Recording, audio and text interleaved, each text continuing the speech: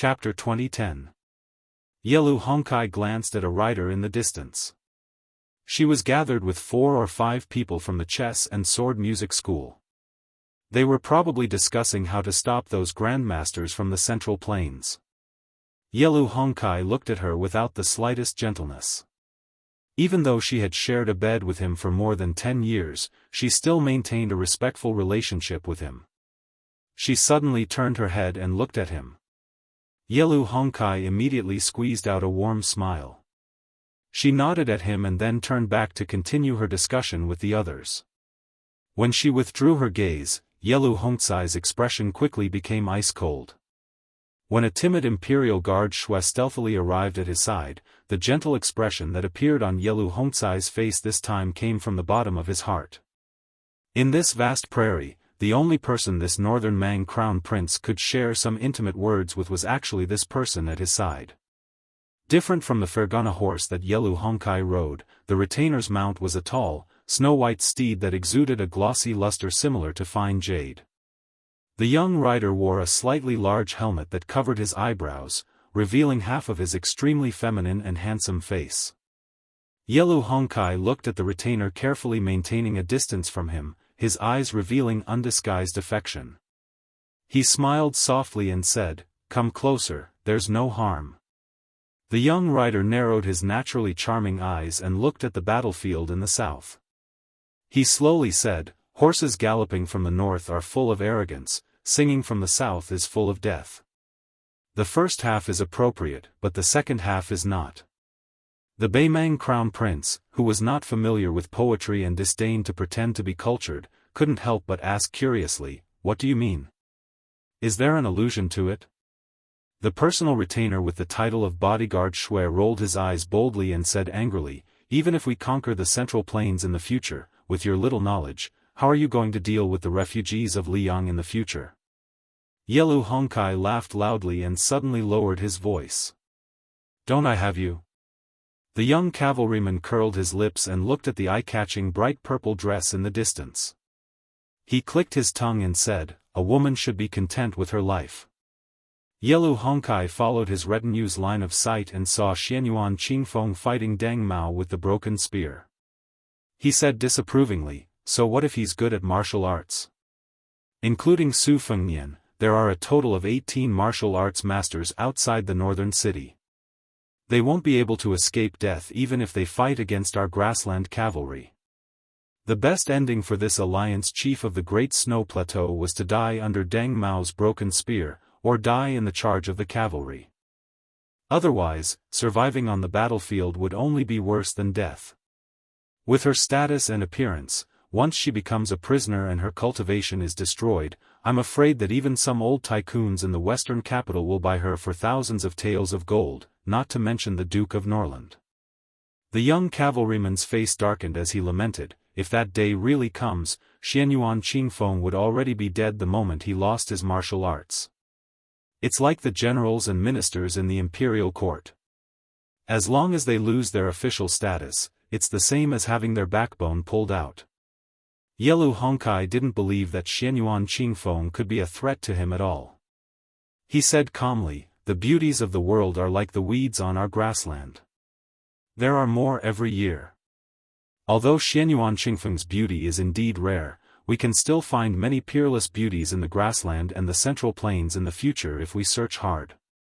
To be honest, the women who made it into the Rouge Review in the past all had prominent identities without exception. It's as difficult as ascending to the heavens for women of ordinary birth to make it into the rankings. So, in the end, the men who hold power in the world like women's faces, but they like the clothes they wear even more.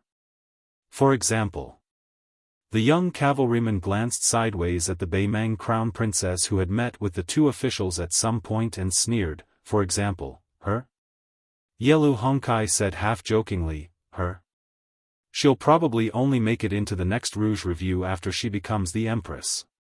After a moment of silence, Yelu Hongkai turned and said seriously, "You're different. You're different from her and them." The cavalryman didn't turn to look at Yelu Hongkai after hearing this. He only raised his head slightly and said arrogantly, "Of course. There was once a prophecy that was widely spread in Jianghu at the southeastern border of Liang. However, after the dust settled at the Bull Mound, it had long since disappeared. A female brings back a male. The female is capable of toppling cities and the male is capable of toppling countries. Both of them fly into Wudong Palace. The square formation of Beimang's middle infantry was cut in half at the waist by 2 white and red robes. Luo Yang and Suing responded to each other on the left and right. The number of infantrymen that slipped behind them each time was no more than 300. The one-armed forefather eater sword stood behind the 2 female grandmasters. Within a radius of 200 feet, streaks of sword chi flowed like rainbows. Those who trespassed were killed on the spot as if they were walking into a trap. Not only that, Sui Xiagu's white robe fluttered and his eyebrows fluttered. He stroked his long eyebrows and muttered, "Set up the formation." Of the remaining flying swords that were left behind by the young vassal lord, more than 2,000 undamaged longswords were pulled out of the ground one by one. The long swords soared into the air and connected with each other. They landed in front of Sui Xiagu and stabbed into the ground. More than 1,000 swords formed a row. There were a total of 2 rows. They lined up neatly in front of forefather eater sword. The sword formation formed a step formation. Sui Xiagu closed his eyes and smiled. He muttered to himself, "The cornerstone of the river rises suddenly. The rolling flood, the vast eternal spring." Sui Xiagu suddenly took a deep breath. Another 2,000 broken flying swords landed behind the old man. However, these long swords didn't stab into the ground. Instead, they hovered in the air, forming a sword formation. Finally, Sui Xiagu took another deep breath. Suddenly, the tall and sturdy old man's body emitted a dazzling white light. Sui Xiagu, who had swallowed countless famous swords in the world, scattered the sword chi that he had accumulated for 100 years into the 2 great formations. Every flying sword was imbued with a strand of sharp sword chi. In a split second, it was as if they had gained spirituality. Regardless of whether it was the step formation or the crossbow formation, the 4,000 swords of the 2 great formations trembled and wailed at the same time. The old man muttered softly, "Li Chungang, you broke 2,600 swords at the Guangling River. I, Sui Xiagu, am not willing to lose to you." The old man who had exchanged an arm with Li Chungang of the spring and autumn sword armor passed away with a smile. The 2 sword formations were formed in tandem. 100 years of spirit was exhausted in 3 breaths. Chapter 2011. Beimang's god of war and the young king of vassal state, the 2 enemies who might decide the fate of countless people in Liangmang, intentionally or otherwise, moved the battlefield away from North Resisting City. The former was probably afraid of Su Fengnian's fate of Bailiang that had not been exhausted by the way of heaven. Once he had North Resisting City as his backing, he might be able to suppress Tuoba Bodhisattva's trump card. The latter was more worried that once the 2 entered North Resisting City and fought, it was very likely that the victory of the 18 grandmasters would be completely nullified by Tuoba Bodhisattva's wanton destruction. When Su Fengnian floated away, he told Wei Miao and Chai Qingshan to be careful, who still needed to confront thousands of cavalry. The current leader of Dongyue's sword pool signaled the young king of vassal state not to worry about the battle here. Su Fengnian clasped his fist to the 2 grandmasters of the Central Plains who had disregarded life and death as a sign of gratitude. Chai Qingshan laughed it off, his chest was filled with pride. The space between Chai Qingshan's eyebrows was split open, and his chest was cut by a Beimang willow. However, compared to Chai Qingshan who looked miserable but did not suffer any injuries, Wei Miao of the southern Zhao was the one who was seriously injured, whether in terms of physique or qi. Wei Miao was worthy of being the number 1 master of southwest Jianghu. Whether in terms of physique, martial arts attainment, or improvisation, he could be said to be the world's top martial artist.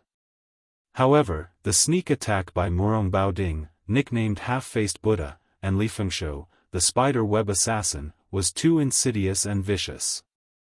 Wei Miao took 2 full punches from Murong Baoding, especially the punch on his head, which actually caused his eardrums to burst and blood clots to form in his brain. If it were not for Su Fengnian's attitude of wanting to kill Murong Baoding at the cost of losing the initiative while holding back Tuoba Bodhisattva, the restless Beimeng did not dare to make a move. This bought Wei Miao a moment of respite, and also allowed Chai Qingshan's momentum to recover slightly. Otherwise, it would have been difficult for the two grandmasters to turn the situation around with the 4,000 Winter Thunder cavalry from Orange Province and Murong Baoding, who was eyeing them covetously. In fact, if Murong Baoding had the courage to gamble with his own life and decisively chose to attack Wei Miao to win the initiative for Tuoba Bodhisattva, perhaps the young king would have fallen into a difficult situation under North resisting city. It might even have been possible to end the Second Great War of Liang Mang ahead of time. However, Tuoba Bodhisattva did not bother to take the initiative to ask for help from this Great War of Liang Mang. Secondly, Murong Baoding, who was ambitious and wanted to be in the Central Plains, finally obtained a great victory that shook the world outside Liangzhou Pass. He defeated Lu Dayuan's left cavalry, and his great military achievement was enough to compare to the First Great War of Liang Mang when the king of the Southern Academy, Dong Zhuo, broke through Huda city. How could Murong Baoding be willing to take the risk for others? Lastly, in the ambush on the Longyan Plains, the king of New Liang killed Hong Jingyan right under Tuoba Bodhisattva's nose. This made Murong Baoding have to think carefully. Murong Baoding was not in a hurry to make a move. He looked at the two martial masters of the Central Plains, Wei Miao and Chai Qingshan, and said in a clumsy Central Plains official's accent, "There is Lu Dayuan on the battlefield, and there is Wei Miao and Chai Qingshan in the Jianghu. God has treated me, Murong Baoding, badly for more than 40 years, and finally treated me well for once. There is a saying in the Central Plains that goes, mountains and rivers repeat, but there is no way out." Very wonderful, it really sets the scene. After Tuoba Bodhisattva and the young vassal left the place, Murong Baoding, who was wearing silver armor, suddenly had an imposing manner. In the Beimeng Jianghu, this member of the royal family, who was originally only known for his rough skin and thick flesh, was ranked very low even if he was on the list of previous martial arts evaluations. This was because Murong Baoding was known to be good at defense and not good at offense. Compared to Zhong Liang, who had directly entered the finger mystery realm from a second-grade master, they could be said to be the two extremes of Beimeng's martial arts. However, Murong Baoding had brazenly injured Wei Miao with 2 punches. It was obvious that he had been hiding his strength for so many years.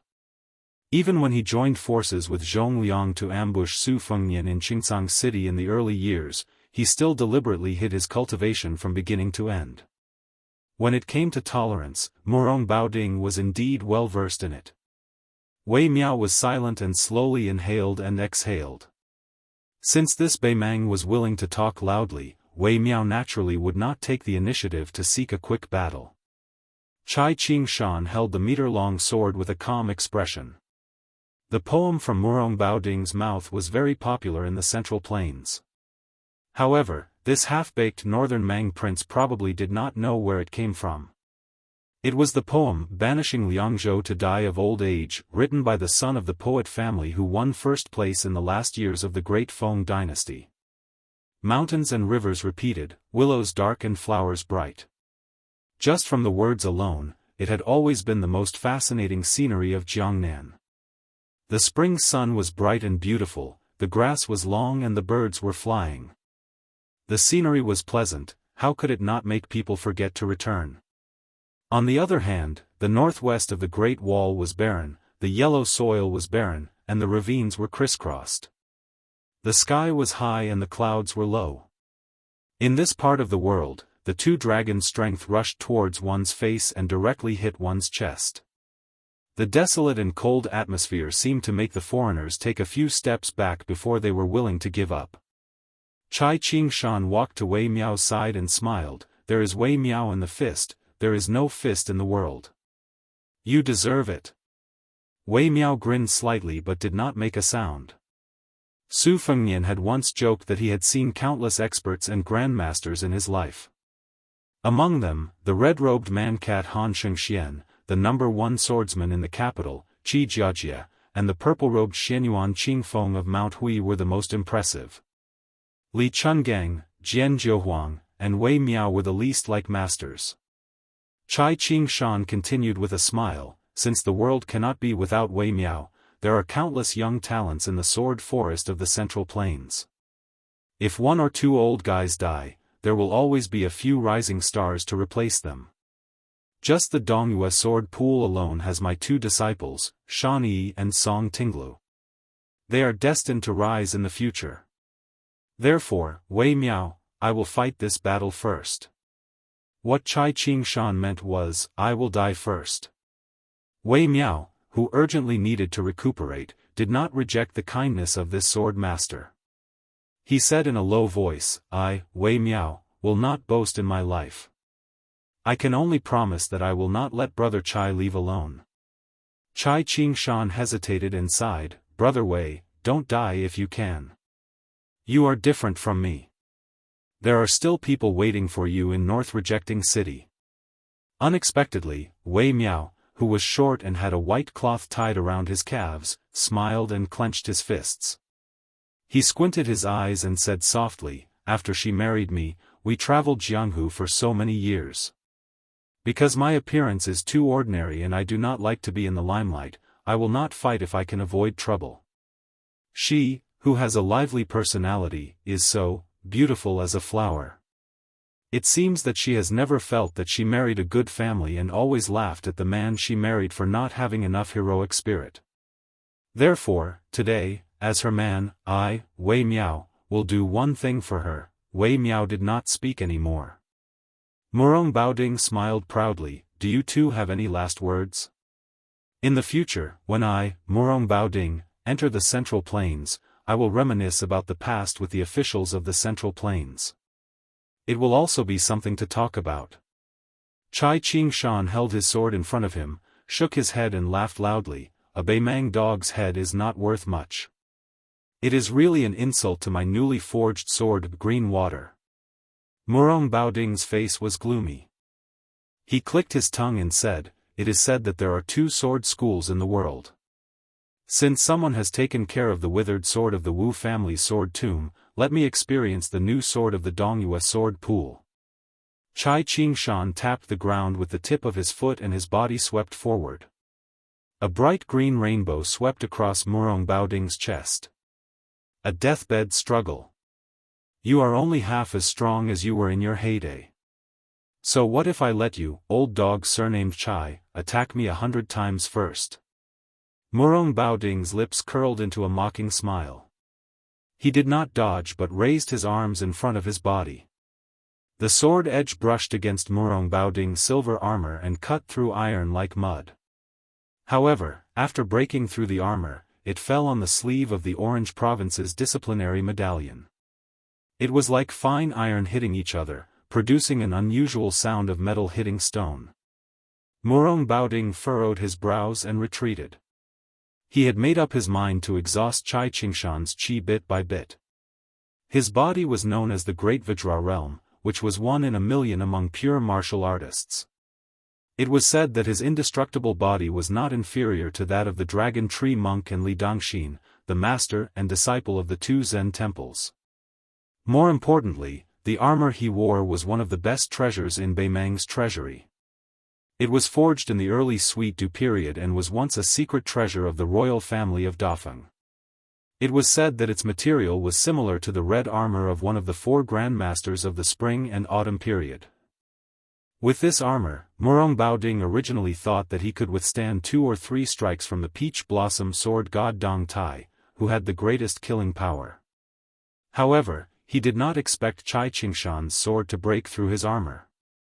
This made Murong Baoding retract his underestimation of the grandmasters of the Central Plains. In fact, Lu Fengshou, who was proficient in assassination, had made a good start but also a bad one. Li Fengshou almost killed Chai Qingshan with his willow leaf sword. It was not because Chai Qingshan was weak, but because his cooperation with Murong Baoding was flawless. Chai Qingshan's swordsmanship was especially high. It was the best in the southeast of the Central Plains. If there were grandmasters of fist techniques in the world, other than Wei Miao, only the woman from the martial emperor city, Linya, could hold her own. Then the sword forest of the Central Plains was just as Chai Qingshan had said. It was continuous and unbroken. What a magnificent sight it was! It was not that there were no swordsmen other than Dong Tai, and it was not that there were no sword moves other than Li Chuangong's two sleeves green snake. Since Murong Baoding was arrogant, Chai Qingshan did not spare him. He chopped down with his sword like a waterfall. The sword aura in front of Murong Baoding was overflowing like a waterfall. Chapter 2012. Murong Baoding took a deep breath. Finally, he no longer hoped to rely on his priceless armor and Vajra physique to resist. His fists were as quick as lightning. His fists landed on the waterfall formed by the abundant sword chi, causing loud bangs to ring out. His fists shattered the sword chi, creating a scene of drifting clouds and scattering snow. Chai Qingshan did not mind. He quickly stepped forward and thrust his sword forward. Although the 3-foot-long sword in his hand was aimed at Murong Baoding's forehead, at the same time, no less than 40 sword chi appeared around the green water sword between the two. The sword chi surged forward, but the sword intent was of the same origin. Chai Qingshan had comprehended this sword when he was 30 years old. He had seen a spring in the old Dongyue kingdom. It was the third best spring in the world. The middle path was blocked by a protruding rock, causing the water to stagnate. Hundreds of thin streams of water flowed into the spring. Chai Qingshan had once told 2 of his proud disciples that he could use 80 swords in one breath to turn Vajra into dust.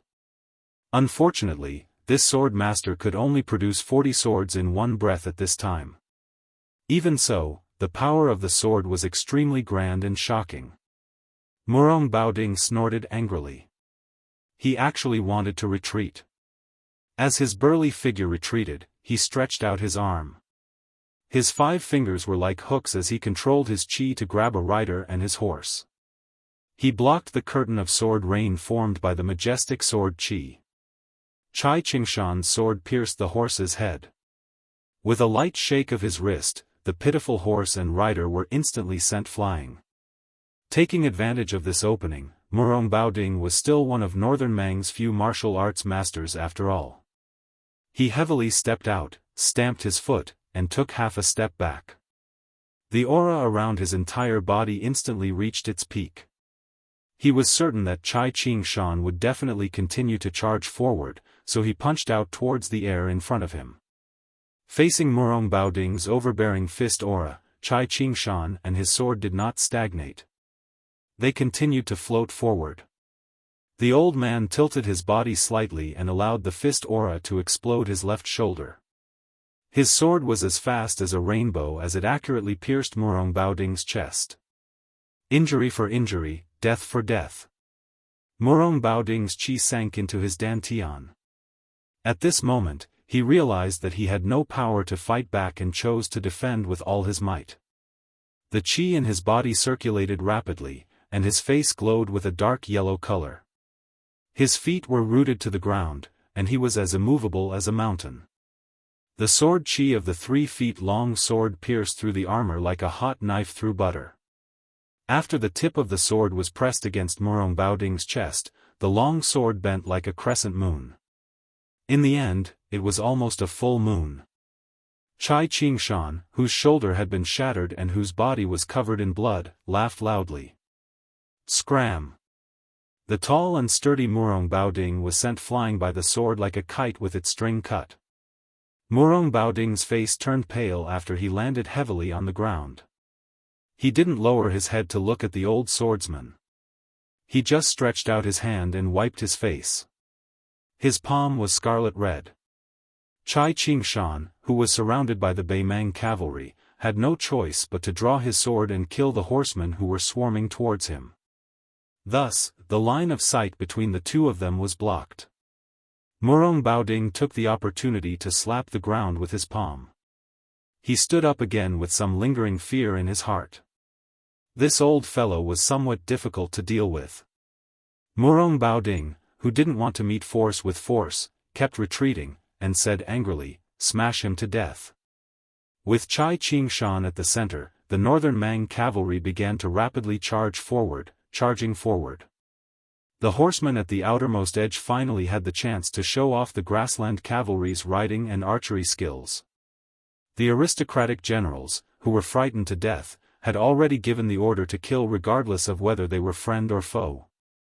Chai Qingshan, who had to stop the cavalry's charge and break through the rain of arrows, swung his sword like a dragon. When he was trapped in a hopeless situation, the old man still tried to break through the cavalry formation and chase after the governor of Orange Province who was avoiding the battle. However, his chi pulled at the wound on his chest, and the blood turned into a strange dark green color. He was only a hair away from rushing out of the encirclement that the Beimang cavalry had built with their lives. Murong Baoding, who had retreated again and again, had already retreated to the front of the Winter Thunder elite cavalry. His face was ferocious as he spat out a mouthful of blood. If it wasn't for the poison on his willow sword, he might have been chased to this place by Chai Qingshan. It didn't mean that he would lose. Murong Baoding still had the confidence to slowly exhaust this old man to death.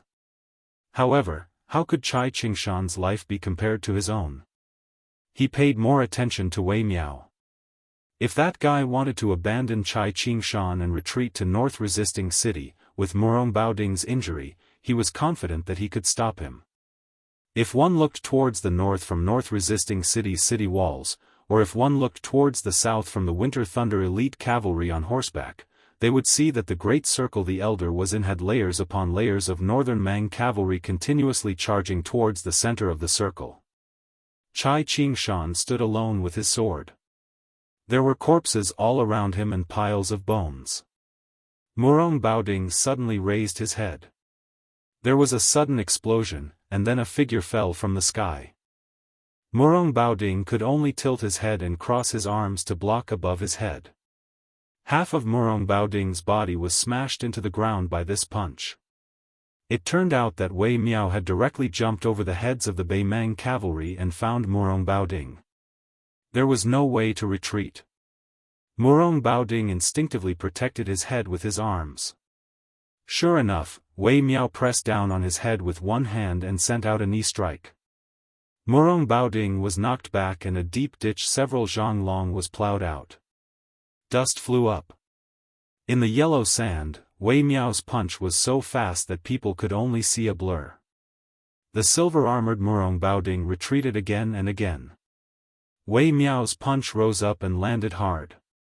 The force was like a broken bow, and it was like a thunderclap. He forcefully opened Murong Baoding's door and burst out again and again. Finally, Wei Miao's punch was like holding a baby. The name of the move did not sound fierce, but in fact, it was the fiercest. The older generation of Jianghu fist masters had already concluded that after practicing this move for tens of thousands of times, the foundation could be seen, and the strength could reach the hair. Wei Miao was obsessed with fist practice. He never slacked off because of his outstanding talent. Since he learned this move when he was young, he practiced it diligently every day. When he entered the mountains, he destroyed huge trees. When he entered the water, he hammered the rivers. Perhaps he had already punched 1,000,000 times. His punch was like smashing a big bell, causing a loud bang. After Murong Baoding was flicked out by Chai Qingshan's sword, he had the advantage of time, place, and people. Once again, he was sent flying by Wei Miao's punch. Dozens of Winter Thunder elite cavalrymen who could not dodge in time were killed on the spot. This southern Zhao Martial Dao Grand Master who should have displayed extraordinary brilliance in the Central Plains Jianghu, on the battlefield outside northern Barricade City, under the gaze of several thousand northern Mang cavalry, beat Murong Baoding until he was in an extremely sorry state, his aura swaying. He had beaten Murong Baoding's armor until it was full of holes and almost completely destroyed. Murong Baoding, who was on the verge of collapsing, roared again. Wei Miao followed him like a shadow. He stretched out his left arm and circled it to Murong Baoding's ear. He placed his palm on Murong Baoding's temple and patted it casually. Murong Baoding, who was much taller than Wei Miao, was lifted off the ground. Wei Miao's right fist smashed into Murong Baoding's abdomen like a thunderclap. Murong Baoding's body, who was originally flying backward, was pulled back by Wei Miao's left hand and punched his abdomen again. It was a comical and tragic scene. Murong Baoding's body, which was hanging sideways in the air, did not fall to the ground. Wei Miao walked forward step by step and punched his abdomen repeatedly. Wei Miao's last punch, which was also the last punch of his life, landed heavily on Murong Baoding's abdomen. Murong Baoding finally fell to the ground. He was thrown 70 to 80 feet away, bleeding from his 7 orifices. The so-called invincible body, even with the protection of the armor, was still a big joke. Wei Miao stood proudly in the same place and gently turned his head to look back. He looked at the cavalry circle but could not see Cai Qingshan, who had fought side by side until now. He raised his gaze slightly and looked at North Jibei City. It was destined that he could not see that graceful figure. Wei Miao's vision was gradually blurred by the blood that flowed out of his eyes. After Murong Baoding fell to the ground, he tried to get up but it was futile. He kept vomiting blood. He knew that Wei Miao was only a few punches away from taking his life. If both sides fought fair and square, Murong Baoding would not be able to contend against Wei Miao. At this moment, Murong Baoding no longer had the slightest thought about dominating the Jianghu of the Central Plains. Murong Baoding got up 3 times in a row but gave up halfway. He could only lie on the ground dejectedly. His face was pale and colorless. He had completely lost the ability to fight. This Bei Mang, whose heart was higher than the sky, held the edict with a bitter expression. He cursed softly, *ck the Jianghu of the Central Plains. Not far away, Wei Miao stood silently in the same place. Nanzhao Grandmaster Wei Miao, all the tendons and veins in his body were broken, but he did not fall down. Since the world fist has Wei Miao, how can I, Wei Miao, be afraid of death and withdraw my fists? There is no such reason. She was watching. Before Wei Miao died heroically in battle, the Bei Mang cavalry circle was strangely still. That old man had killed them until they were terrified. Moreover, the corpses of the cavalry and the warhorses had formed a natural barrier, which was not conducive for the cavalry to gallop and kill. The old swordsman, who had been hit by several arrows, spat out a mouthful of black blood. He knelt on one knee, using the long sword in his hand to support his body from falling. Cai Qingshan did not want to die kneeling on the ground, but he also did not want to fall down and die.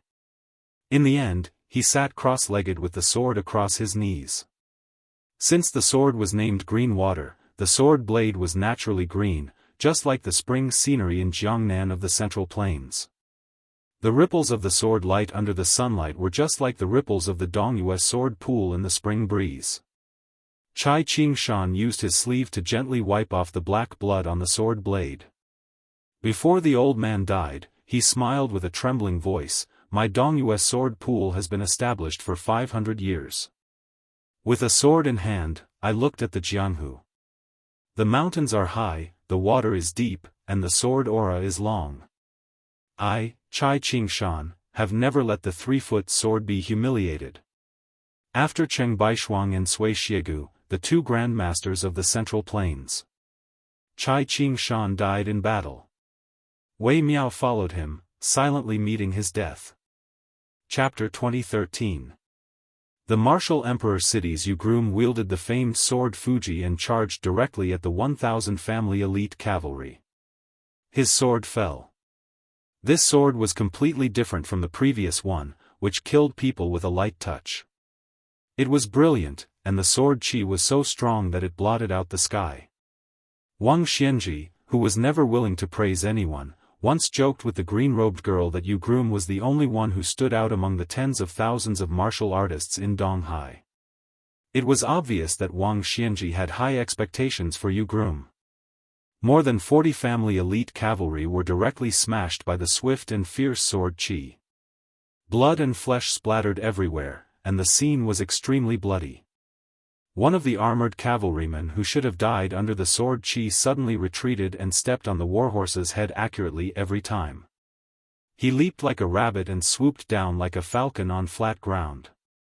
In an instant, he pulled a large distance away from the unstoppable Yu groom and finally fell between two warhorses that continued to charge forward. He casually raised his arm and snatched a fine iron spear from the Zhong family disciple. With a smile on his face, he looked up at the young swordsman who was rapidly approaching him. The middle-aged man in the armor of an ordinary cavalryman thrust his spear out. The spear was like a giant dragon leaping out of the water, aiming at the Central Plains swordsman's heart. Spear Immortal Wang Xiu, one of the 4 grandmasters of the spring and autumn period, had left the big arm manual that had been handed down for generations. It said, when the spear pierces a line, it will go straight. On the line, ghosts and gods will retreat. Every time Yu groom stepped on the warhorse's head, he would break the warhorse's front leg, raising a cloud of dust and completely disrupting the cavalry's formation. In the face of the middle-aged cavalryman's powerful spear, he suddenly lowered his body a little. He lowered his head and bent his waist, barely dodging the incomparably sharp tip of the spear. Then, he thrust out his sword, which also went straight. The cavalryman lurking among the Zhong family's private cavalry was Zhong Liang, known as the second person of the Devil Path in Beimeng. In the face of Yu groom's evasive sword, he was still calm and collected. He pulled out his spear and retreated without hesitation.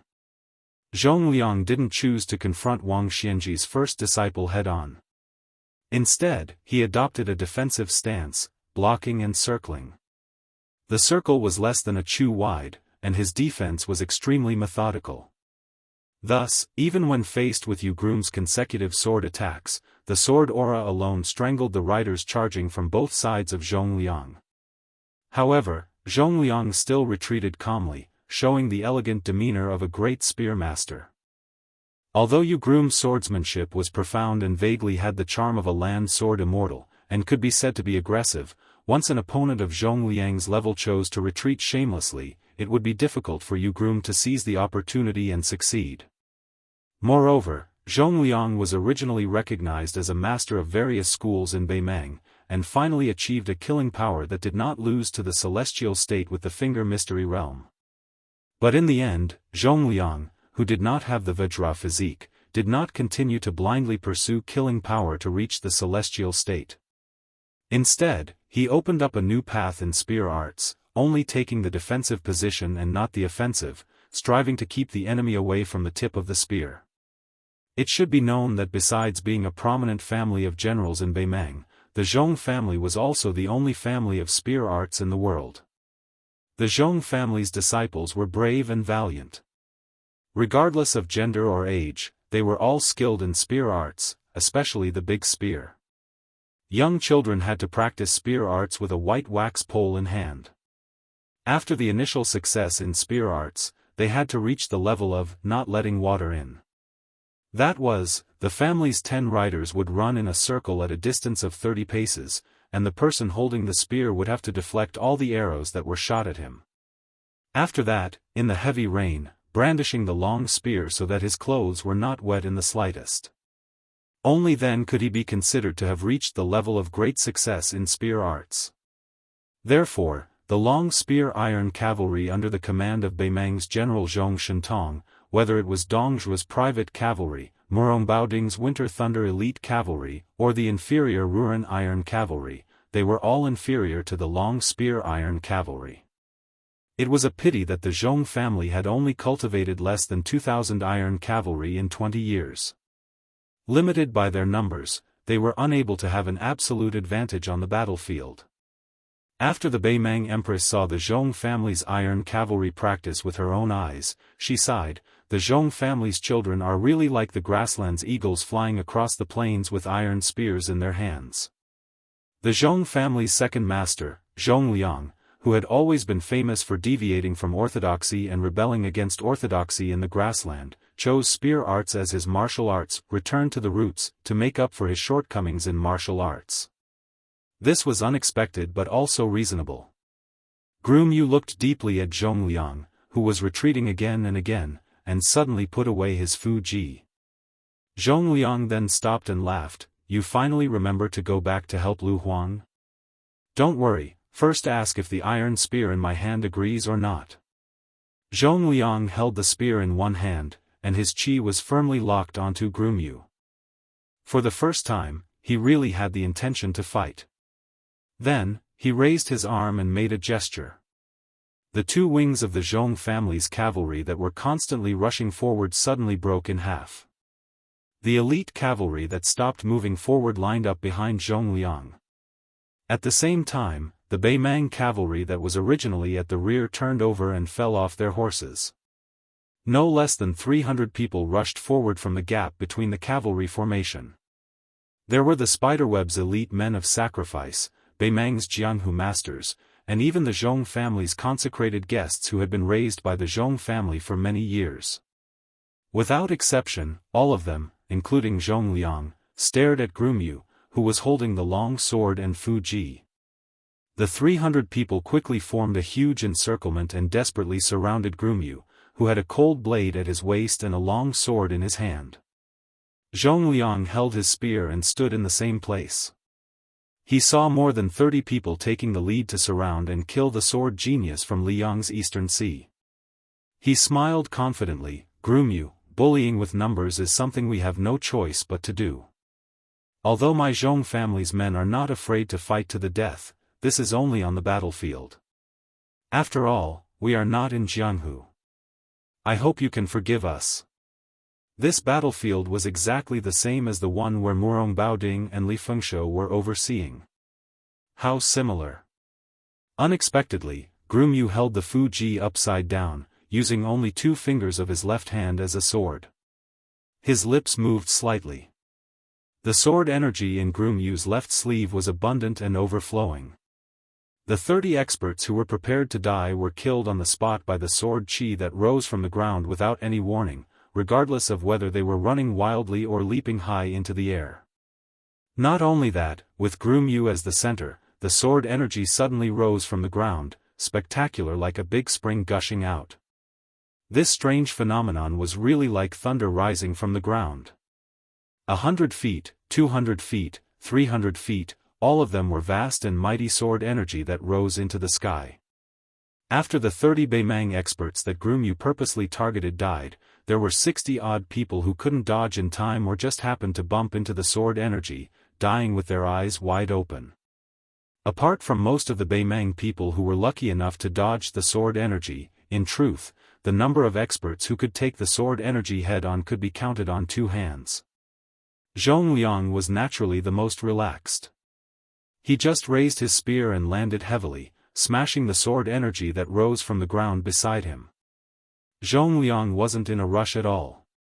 The one who should be anxious was Groom. Lu Huang, who was at the end of his rope, faced the continuous charge of 3,000 cavalry.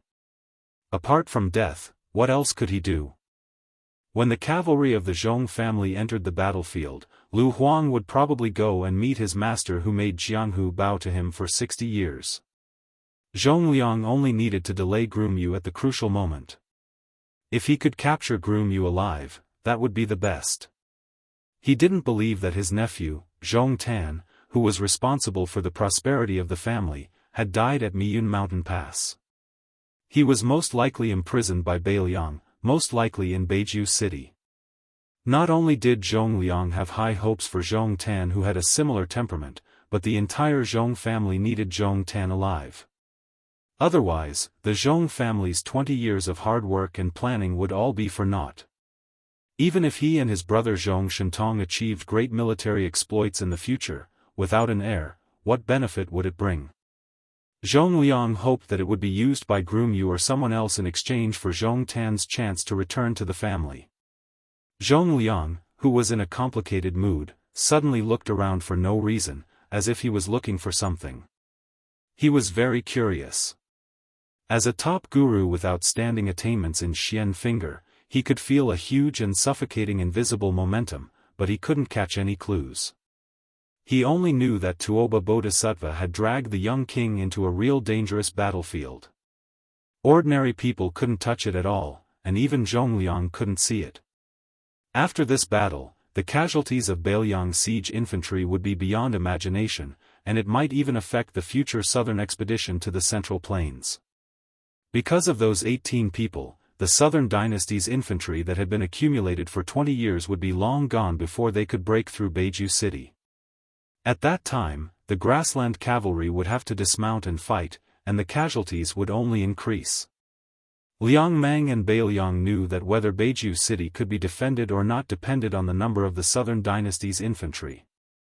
This was also the reason why the 18 people didn't retreat. It was also the reason why Beiliang quickly sent out so many elite cavalry, and the cobweb men of sacrifice and Jianghu masters didn't hesitate to go all out. Killing one more Southern Dynasty infantry that was familiar with siege warfare would increase the chances of Beiliang's Beiju City. Zhongliang, who was tenacious and indomitable, was at a loss for the first time. Why did this battle have to be so bleak? Shouldn't the millions of grassland cavalry have targeted Beiliang from the beginning?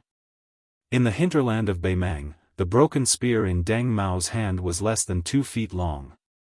At this time, it became more and more like a broken spear, with only a foot-long spearhead left. However, one of Xianyuan Qingfeng's sleeves was also shredded, and a ghastly wound appeared on her fair, jade-like arm. Blood flowed out incessantly. Deng Mao didn't let the purple-clothed man get within 50 steps of the crown prince of Beimang, but his palm was bloody and couldn't be said to have the upper hand. Chapter 2014. However, Beimang Shihe Province's preceptor Helian Wuwei, Aquarius Province's preceptor Wang Yong, and the crown princess had all come to Yelu Hongcai's side as if they were facing a great enemy. They wanted to make sure that the crown prince wouldn't be killed by that crazy woman in broad daylight. Regardless of what attitude the emperor held toward the life and death of his son, if the commander-in-chief died under the protection of the army, in the end, it was an unprecedented and shocking comical matter. 2 armies facing off against each other and having the head of a general taken away by the enemy of 10,000 men was a ridiculous ending that would only appear in the streets and alleys of romance novels. Although Helian Wuwei wasn't famous in the grasslands as a martial arts grandmaster and was only known for his strict management of the army, and Wang Yong had never killed an enemy in Jianghu or on the battlefield. However, judging from the fact that these 2 riders were flanking the crown prince of Beimang, their strength must be extraordinary. After all, the crown princess of the chess and sword music school was rumored to be second only to Hong Jingyan, Huang Baozhuang, the Copper Man grandmaster, and several masters whose sword chi was close to Huang Qing. At this moment, she was still standing on the right side of Wang Yong. Even in the face of such a lineup, Xianyuan Qingfeng still had no intention of retreating. Unreasonable. Wang Yong, the preceptor of Aquarius Province, shook his head lightly. This woman didn't know how to judge the situation. Not only did he steal the limelight for the young king, but he didn't expect this woman to really think he was a pushover. Yelu Hongcai made up his mind to use her to rope in a group of grassland bigwigs with unique hobbies. He smiled sinisterly and said, "Deng Mao, remember to keep her alive." Xianyuan Qingfeng coldly glanced at the crown prince of Beimang who was sure to win, a mocking smile on his lips. Logically speaking, the crown prince was more precious than his royal highness. However, no matter if it was Liang or Beimang, they were all trash. Deng Mao said in a low voice, "Xianyuan Qingfeng, I'll give you a chance to kill yourself." Broken Spear Deng Mao didn't deliberately lower his voice. Yelu Hongcai was immediately enraged after hearing this, but due to his forbearing and gloomy nature, he didn't say anything. However, in this crown prince's heart, Deng Mao and his benefactor, Yelu Dongchuang, must die. Xianyuan Qingfeng laughed loudly as if he had heard the funniest joke in the world. After he stopped laughing, he asked, "Xianyuan Qingfeng, do I need others' pity?" At this moment, although Xianyuan Qingfeng's expression appeared to be calm, the splendor that blossomed from her beautiful eyes left a deep impression on others. Bigotry, madness, and ruthlessness. No matter when or time and place, these grandmasters of martial arts evaluation masters, or even Wang Ansli Chungang and Wang Xianji would never have such an extreme demeanor and SSS, or Li Swang and Wang Xianji, Wang and Wang, who had these in, no matter where and the, no. To them. This is Yang's lady was female woman was. White dress Luo Yang, martial emperor cities Linya, and Wu family's sword tombs jade flower would never be so cold and extreme. Xianyuan Qingfeng slowly raised her injured arm, allowing the blood to drip from between her fingers onto the yellow sand. Her eyes turned red. Deng Mao, do you really think you're that bastard with the surname Su? Strands of scarlet aura that reeked of blood appeared on her arm. It was so thick that it was almost tangible, and it formed a sharp contrast with her smooth and translucent snow-white arm. The aura that flowed out lingered around her arm like numerous small scarlet snakes that were sticking out their tips. If one were to talk about the most unreasonable heavenly phenomenon killing heavenly phenomenon in the world, it would be Cat-Man Han Shengxian. At this moment, the strange phenomenon of Xianyuan Qingfeng's arm coiling around the red snake was exactly the same as the famous technique of the Liang chief eunuch in the past. Not only that, compared to Han Shengxian, Xianyuan Qingfeng was even more ruthless. She went one step further and didn't hesitate to use her blood to nourish this thing. This kind of crazy behavior that no one had ever done before was no different from raising a flood dragon in one's body. Using the acupoints in one's body as a cage, first turning the snake into a flood dragon, and then using the meridians as the river water, she achieved the ultimate goal of a great flood dragon transforming into a dragon.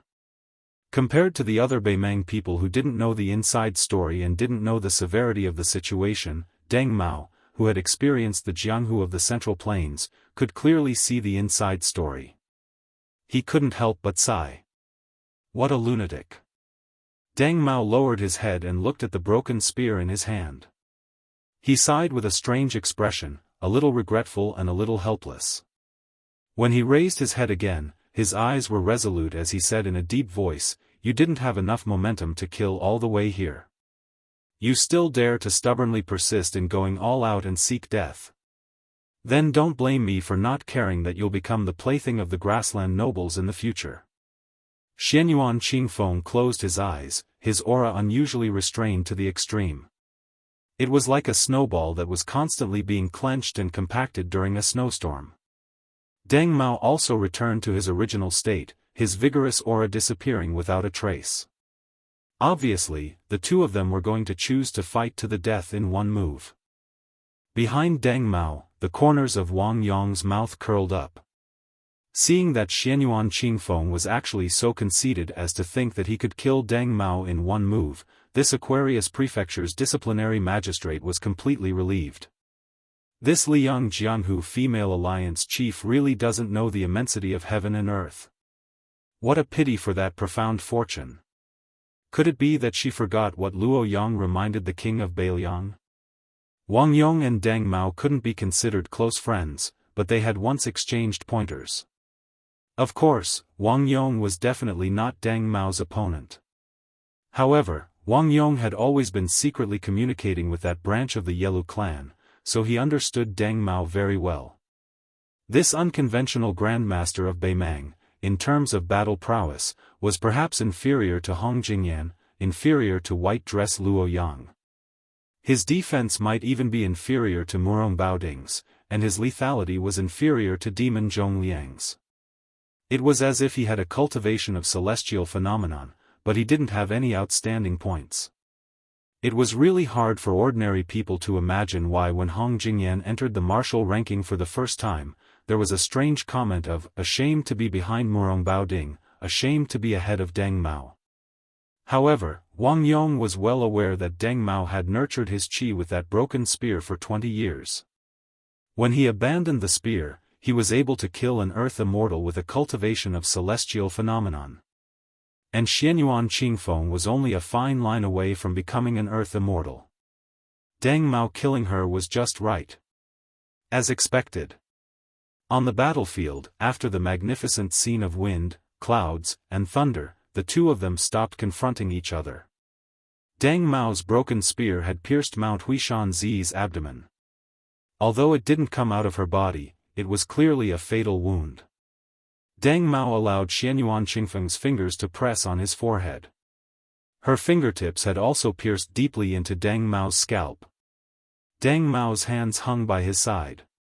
Blood seeped out of the corner of his mouth. He smiled with difficulty, as if asking the two words, "What's the matter?" Xianyuan Qingfeng forcefully swallowed the blood in her throat and asked, "What's the matter?" Dang Mao was already powerless to speak, but Mount Huishanzi could still speak. It was obvious who was superior. However, on this battlefield, there was only a single figure in purple clothes. She was only 80 steps away from the Beimang banner. Victory and defeat had been decided, but it wasn't necessarily a matter of life and death.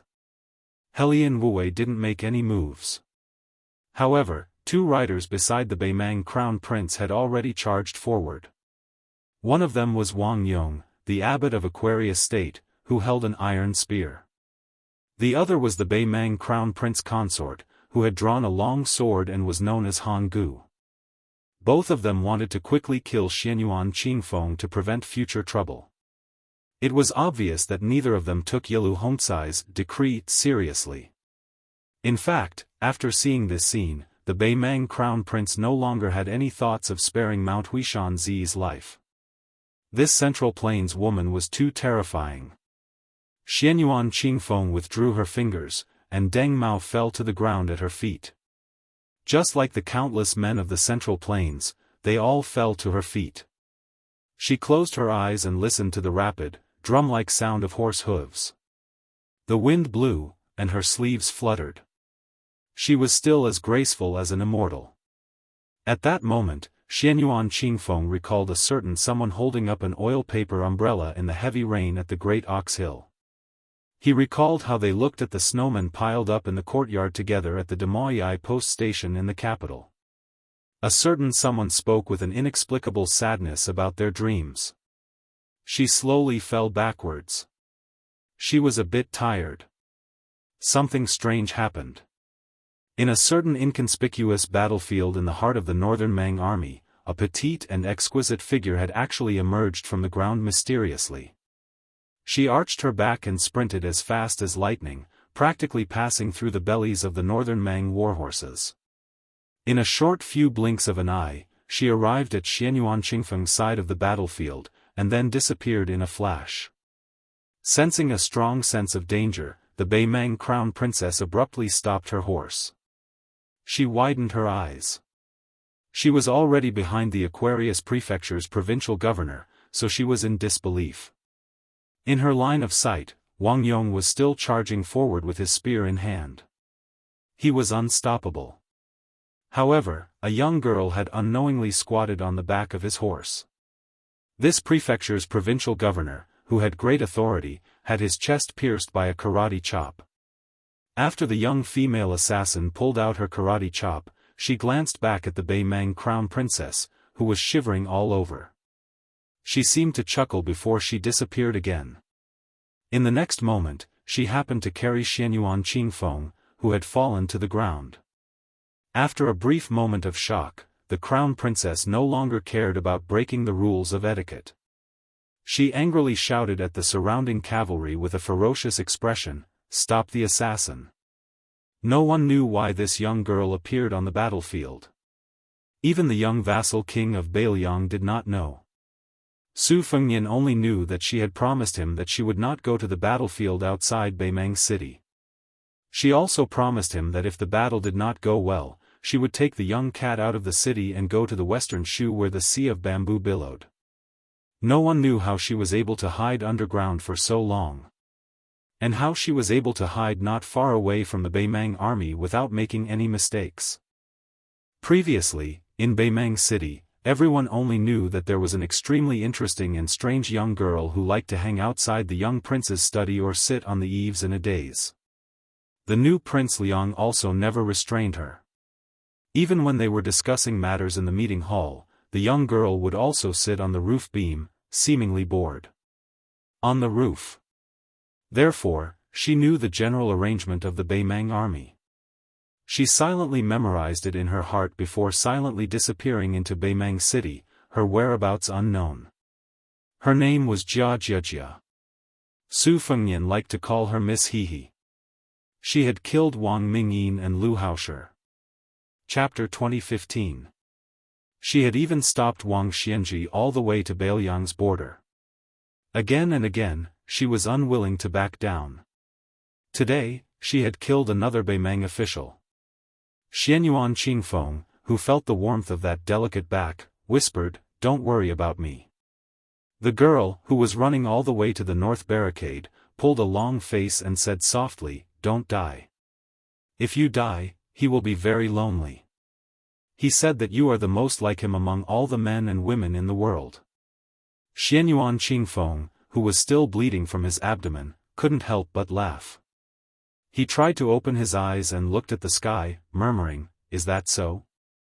In a situation where Northern Meng's top-notch experts were all hurrying to the battlefield, especially in a situation where she wasn't being deliberately targeted and was being chased down and besieged, with this young lady's nimble figure that moved like a crafty rabbit, even if she had to pass through half of Northern Meng's army, as long as she didn't continue fighting, it was still extremely possible for her to safely return to Northern Meng. In the city. But when she had to carry Xianyuan Qingfeng out of the battlefield and dodge countless arrows along the way, especially the girl on her back, she was in danger. Therefore, even if Luo Yang and Suing were in the middle of the army to support them, the girl still staggered and almost fell. Then, she continued running.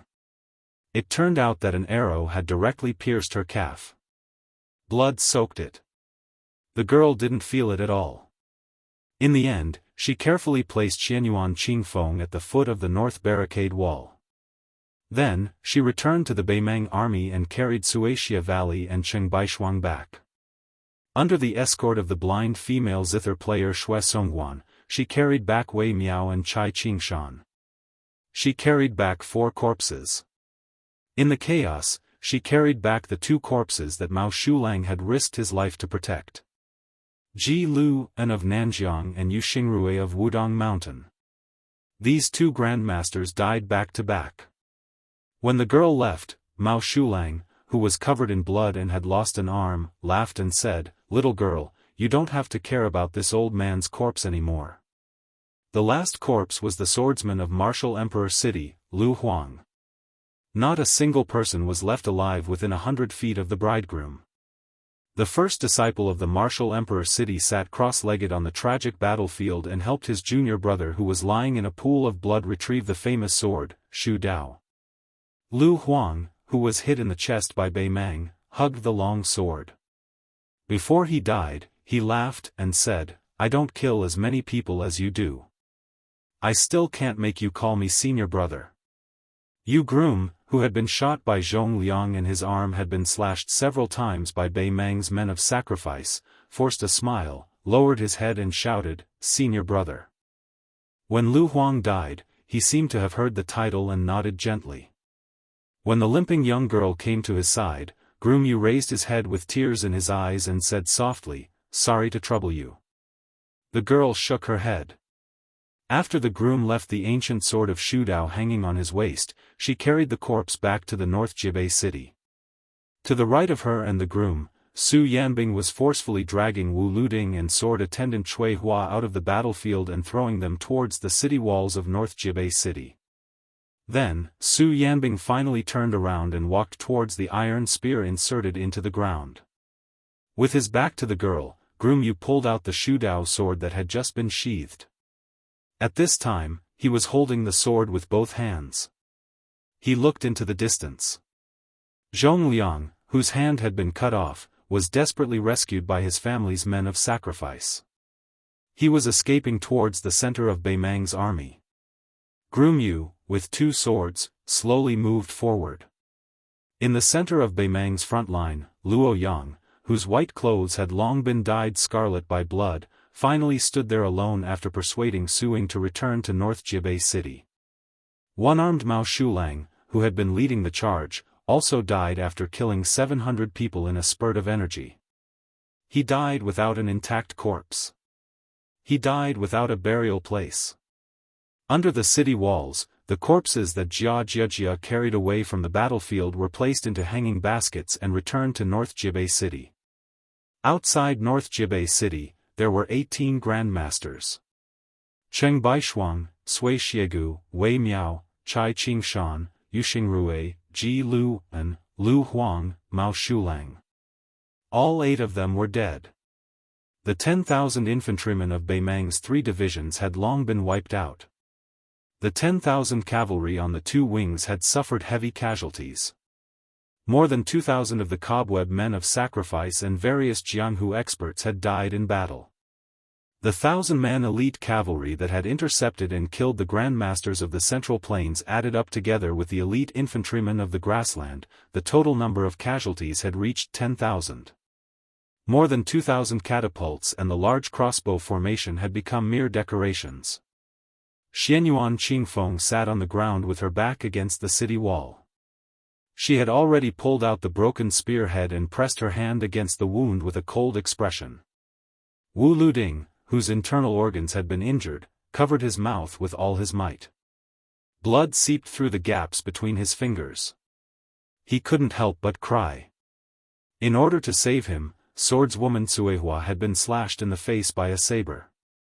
However, when she looked at him now, her expression was still as gentle as ever. Xue Songguan, whose face was as pale as snow, hugged his guqin. His fingers were a mess of flesh and blood, and the strings of his guqin were all broken. There was no trace of qi left in his body. Su Ying, who was wearing a red robe, had a deep cut on his back. He crouched down and gently helped He bandage her wound. The stubborn girl raised her arm, bit her lip, and wiped her tears with all her might. She couldn't see him. Because she knew that the battle between the two that no one could see was an even more tragic one. Outside North Jibei City, Groom Yu continued forward. Su Yanbing and Luo Yang continued to block the advance of the 2 large infantry formations of Beimang. In an instant, the clouds in the sky above North Jibei City, or more accurately, the entire northwestern border disappeared at the same time. Chapter 2016. As long as everyone raised their heads, they could see a vast and boundless ripple above their heads, surging and spreading in all directions. The Northern Liang Border Army inside North Barricade City and the Northern Mang Great Army outside North Barricade City were like fish swimming at the bottom of a lake, all of them raising their heads to look at the layer of ripples on the mirror-like surface of the lake. There were no clouds for thousands of miles. Then, it was as if 2 huge rocks had smashed into the surface of the lake, breaking through the surface and falling straight to the bottom of the lake. 2 figures landed on the ground at the same time. The earth shook. That brilliant golden color landed in the Beimang army. The white figure landed in front of the city gate of Beiliang City. The 2 figures that had just descended from the sky collided almost at the same time. One person went from north to south. One person went from south to north. The illusory battle of Providence was in the Fangzhong world in the sky. The Beimang army god had the upper hand. The young king's providence had been cut off by the remaining heavenly Tao contained in Li Fengshou. But in the end, Su Fengnian still brazenly broke through that world and returned to the human world. Then, the next battle would be an unrestrained battle in the human world. When the 2 streaks of light collided in the middle of the Northern Mang army's abdomen, the momentum was so great that several hundred cavalry in the vicinity were instantly sent flying. Before the men and horses even landed on the ground, they had already died. The burly golden figure slid back a few thousand feet. The white rainbow crashed into the city wall of Beiliang City. His elbows were pressed against the wall, and he did not allow his back to hit the city wall. Both sides did not take a breath. Instead, they collided violently in the previous straight line at a speed faster than when they retreated. The location of the collision this time was a bit closer to the south, which was why there were several hundred Northern Mang cavalry soldiers who were caught in the crossfire, their men and horses sent flying. The Beimang army completely stopped advancing south. They did not dare to. Even though close to half of the 18 grandmasters outside Northern Mang City had died, and the remaining half had completely lost the ability to fight. When the northern Mang barbarians personally witnessed this horrifying scene that shook their hearts, all of them were stunned. The two rainbows collided again and again at a speed faster than before. By the time the Beimang army that was unfortunately in that straight line, which penetrated through the north resisting city to the rear of the 400,000-strong army, had finally had time to frantically flee to both sides, more than 20 collisions had already occurred. On this straight line, even if you were a celestial phenomenon expert, as long as you blocked the path of both sides, you would die instantly. It was unknown just how many northern Mang infantry and cavalry, how many centurions and kiliarchs, how many southern court generals and influential figures died mysteriously just like that. Later on, there was a martial arts grandmaster who sighed from the bottom of his heart, the battle outside Zbicheng is probably only comparable to the battle between Lu Zhu and Lu Zhu. Since there was only one ancestor Lu in this world, a battle between the two of them had not happened in 1,000 years. The next collision was even more shocking. Even the ordinary soldiers could see the chi ripples that surged out with their naked eyes. This time, the golden figure almost directly withdrew from the battlefield. The Beimang army god paused for a moment, then stepped forward step by step. His roar and footsteps were as loud as thunder. Su Fengnian. I'll break all your meridians and destroy all your acupoints. Tuoba Bodhisattva was obviously enraged. He rushed forward and collided with Su Fengnian, who had moved at the same time.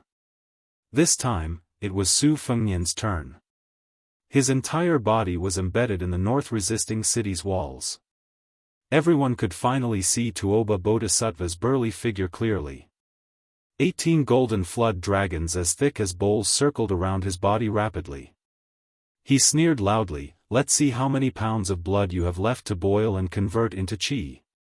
Su Fengnian, who was dressed in white, landed at the foot of the city. There was not a speck of dust on his body, and there was indeed no trace of blood.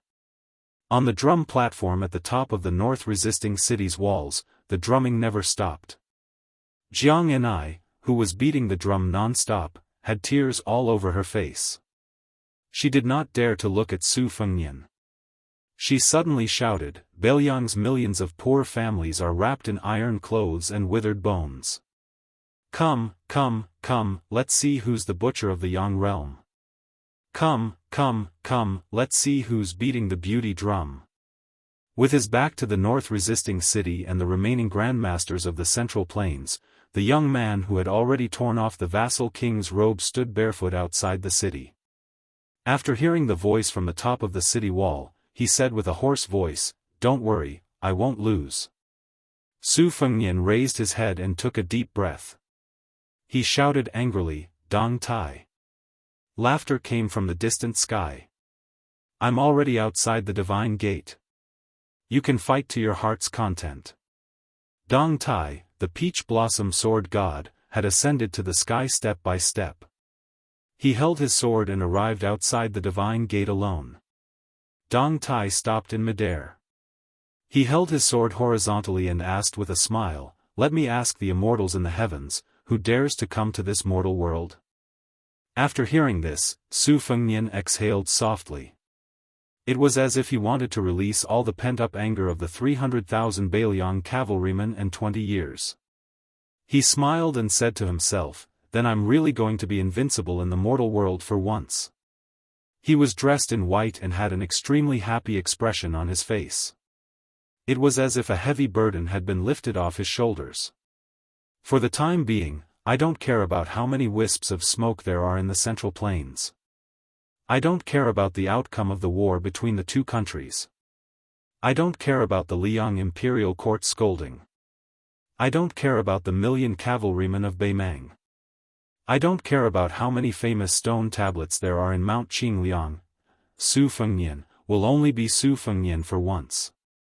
Su Fengnian laughed loudly and said, "Heaven, earth, and mortal world. Wait for me, Su Fengnian, to stretch my body." Sure enough, the young man did a big stretch. A snow-white giant python that seemed both tangible and intangible suddenly appeared behind the young man. It was as huge as a mountain range, occupying the North Jibei city. Its python head poked out of the towering North Jibei city and let out an earth-shattering roar toward the grassland in the north. Chapter 2017. The Great Python entrenched itself in the human world. On the battlefield of Beimang, Tuoba Bodhisattva shouted angrily, Su Fengnian. How dare you steal the fate of heaven and earth and use it for yourself? On Mount Qingliang in Liangzhou, Tantai Pingjing stood outside Tide Listening Pavilion and saw a young lady with a pale face walking out of Tide Listening Pavilion. Tantai Pingjing had seen everything in the human world. It seemed that only a few people, including Bai Hu, Face, Chen Yu, and Jiang Enai, could be compared to this young lady. However, this young lady with a bit of childishness was naturally far from those women with obscure backgrounds and rough experiences. Standing in front of Tantai Pingjing, she was timid and weak, like a little flower that quietly grew and died in a secluded corner. No one saw or appreciated her, but once one met her, regardless of gender, one would feel pity for her. Tantai Pingjing looked around. In her eyes, Mount Qingliang was empty. The people and things were still there.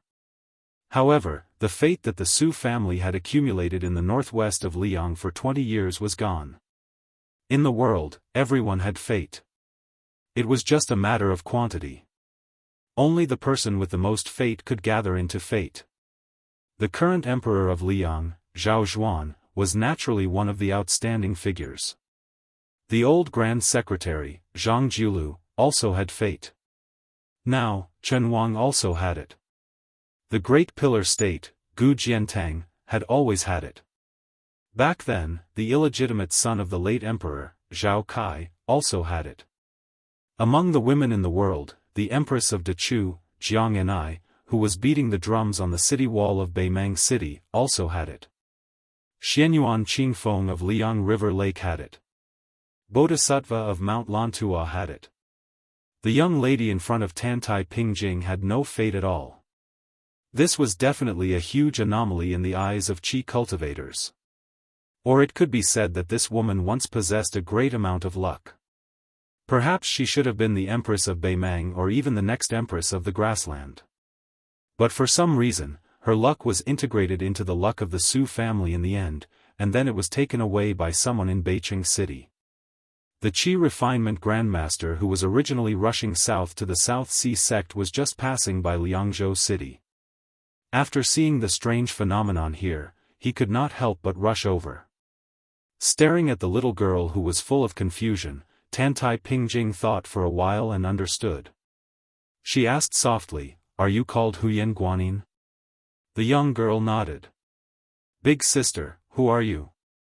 Tantai Pingjing smiled and then asked with a frown, "Did Su Fengnian beg you to do this?" She hurriedly shook her head and said, "Young master only knows that I've returned to the Grassland tribe. He doesn't know that I've been staying in Tide Listening Pavilion all this time. It was Grandpa Su who secretly told me those things before he passed away. I'm willing to do anything for you." Tantai Pingjing looked at the determined expression on that beautiful face and sighed secretly. She raised her head and said softly, "Are you willing to do this?" Beiliang's north rejecting city, west Chu's divine phoenix city, Liang's imperial astronomer, western region's Mount Lantua, and a portion of the northern grasslands providence contained in this silly girl. Eternal emblem, auspicious talisman. He had been in the pugilistic world 3 times, the Central Plains twice, and Beimang once. He had been to the imperial court 3 times, Great Peace City twice, and Guangling Path once. Everywhere he had been, he had gained something. The providence he had obtained in the end was more than enough to be the emperor of the Central Plains, let alone the king of a territory. Why are you still unwilling to judge the situation, take a step back, and wait for an opportunity to take action? Tantai Pingjing stretched out her hand and rubbed the little girl's head. "You're as silly as I am. But compared to me back then, you're more courageous." "Very good. The stupidest thing a girl can do is to be angry with the person she loves. Huyen Guanyin, live well in the future." You'll definitely be happy. Huyen Guanyin smiled in a daze and nodded, thank you, big sister. Tantai Pingjing smiled knowingly, big sister? Me? I'm an old granny. The girl was at a loss. The tall female chi cultivator had disappeared. Huyen Guanyin, who had finally seen the light of day from Tide Listening Pavilion, sat down on the edge of Tide Listening Pavilion's platform. She raised her small fist and waved it as if she was encouraging someone. Young master, you must win this fight. The grass grows next year, and the geese go and come back. Su Fengnian took a small step, just an inch or so. Such a small step was simply negligible. But at this moment, the Beimang military god who had clashed with the young king dozens of times actually began to move more than 10 steps in an instant. There was actually an unstoppable edge in the world. On the battlefield, there was probably only the great snow dragon cavalry. On the court, there was only Li Yang Zhangjiulu. Now, it was this young man who had abandoned all burdens. Even if he was facing more than 300,000 Beimang soldiers and an immortal Beimang military god who was already a celestial being. Dressed in white, his sleeves swayed in the wind as he swept forward. The snow-white python followed Su Fengnian's white clothes and rushed out of North Jibei City. Tuoba Bodhisattva began to retreat. At the same time, he constantly flashed and disappeared in various places on the battlefield. Although the huge white python rolled on the battlefield, it did not cause any impact to the Beimang army. It leaped high like a white rainbow. The next moment, its huge head, which was as big as a building, suddenly smashed down fiercely. Tuoba Bodhisattva, whose body had stagnated for some reason, fell to the ground. Dust flew everywhere. Su Fengnian stepped on the forehead of the man who had fallen to the ground. He leaned forward and looked down at the stabilizing force of Beimang's military and politics. He laughed and said, Tuoba Bodhisattva. Since you want to control both the martial world and the court, I'll let you have it. In the end, I can't ask for it. The 18 golden flood dragons entwined around Tuoba Bodhisattva's burly body crazily crashed into the high and mighty white python. Every time the python lowered its head to bite, it could crush or chew a golden flood dragon that was as thick as the mouth of a bull. The dazzling golden lights collapsed extremely quickly. Most of them dissipated between heaven and earth as if they were ownerless objects. Only a few dozen spots of light that ordinary people could not detect merged into the space between the eyebrows of some people on the battlefield outside the city and in North Jibei City. The light flickered unsteadily. Some fell silent, while some still bounced out of the space between the eyebrows and gradually disappeared. How could 18 slender bamboo poles support the force of a mountain peak? After more than 10 times, Tuoba Bodhisattva who had been lying on the ground suddenly roared. He sucked the remaining 7 flood dragons into his 7 orifices like a big dragon drinking water. However, there was still a 20-foot-long flood dragon that was held in the palm of Su Fengnian.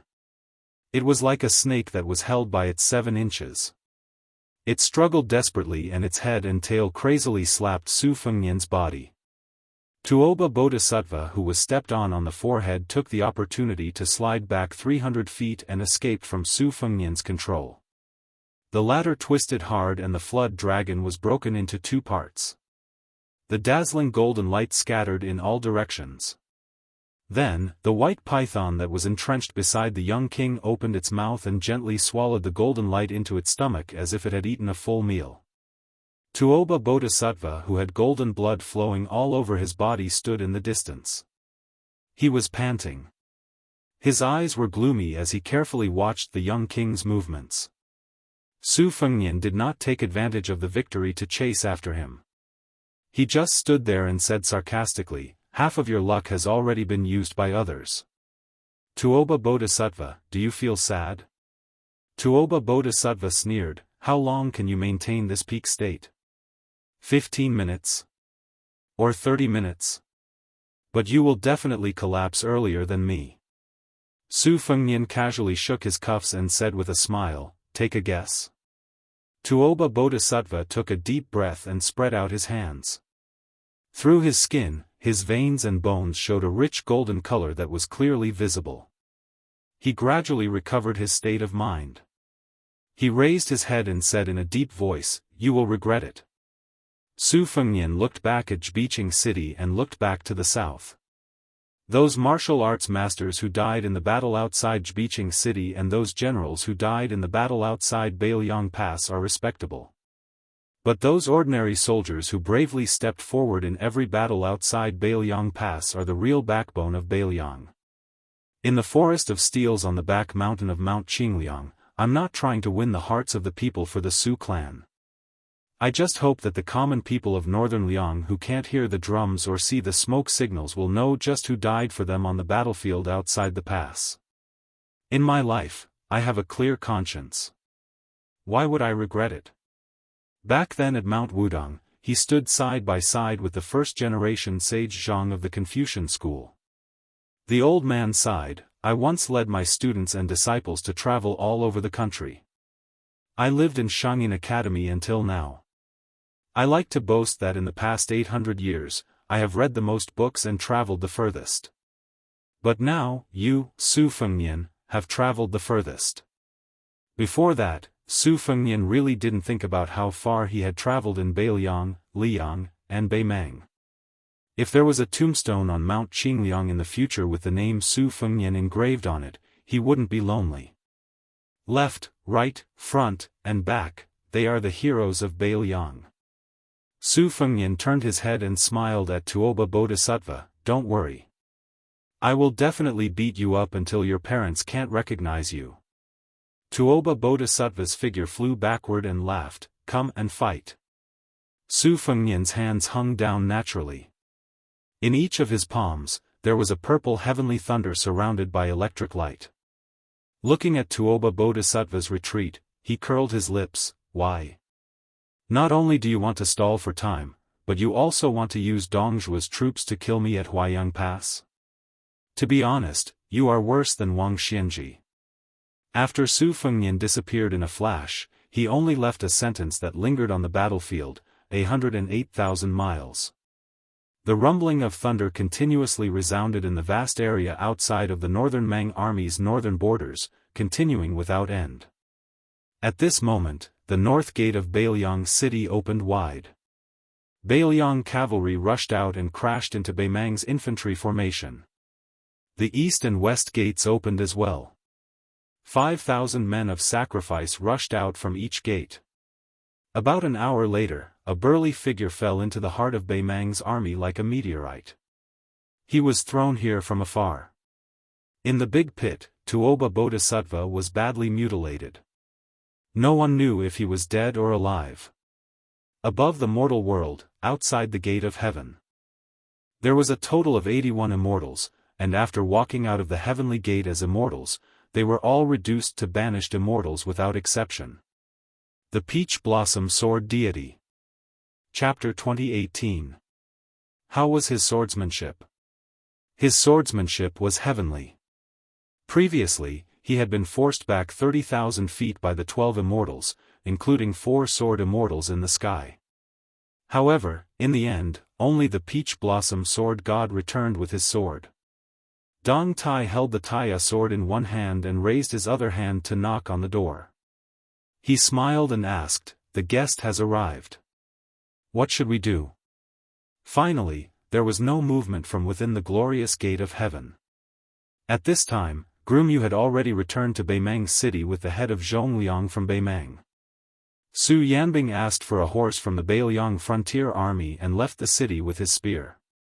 Sword attendant Cuihua left behind the young Wu family sword crown with heavy internal injuries. She wore armor and carried the ancient sword Su of Gojoseon on her back. She opened the path for the right-wing cavalry of Beimang City. Red Robe Suing and Lady Hehe rode on the same horse and hid in the left-wing cavalry. The grand battle of North Jibei City's defense had finally begun. ###ending Chapter 1 There is no Central Plains. The third year of Xiangfu, the end of autumn. The king's tent army that participated in the annual autumn hunt did not go south to Liangzhou Pass. Instead, they went north and returned to the capital of Biting. During the autumn hunt, His Majesty did not show up except for one night during a meeting in Painted Ash. Taiping Ling and Yilu Chukai accompanied him all the way. In the night, there were many palaces. In a small room that was far from being luxurious, the candlelight swayed gently. Not only did it not illuminate the room as bright as day, it added a bit of gloominess. This was probably the so-called "the forest is too quiet." An old woman with a serene expression was lying quietly on her sickbed. She seemed to be reminiscing about the past and her youthful days. Beside the bed, Taiping Ling, who was the teacher of Bei Mang, sat on a small stool. He lowered his head and stared at the old woman with protruding cheeks. Her white hair was like frost. Li Mibi, who had single-handedly created the Bei Mang spider web, behaved even more strangely. He just sat on the threshold of the house. At this moment, the Shadow Prime Minister, who had made countless Bei Mang nobles' hair stand on end, was truly like an old man past his prime, lonely and bitter. "Your Majesty, do you feel uncomfortable?" The Magistrate of Peace spoke calmly, without the slightest hint of nervousness or fear, nor the slightest hint of sorrow. Instead, there was a rare gentleness that was out of place at this time. The old woman didn't answer his question. Instead, she asked softly, "Are you wondering why I don't want to accept the gift from the celestial being and why I don't want to live for another 4 to 5 years? Taiping Ling nodded, then quickly shook his head and said gently, "It doesn't matter." The old lady laughed it off and asked, "Do you think that foolish son of mine, with his heart higher than the sky and his life thinner than paper, will be able to take down the north-resisting city with his 400,000 soldiers?" Taiping Ling answered cautiously, "As long as Tuoba Bodhisattva defeats Su Fengnian, the situation is set. Not to mention a dozen or so martial grandmasters of the Central Plains, even 10 more would be useless. Even if Tuoba Bodhisattva loses, we may not lose. Your Majesty, you don't have to worry too much about the war." The old lady gently placed her hands on her abdomen, the corners of her mouth twitching slightly. "Worry? I'm not worried about the war outside Liangzhou Pass at all. After handing over the military power to Yilu Hongkai, I put it down. This child has been a wronged crown prince for more than 30 years. Let him be high-spirited for once. The relationship between mother and son, as well as the relationship between monarch and subject, can be considered as not owing each other anything. As for whether the flames of war will burn into Liangzhou Pass or spread to the southern dynasty, I'm a dying person. What do I have to worry about? What do I have to worry about? In my life, I think I'm the best at the word ease. The guilt I feel towards others doesn't last long. I can also let go of the regret I feel towards myself. In this life, the first half of my life was like walking on thin ice, but at least the second half of my life was comfortable. It's quite good. Moreover, as a woman who wears the dragon robe and sits on the dragon throne, I'm the first person in all of history. Whether I'm remembered for hundreds of generations or infamy for tens of thousands of years, my name is destined to not be forgotten in the history of each dynasty. What great regrets do I have in this life? Probably none. It was rare for the old lady to be so long-winded, and it was even rarer for her to be so calm. The old man made a sound of acknowledgement. This chess and sword music school's Taiping commandant had angrily left the grasslands back then and went to the central plains of Liang to live in seclusion for 20 years. She had changed her identity more than 10 times, traveling north and south of the Great River. She had seen all kinds of things in the world and studied the mountains and rivers to her heart's content. There were tens of millions of scholars in the world. Perhaps only the great demon Huang Sanjia, who had caused chaos in the spring and autumn period, was more, read 10,000 books and traveled 10,000 li, than this Bei Mang imperial tutor whose real name had long been forgotten. The old lady took a deep breath and asked, "If Zhao Bing and Chen Zhibao work together, will they be able to fight their way north to the outskirts of Taiping City?" The old man nodded and said, "Definitely. If nothing unexpected happens, the two rebellious kings will purposely hold back their troops and wait for the battle between us and the Bailiang frontier army to be over. Otherwise, if they take the capital of Liang too early, they will be worried that we will retreat back to the grasslands. They are even more worried that we will simply abandon the territory of the southern dynasty and decisively retreat to Norland. Then, it will be the awkward situation when the Zhao clan of Liang unified the Central Plains. With the temperament of Yan King Zhaobing, he will not let his efforts go to waste. At that time, Su Fengnian will really be the next Bailiang, and Bailiang will still be the powerful Bailiang. It is not worth it. The only variable in the Central Plains is Gu Jiantang's Liang frontier army. He has 300,000 elite soldiers openly and secretly. If he grasps the right opportunity, he may become the Su Shao after the Battle of the Western Wall. Furthermore, Gu Jiantang will not let go of this opportunity.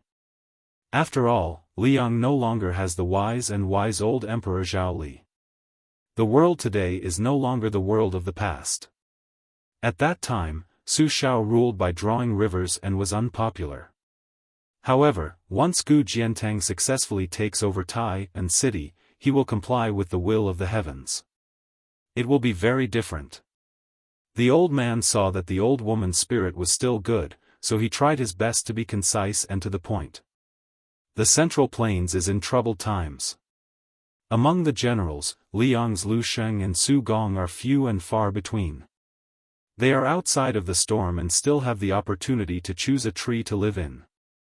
Tang Taizuang and the others who are in Tai and city will most likely end up in a more miserable state. As for the civil officials in the imperial court, the short-lived Emperor Zhao Sun won't say much.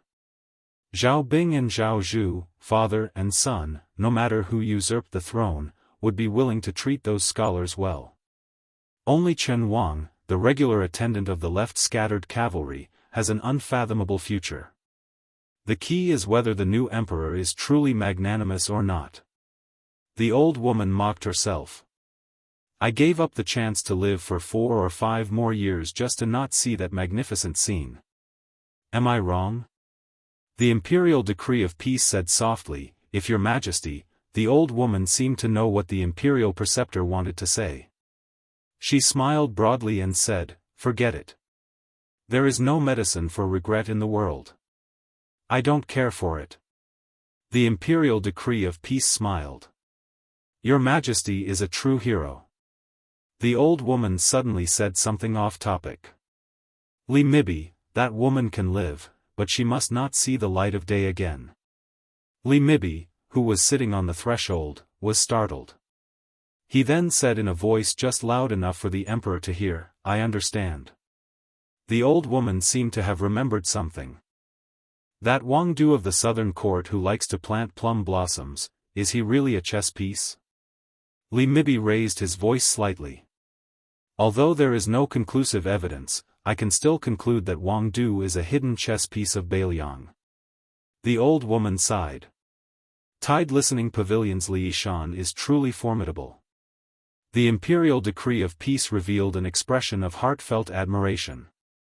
He nodded. "Indeed." Li Mibi asked, "How should we deal with that Dongjiubo king, Jingchong?" The imperial decree of peace replied, "His 10,000 private cavalry must have already joined up with the Yuzhou light cavalry of Yulwan's saber division. Presently, the southern court's military strength is weak. It's like a house with holes on all sides. Unless we send assassins in secret, we can't do anything to him. But this time, we'll borrow a knife to kill someone. With this Dongjiubo, it'll only make the knife a bit faster. It's not a big deal." Li Mibi said indifferently, "If your majesty really wants him dead, I can personally take action." The old woman smiled. "Forget it. The southern court is such a big place. Even if I offer it up with both hands, Bailiang's small cavalry would have to be able to swallow it up. Just let them make trouble." The old woman was clearly somewhat tired when it came to such a major military matter that involved the direction of Liang Meng's war. She also had some unconcealable vexation. She slowly closed her eyes. It was as if she wanted to live a life where the eye doesn't see, the heart doesn't grieve over. She didn't want to be unable to break away from those schemes when she reached the end of the path in the world of the living. The old woman forced herself to take a breath. Her tone suddenly became firm.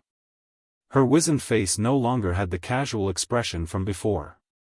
I only have 3 things to tell you. Dong Zhuo must take Huaiyang Pass. Yelu Hongkai must die before me. The Murong clan must leave behind their bloodline, regardless of gender. When she said the last sentence, the old woman laughed out loud for no reason. She was extremely happy. Superfluous. Then there are only 2 things left. The old woman turned her head for the first time tonight. She looked at the imperial decree of peace, who worked diligently and wholeheartedly for the country's court. She smiled and asked, "You can be considered a scholar. Then tell me, is it that man proposes but God disposes, or God disposes but man disposes?" The imperial decree of peace said calmly, "It varies from time to time, from place to place, and from person to person. Man proposes but God disposes. In the end, there's no fixed number." The old woman withdrew her gaze. She didn't comment. She muttered to herself, "A muddled account." There was a long silence. The candlelight in the room was still dim. The old woman murmured in a small voice, "It's getting cold, you should all leave. I want to have a good rest." The autumn air was refreshing. If he didn't die now, when would he? The imperial decree of peace stood up gently and then bowed. The old man refused to straighten his back for a long time.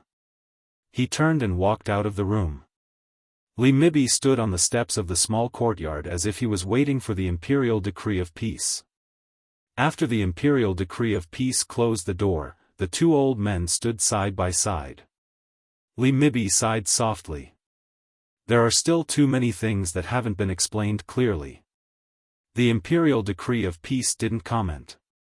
Li Mibi suddenly sneered. "If you leave too much blank, your authority as the imperial preceptor will grow." In the end, His Majesty didn't even leave a name list for the imperial preceptor. This is indeed what you want. Chapter 2019. As for the Beimang Empress's funeral, it was destined to be kept a secret. When the old woman refused to add oil to the celestial, she knew that she did not have much time left. Thus, she had informed the Taiping magistrate and Li Mibi that if she could not survive the Battle of North Jibei, she would use the excuse of being exposed to the autumn cold to let the Taiping magistrate handle all government affairs. She had already changed the people in charge of the big and small seals to the Taiping magistrate's trusted aides. When the Taiping magistrate said that she was a true hero, he was speaking from the bottom of his heart. Yelu Hongkai, an old official who had followed the orders of 3 dynasties, was bound to die.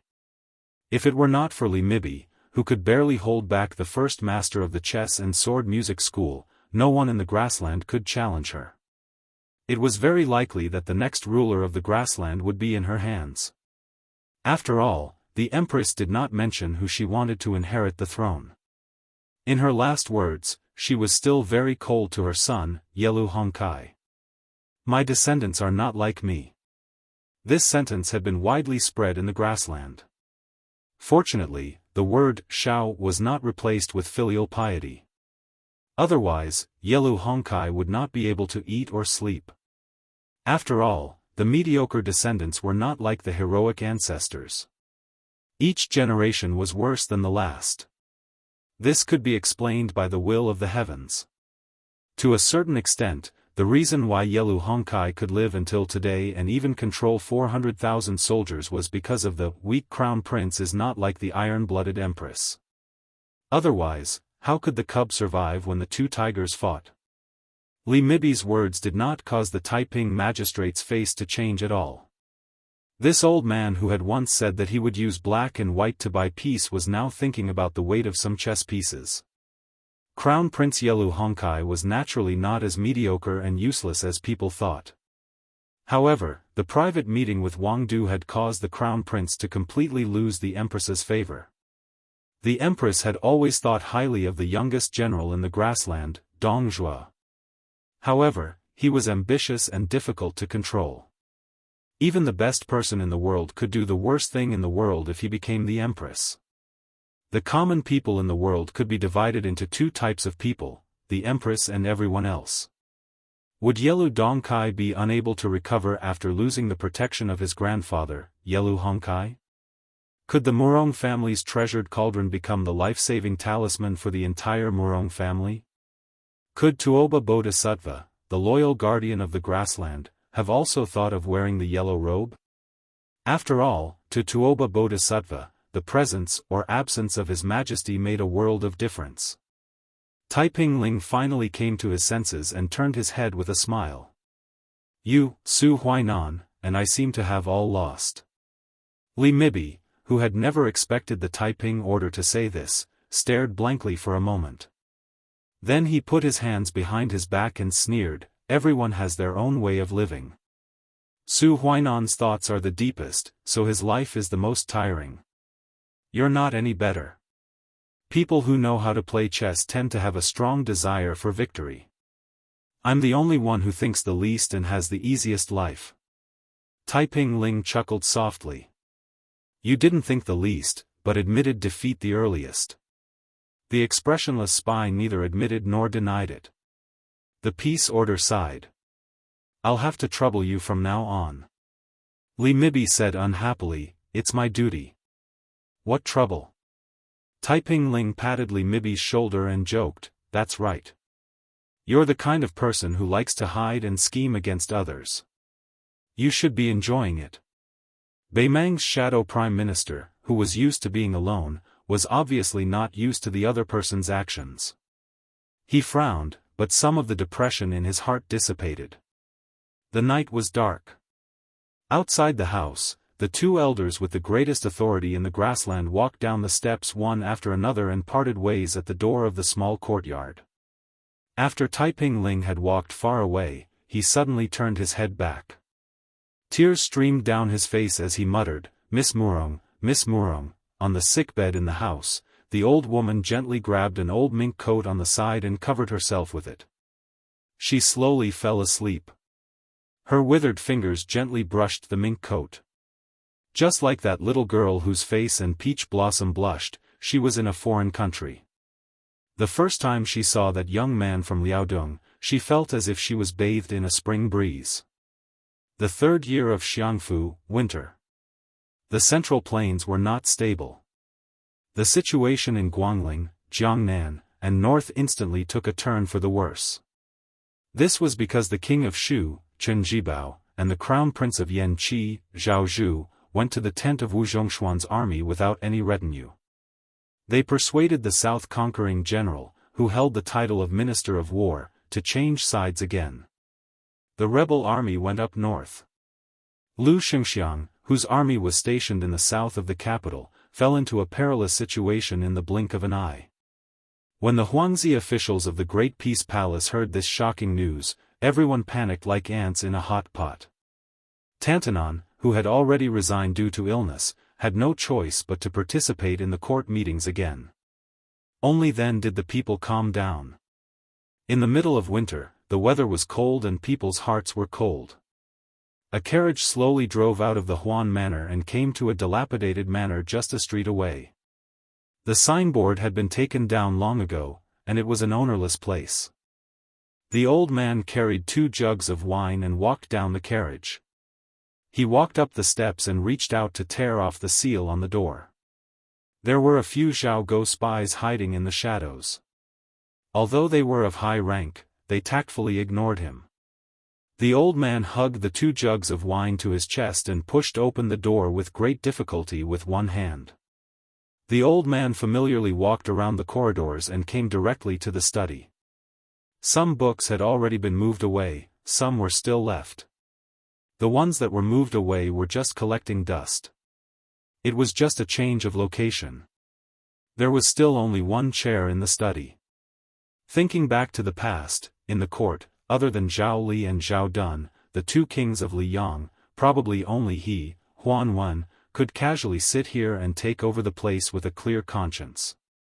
Huan walked around the empty study table and placed the 2 jugs of wine on the table. He used his sleeve to wipe away the thick dust before slowly sitting down. If it was in the past, that purple-bearded and blue-eyed man would be standing by the window. Tantanon looked at the window and said softly, "Blue-eyed man, look. You threw away your responsibilities and left. You didn't get the peace and prosperity in your heart. You only got this messy situation. Don't you feel guilty? It's lucky you died early. Otherwise, you would regret it to death." The old man snorted coldly. "It's lucky you weren't here. Otherwise, I really wanted to slap you on the head. I really wanted to slap you, not to scare you." The old man sank into silence. It was unknown whether Guangling Jidushi Lu Baijie was dead or alive. Administrator Wang Xiongui had been exiled for some reason. Whether it was his life or his reputation, he had escaped. In the end, he was about to return to the capital under the escort of Lu Shengxiang. In the matter of welcoming Wang Xiongui back to the capital, the Grand Peace City Court still had the leisure to argue. Originally, Wang Xiongui was the successor of Zhang Lu, the former Minister of Revenue, and the current administrator of the First Way. It was natural that Sima Puhua, the Minister of Rights, would come out of the city to welcome him. However, the fall of Guangling Dao had caused half of the country to be ruined. Wang Xiongui was in dire straits. Even if he returned to Grand Peace City alive, his future days would be bleak. It was easy to imagine. The position of the Ministry of Rights Yamen in the Liang Imperial Court grew higher and higher. Right now, it was only second to the Ministry of Appointments, which was second only to the heavenly official Yin Maochun. Sima Puhua was worried that his reputation in the capital would be damaged. He was even more afraid that Wang Xiongui would implicate him and vent his anger on the young emperor. Naturally, he was not willing to personally take over the hot potato that was Wang Xiongui. The second-in-command of the Ministry of Rights, Jean Lanting, had publicly scolded Wang Xiongui many times at scholarly poetry gatherings. He would not come out of the city to welcome him. Thus, it was the pitiful Right Assistant Minister Jiang Yongla's turn. In reality, the Liaodong scholar group that had recently risen in the court was determined to beat the administrator, who had always been close to the Jiangnan scholars. They wantonly proclaimed in Grand Peace City that Wang Xiongui could not bear the heavy responsibility. If Qi Yanglong hadn't made the final decision and stopped the increasingly fierce crusade, Wang Xiongui probably wouldn't have been greeted by the Right Assistant Minister of the Ministry of Rights, but by the officials of the Ministry of Justice with shackles. Huan was used to the ebb and flow of the officialdom, so he didn't feel much about it. He just felt a little discouraged. In times of peace and prosperity, the civil officials' words were too extreme, just like the comments they made about the butcher Su Shao during Yonghui's reign. It was harmless, and lame Su, who was far away in the northwest, didn't bother to make a fuss about it. But now was not the same as back then. They couldn't be mentioned in the same breath.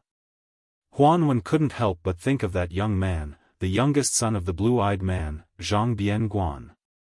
He was said to be the son of the most distinguished official in the capital but had no rank. He was said to be a good-for-nothing who didn't even dare to bully men and seize women. He was neither high nor low. The young man didn't rely on either side, so he didn't like to talk to anyone. Of the children of the blue-eyed man, only Zhang Bianguan was the one he liked the most. He wasn't afraid to see him and dared to make any jokes. Huan heard that after Zhang Bianguan left the Jianghu, he married a woman from a small family. He lived an ordinary life in the streets. What he liked to do the most was to wander around and watch those pigeons fly in the sky of Great Peace City. Day after day, year after year. Unfortunately, in the end, this young man who stood aloof from worldly affairs had died. The old man opened a jug of wine, raised his head and drank. He suddenly felt slightly sorrowful. The old man held the jug of wine and walked to the window. He pushed open the window and looked at the gray sky. It's late and it's snowing. Can I drink a cup? How could one cup be enough? A jug was just enough. The old man drank a mouthful of wine, wiped the corner of his mouth, and said with a smile, you can't drink this kind of fine wine. You'll be starved to death. This Tantanon, who had been in a high position for 3 dynasties, sighed and said in a small voice, I almost forgot, you are someone who doesn't like to drink. The old man said angrily like a child, there is someone in the world who doesn't like to drink. Preposterous. Tantanon leaned against the window and looked at the desk. He took small sips of wine and quickly drank more than half of it. His eyes were slightly hazy. A little tipsy but not completely drunk, this was the end of life. The old man seemed to see a scholar with a purple beard and blue eyes sitting upright behind the desk, looking at him with a smile. Chapter 2020.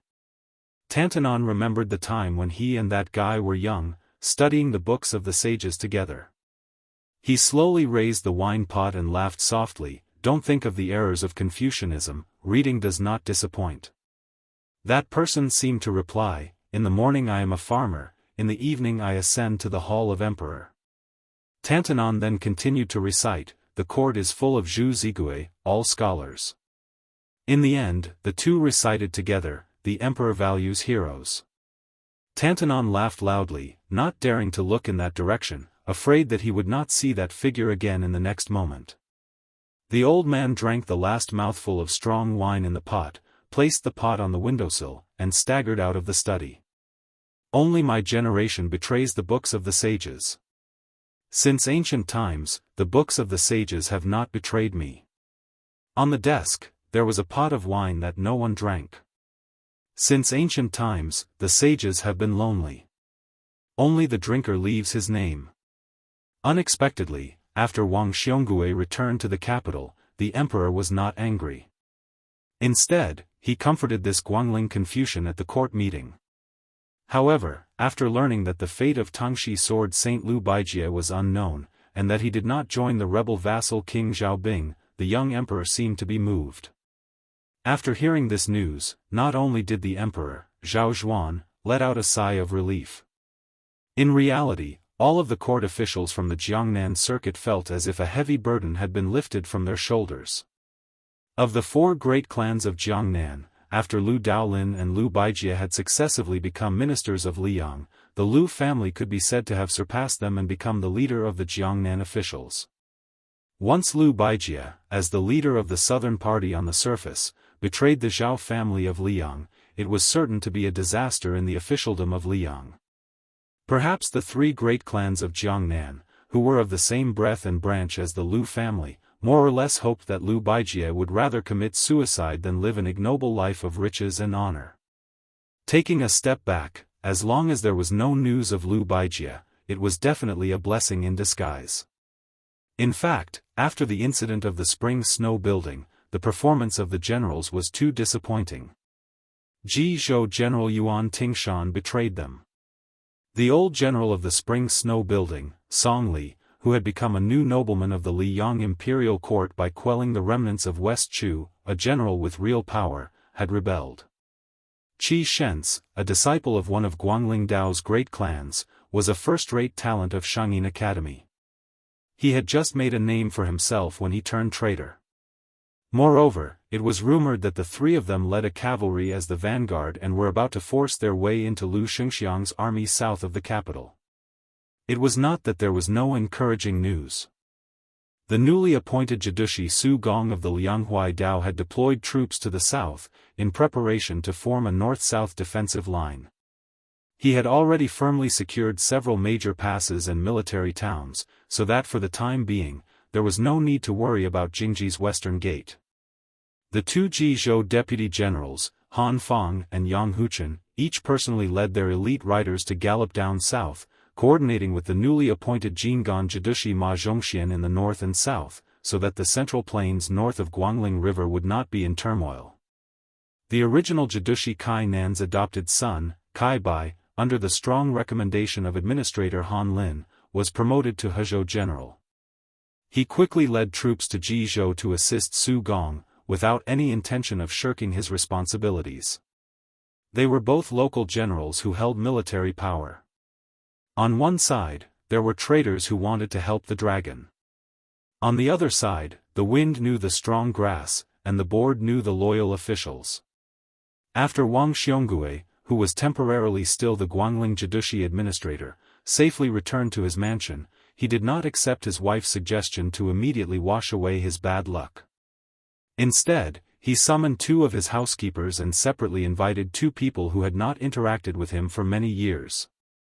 One was the assistant minister of the secretariat, second only to the current grand secretary, Qi Yanglong, Zhao Yuling. The other was Yin Mao Chun, who was appointed as the Minister of Personnel from the Hanlin Academy. Wang Xionggui's 2 trusted housekeepers were greatly surprised. It had to be known that not only had their master made it clear that he did not have any contact with those 2 officials, in reality, although the Crown Minister of Eternal Hui, Yin Mao Chun, and Zhao Yuling were relatives by marriage, their relationship had always been shallow. After the marriage alliance, they had even less private contact. Therefore, after the 2 of them left the deserted mansion, they both felt that they had made a wasted trip. However, the 2 of them did not expect that one person would come to visit right after they left, and his identity was prominent. Yuan Gua.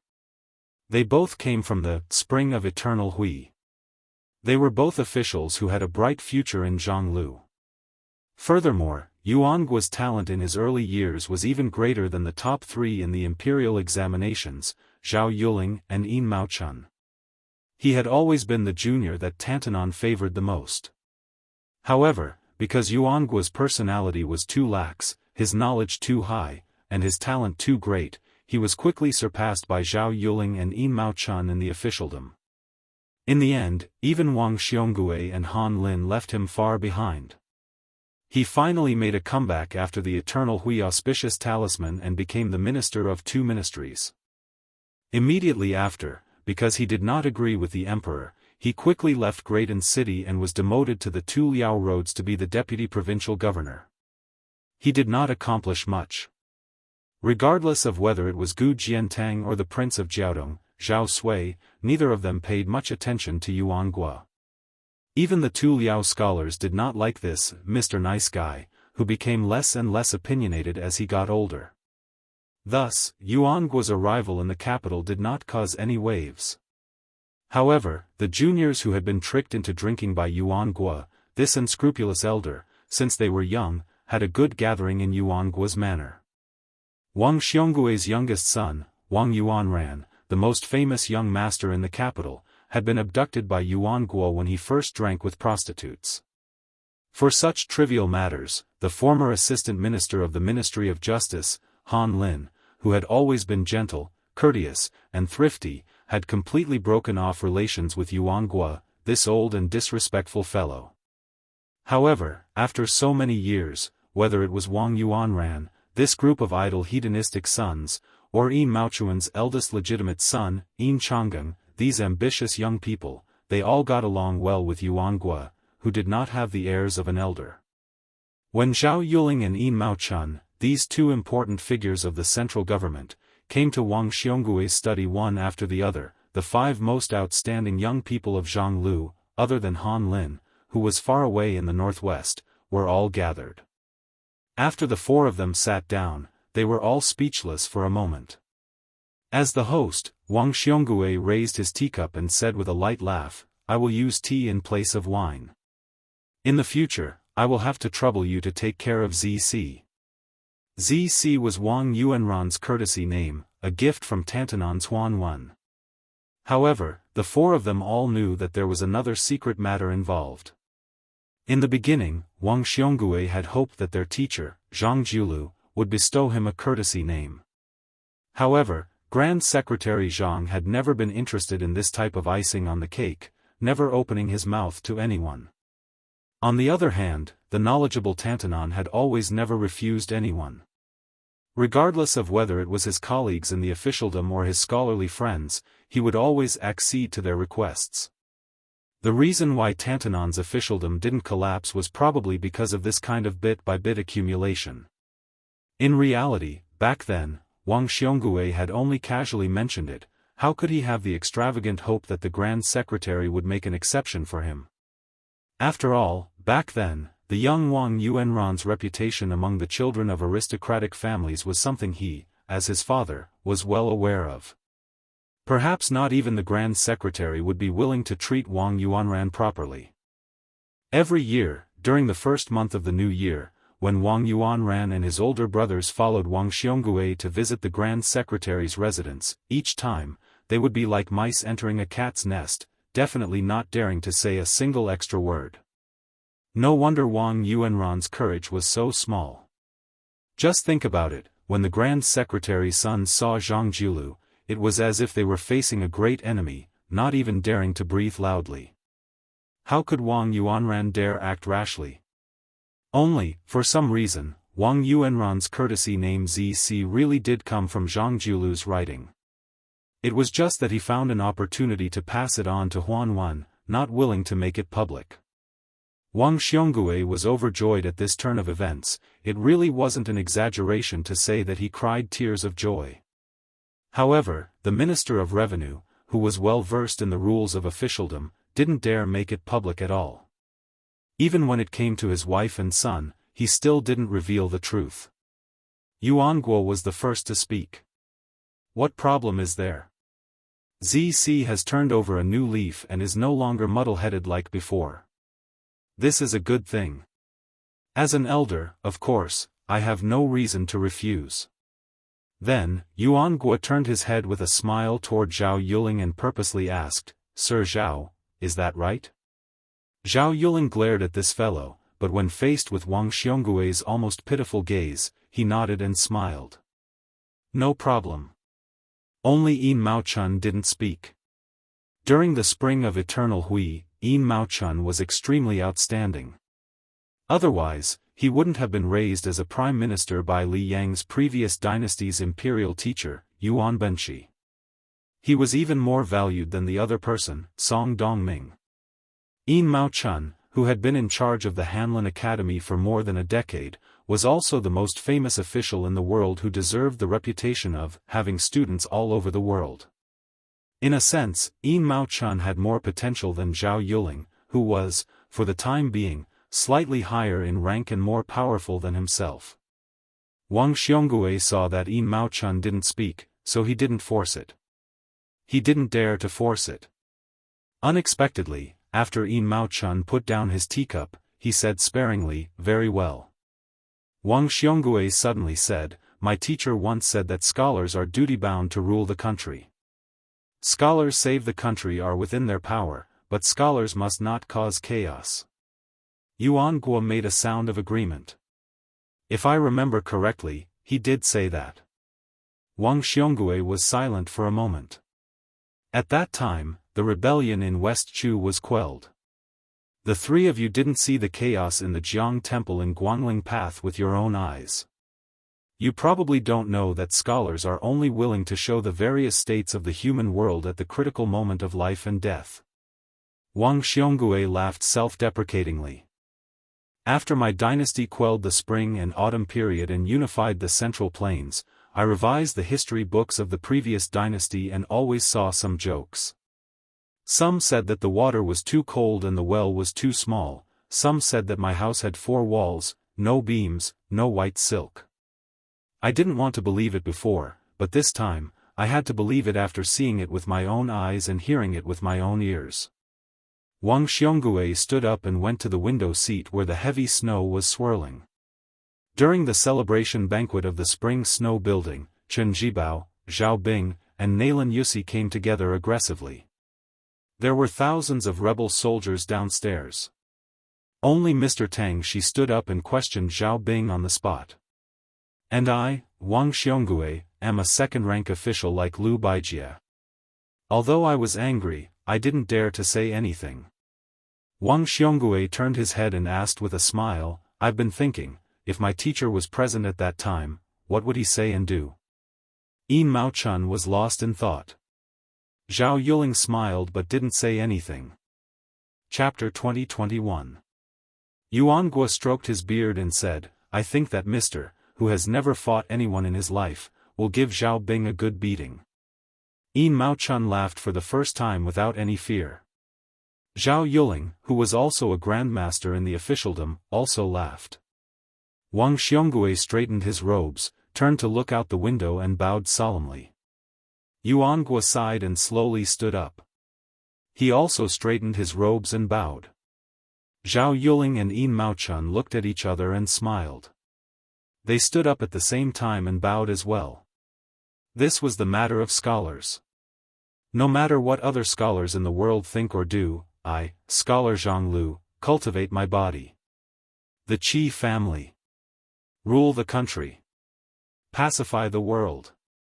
At the border of the imperial city of Great Peace City, the door to a small courtyard was half closed. A blind young man and a maid who depended on each other were cooking wine in the snowy night. The maid called Xinghua said worriedly, "Young master, it seems that the outside world is becoming more and more chaotic. When I went to buy food, I heard that the 3 rebel kings fought their way here and almost ran into Assistant Minister Lu's army. The price of rice in the capital has risen a lot. If we don't stock up, it will be troublesome." The young man, who was dressed in white and smiled proudly at the nobles, said gently, "Don't worry, we won't starve. However, as long as one has food at home, one's heart won't panic." She wanted to speak but stopped. In the end, she couldn't help but ask in a small voice, "Young master, can we defend? If the 2 border armies of Gu Dazhou come down south to help, will we be able to quell the rebellion? But even I know that the king of Shu, Chen Zhibao, is very good at using troops. He is helping the king of Yen and the others. What should we do?" Lu Su, who was in charge of Liang, said softly, "The white-robed war saint chose to take in Wu Zhongshuan's army not just because he wants to end the battle quickly. It also means that the scenery in the distance is not in Great Peace City, but Gu Jintang's border towns." Xinghua was confused. What is he thinking?" Lu Xuan joked, "Only God knows." She carefully handed a cup of hot wine to Lu Su. Over the past few years, the two of them had a tacit understanding. Although she was blind, she naturally took the cup. When Lu Su lowered his head to drink, she sighed, "Sigh, it's only been 20 years of peace and there's going to be turmoil and chaos again." The corners of Lu Su's mouth curled up. "The 2 of us can be considered lucky to have just lived for 20 years. In the early years of Yonghui and this year's 3rd year of Xiangfu, the people of the Central Plains, the old people from the past, and the children now will all have to live in fear." She smiled. "You're right, young master." Lu Su turned his head and looked at the half-open door. He pursed his lips and looked calm. She looked at the side of young master's face, her eyes dazed. She didn't have any extravagant hopes. She only hoped that she could stay by his side until she saw her young master's hair slowly turn white, and her young master would never see her unbearably old appearance with white hair. Lu Su slowly turned his head and broke the silence. "I've already dismissed Spy Zhao today. You can say anything." Xinghua hesitated. "Young master, do you occasionally feel lonely?" The blind young man smiled and shook his head. "I'm a virgin, happy and content." Xinghua stuck out her tongue. "Young master, you're so calm and indifferent. You're really amazing." He mocked himself. The frog in the well talks about the sea, the worm in the summer talks about the ice. That's amazing. She didn't really understand, so she didn't say anything. Lu Su suddenly said, "I remember that there's spring water in my hometown. It's known as the 9th best spring in the world by the Dafeng dynasty's tea sage. If you pour the spring water into a cup, the water will not overflow. It can even float copper coins." Xinghua widened her limpid eyes. "Is it really that magical?" Lu Su laughed. "Floating copper coins are definitely fake, but it's true that it's like drinking wine in a cup. If there's a chance, we can use the spring water there to boil wine." Xinghua nodded her head vigorously. Lu Su raised his head slightly and whispered, this spring is the most pleasant. The 18 spring seasons. She asked curiously, young master, who wrote this poem? It's quite good. Lu Su stretched out his finger and pointed at himself with a gentle smile. Xinghua immediately said in a serious tone, it's really a good poem. Lu Su pointed at her. You're not very good at flattery. Xinghua blushed. Lu Su gently opened his palm to the woman beside him. She felt as if she was struck by lightning. She was timid and gentle. Finally, she gathered her courage and stretched out her cold and slender hand and placed it in his palm. Lu Su held her hand tightly and said, Xinghua, I'm blind. In the future, help me look at those great rivers and mountains. If you see them, I will see them too. She choked and said, young master, don't despise me for being stupid. Lu Su shook his head and said softly, I don't dare. Outside the house, the heavy snow fell on the world. Inside the house, the people were as warm as spring. The 4th year of Jianghu, early spring. The last heavy snow at the end of last year had yet to melt. Jiaodong King Zhao Sui led his elite troops to the south. At the same time, Hezhou General Kai Bai's elite cavalry and Yang Huchen's and Han Fang's cavalry successfully merged. Jingan Jidushi Ma Zhongxian announced that he had gathered 100,000 elite troops and was about to head east. These good news added a festive atmosphere to this year's first court meeting. After the court meeting, Sun Yin found Fan Zhongho in the crowd. He said that he had recently picked up an incomplete chess piece. It was true that he had achieved great success. His chess skills had skyrocketed. He would definitely be able to teach this 10th level chess saint a lesson. Fan Zhongho was originally walking side by side with Song Kelly, who was also in the Hanlin Academy. The two of them had a good relationship. The young phoenix of the Song family, whose family had declined, had always been silent. Only Fan Zhongho and he often talked at night. After hearing Sun Yin's provocation, Fan Zhongho smiled and agreed. They agreed to meet tonight at Sun Yin's house. Sun Yin repeatedly reminded this great national player to not forget to bring the liuji mutton from the horse stop. Fan Zhongho had to promise that even if he did not show up, he would not miss the mutton. Only then did Sun Yin give up. The top scholar of the last imperial examination, Li Jifu, ran all the way. When he reached Sun Yin's side, he was slightly out of breath. After being glared at by Sun Yin, Li Jifu smiled shyly. Li Jifu's appearance was average and his temperament was dull. He had always been ridiculed as one of the bottom 3 candidates in the Liyang imperial examinations. He was neither a distinguished scholar nor a military strategist.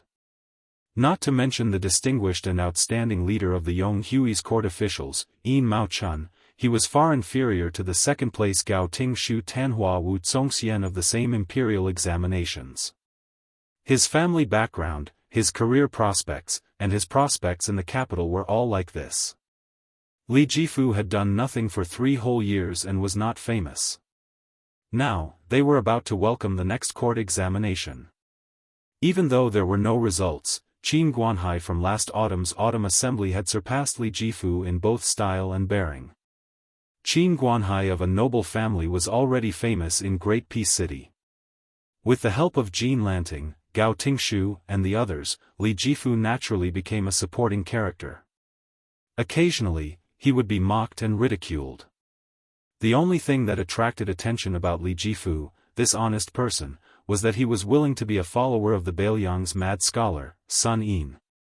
For no reason, he would go find Sun Yin, who had just been transferred to the Ministry of Rights. Every time he left court, he would follow behind Sun Yin as if he would not be at ease if he did not do so. The civil and military officials of the court were used to this. On the other hand, Sun Yin was a person who did not stop. After the debate at the Imperial College, he quickly lost his position.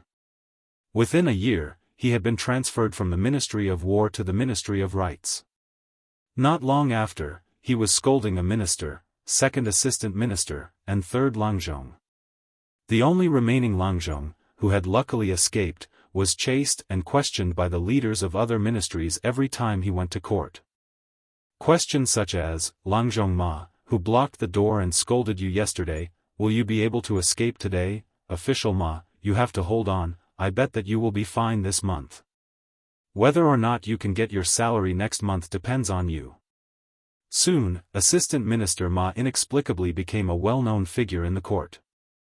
It was enough to show the arrogance of the minor official of the Ministry of Rights, Sun Yin. At dusk, in the small house rented by Sun Yin Quangren, the two people playing chess were not Fan Zhongho and Sun Yin Quangren, who boasted of his godlike chess skills. Instead, it was an ordinary scholar from outside the country who was playing chess with the world-famous Xianghu chess sage.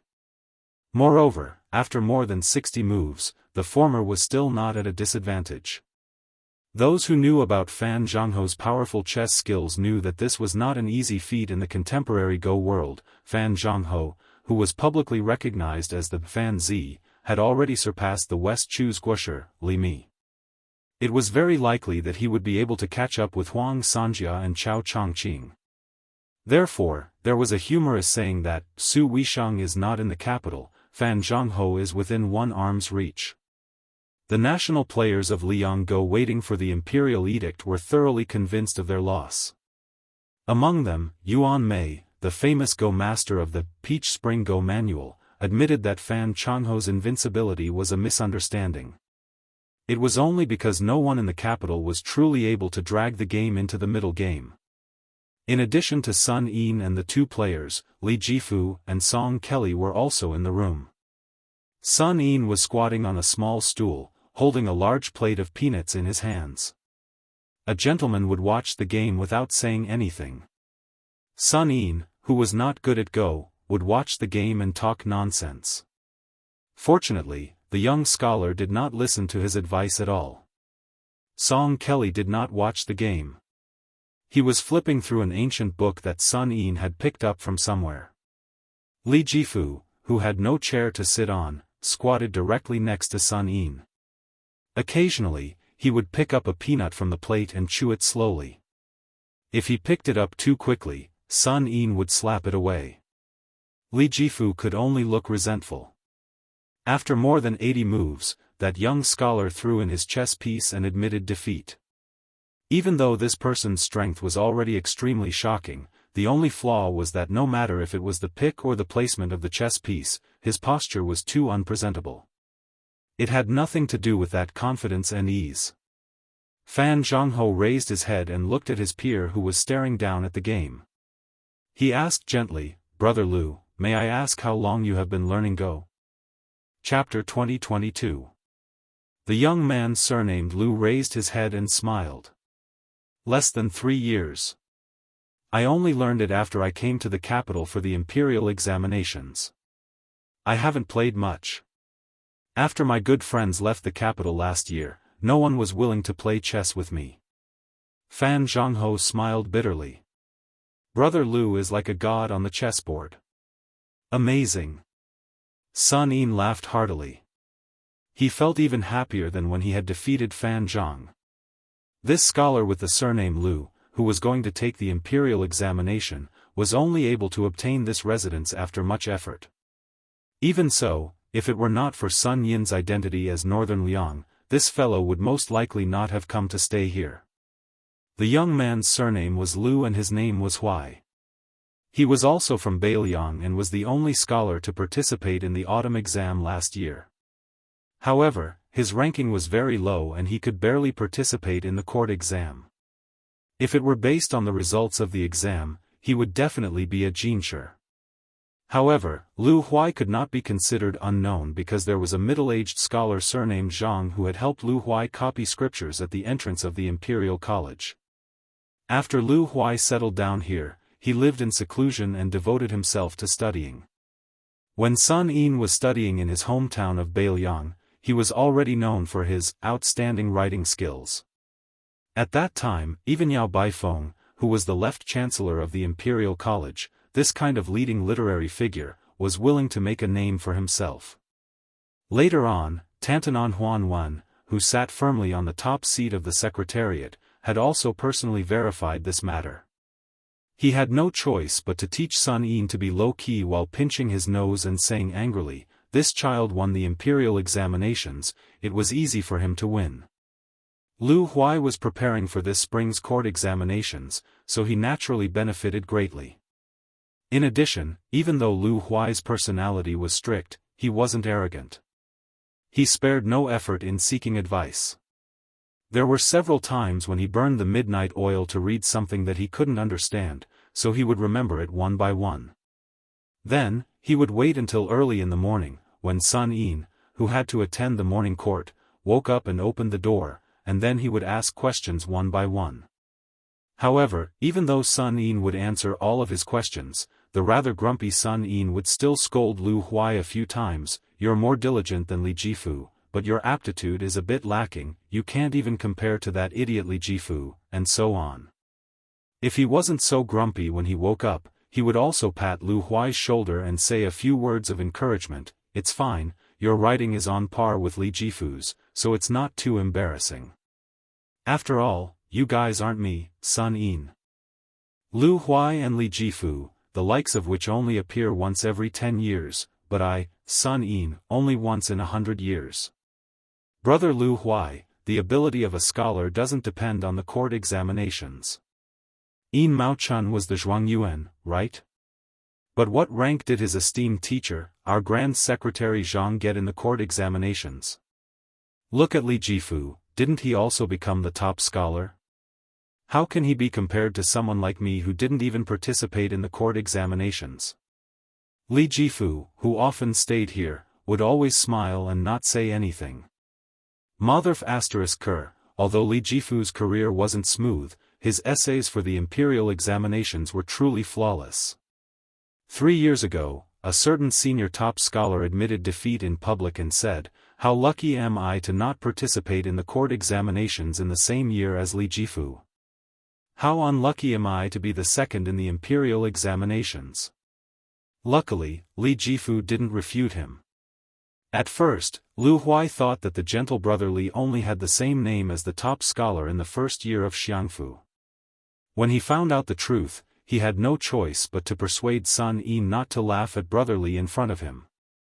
However, Sun Yin waved his sleeves and said, "There are countless people who have been scolded and humiliated by me, Sun Yin.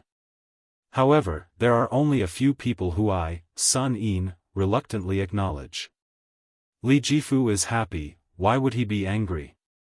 Lu Huai, who got along well with Li Jifu after meeting him, was so angry that he almost moved out of the house. However, Li Jifu stopped him. After a heart-to-heart talk, Lu Huai returned to the house. After half a day, Sun Yin finally managed to suppress his impulse. However, it was obvious that he was holding back a lot. In the end, Li Jifu forced Sun Yin to swallow back the words he was about to say. He scratched his head and smiled, "Brother Sun, I'll say it if I want to. If you're uncomfortable, I'm even more uncomfortable." Sun Yin pointed at Li Jifu and looked at the helpless Lu Huai. He said proudly, "Did you hear that?" After interacting with Sun Yin for a long time, Lu Huai, who had learned a lot of unconventional catchphrases, couldn't help but mutter, "There's no justice in this world. There's no law in this world." Therefore, the three of them got along harmoniously. Lu Huai also knew that Li Jifu was truly talented. Most importantly, he had an even rarer, neutral and peaceful, temperament. He had no arrogance and was proud to the bone. He was definitely not the kind of person who appeared to be loyal but was actually treacherous. Today, Lu Huai only knew that Sun Yin had a chess friend who came to his house to play chess. When the two guests arrived, Sun Yin didn't introduce himself. He only said that if he won, he would bring him and Li Jifu to the restaurant at the end of the street. They would eat a lot of fish and meat. With Sun Yin's salary in hand, he would be able to compete with Kong Fong brothers. If it wasn't enough, he could even put it on credit. How could the name Sun Yin not be worth tens of thousands of taels of gold? Therefore, Lu Huai only knew that one of them was surnamed Song and the other was surnamed Fan. At this time, when he heard the young man with the surname Fan praise him as divine and amazing, Lu Huai's expression became a bit strange. He was just a layman who had unintentionally learned how to play chess. Wasn't it inappropriate for him to praise him like this? Noticing Lu Huai's gaze, Fan Zhongho felt helpless. He wasn't Sun Yin and didn't have the face to announce his name. Sun Yin was even more delighted. He grabbed the last handful of peanuts on the plate and gave half of them to Li Jifu. After getting up, he shook his robe and said with a smirk, "Lu Huai, do you know who this guy is? Fan Zi of the chess world, the 10th Dan chess saint, the #1 national player of our dynasty, second to Chao Guanzi, the famous Huang Men of the Hanlin Academy, Fan Duanxian." Fan Duanxian? Pouring beans out of a bamboo tube, such a big nickname being shouted out by Sun Yin. Even Song Kelly, who was reading a book in the distance, couldn't help but shake his head slightly. Fan Zhongho put his hand to his forehead. Lu Huai wasn't stupid and quickly understood. He got up and bowed. "Lu Huai thanks Mr. Fan for the guidance." Fan Zhongho quickly got up and bowed back. "It's just a friendly match. I don't dare to give you any advice." Sun Yin rolled his eyes and turned to Li Jifu, saying, "See, sour scholar. 2. Before Li Jifu could speak, Sun Yin sighed and said, "Including you, 3. But before Sun Yin could continue, Song Kelly said, "Brother Sun, you don't have to praise me. Including me, 4. Sun Yin said bluntly, "Song Kelly, it's not that I want to criticize you, but since you're close to Yan Qiji, you can be considered as a friend of a gentleman. Why do you care about those gossips? Sigh, in the end, it's young Mistress Fan who has taken advantage of you too." Song Kelly, who was holding the book, took a deep breath and didn't say anything. Sun Yin was still unwilling to let the matter rest. He nagged, "Song Kelly, you must know that the more you know, the lighter you become. What a beautiful couple. Don't waste the Moon Elder's red string because of you." Lu Huai and Li Jifu looked at each other. Was there really something going on here? Fan Zhongho, who knew what was going on, tried hard not to laugh. Song Kelly raised the rare engraved ancient book in his hand, 300 taels of silver. "Don't let it get burned, it's not even worth 30 taels. Sun Yin quickly gave him a thumbs up and praised, "Attacking the enemy's base directly, you use your troops like a god. I'm impressed." Song Kelly snorted and continued to read. Lu Huai asked tentatively, "Mr. Fan, can we play another round?" Fan Zhongho nodded with a smile, "Just call me by my name." The two sat back down and continued to play. Sun Yin, who was bored to death, lost interest in watching the game and could only stare blankly. Li Jifu didn't have much interest in playing chess and his chess skills were average. However, he still enjoyed watching the game between two masters. As for his chess skills, he was naturally much better than Sun Yin. Sun Yin muttered to himself, "It's a pity that Chen Xiaobao and Yan Qiji aren't here. Otherwise, all the guys I like would be in the same nest." Lu Huai was very focused on playing chess. In fact, Lu Huai was always so focused whether he was reading or doing things. Fan Zhongho, who had played chess countless times, was also the same. It could be said that when he placed a piece, even thunder wouldn't move it. Song Kelly thought for a while. Only Li Jifu smiled. He was very happy. It was very strange. Although he had known Sun Yin for a long time, there had never been any heartfelt words between the two of them. Sun Yin always liked to be lost in thought, and his mind would often wander. Li Jifu also rarely took the initiative to talk when he was beside Sun Yin. He usually just quietly read and thought about the big and small things in the officialdom and the high and low people in the yamen. Sun Yin said to himself, "Actually, Fan Zhongho is very competitive and can let go of things easily. He's really suitable to be an official. He's not suitable to play chess. First, he should wander around places like the Imperial Academy and Imperial College. He's not afraid of being slow, but he's afraid of being fast. Young Chicken Song, oh, that's not right, Young Chicken Song. What about Young Chicken Song? She is courageous and diligent. She will be an assistant minister for 3 years, a minister for 5 years, and a grand secretary for 10 years. Oh, that's not right. I, Sun Yin, will be the grand secretary for 10 years.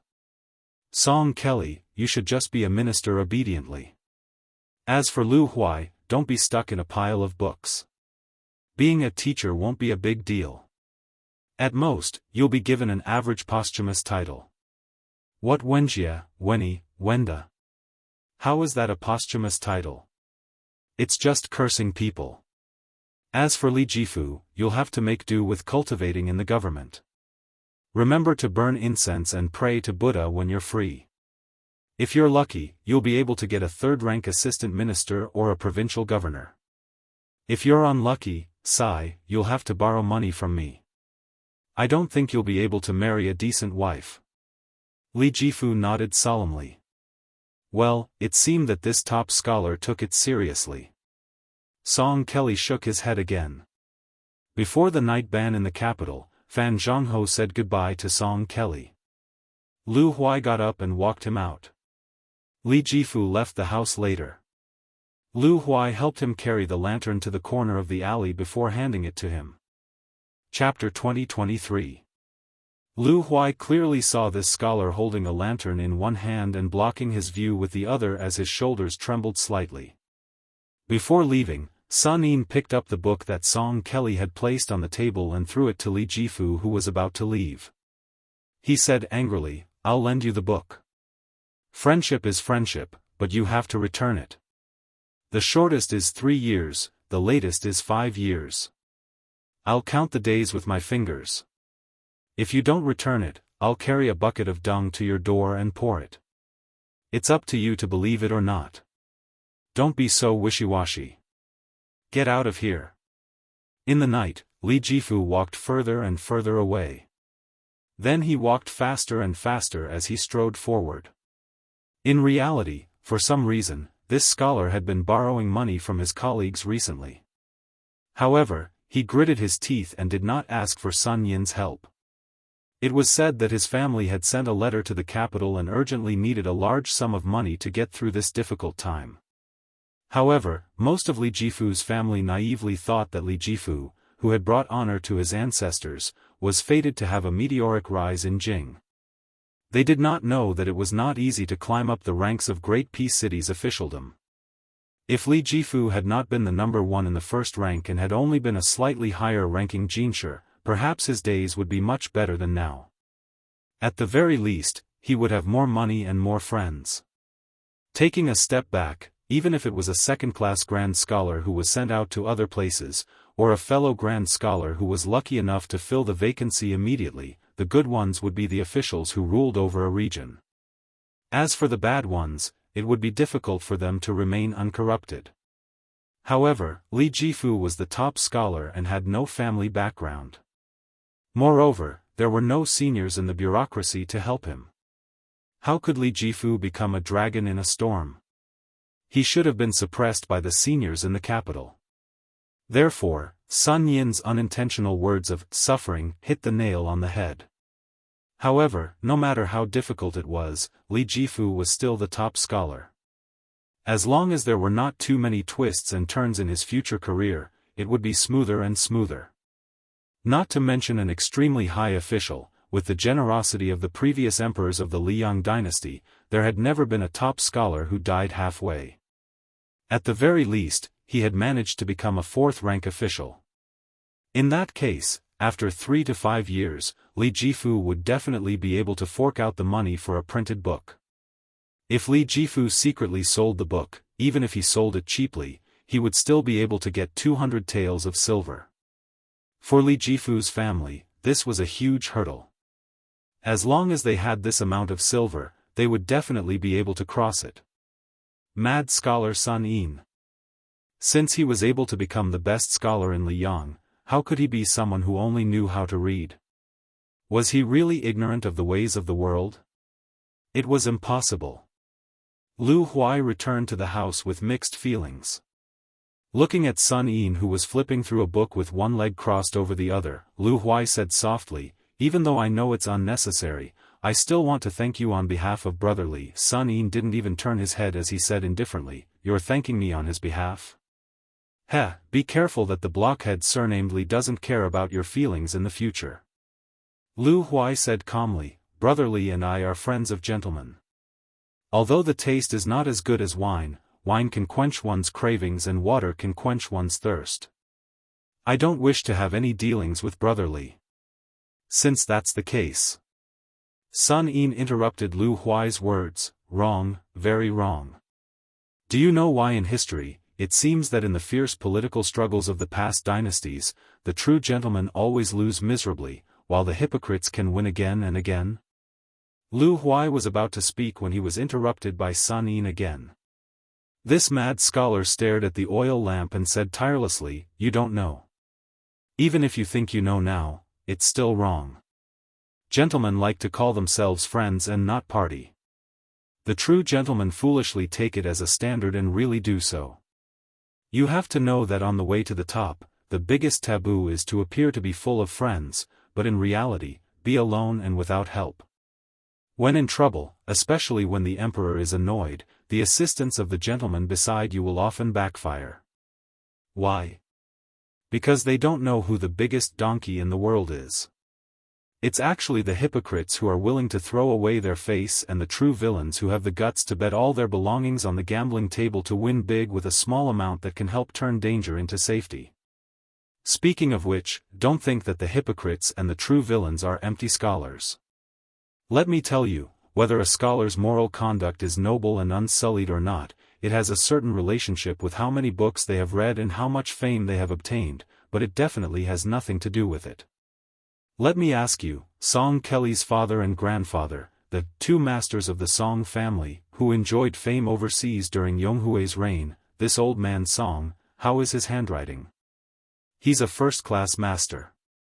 Who knows, maybe several hundred years later, there will still be countless scholars painstakingly copying and practicing. Is little Master Song's writing good? Of course it can't be better. There's nothing he can't master in poetry, song, and prose alone. I'm guessing that 1,000 years later, when there's a ranking of the top 10 masters of prose, Song Kelly's father will still have a place. But if this father and son pair can't maintain their integrity in their later years and ultimately lose their reputation, it's only because the old Grand Secretary Zhang Jiulu is dissatisfied with their position as the overlord of the literary world. If you want to condemn someone, you can always find a pretext. Do you, Lu Huai, really believe it?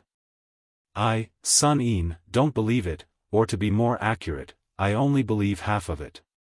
This matter needs to be discussed in depth, broken down into pieces. You'll have to listen to me until daybreak, because it involves too many secrets of the imperial court. The trend of the imperial examination in Liang, the rise and fall of the literary vein in the world, the direction of public opinion in Jiangnan, the serious problems of the two departments of civil service and etiquette, and so on and so forth. I reckon you'll have a headache just listening to it.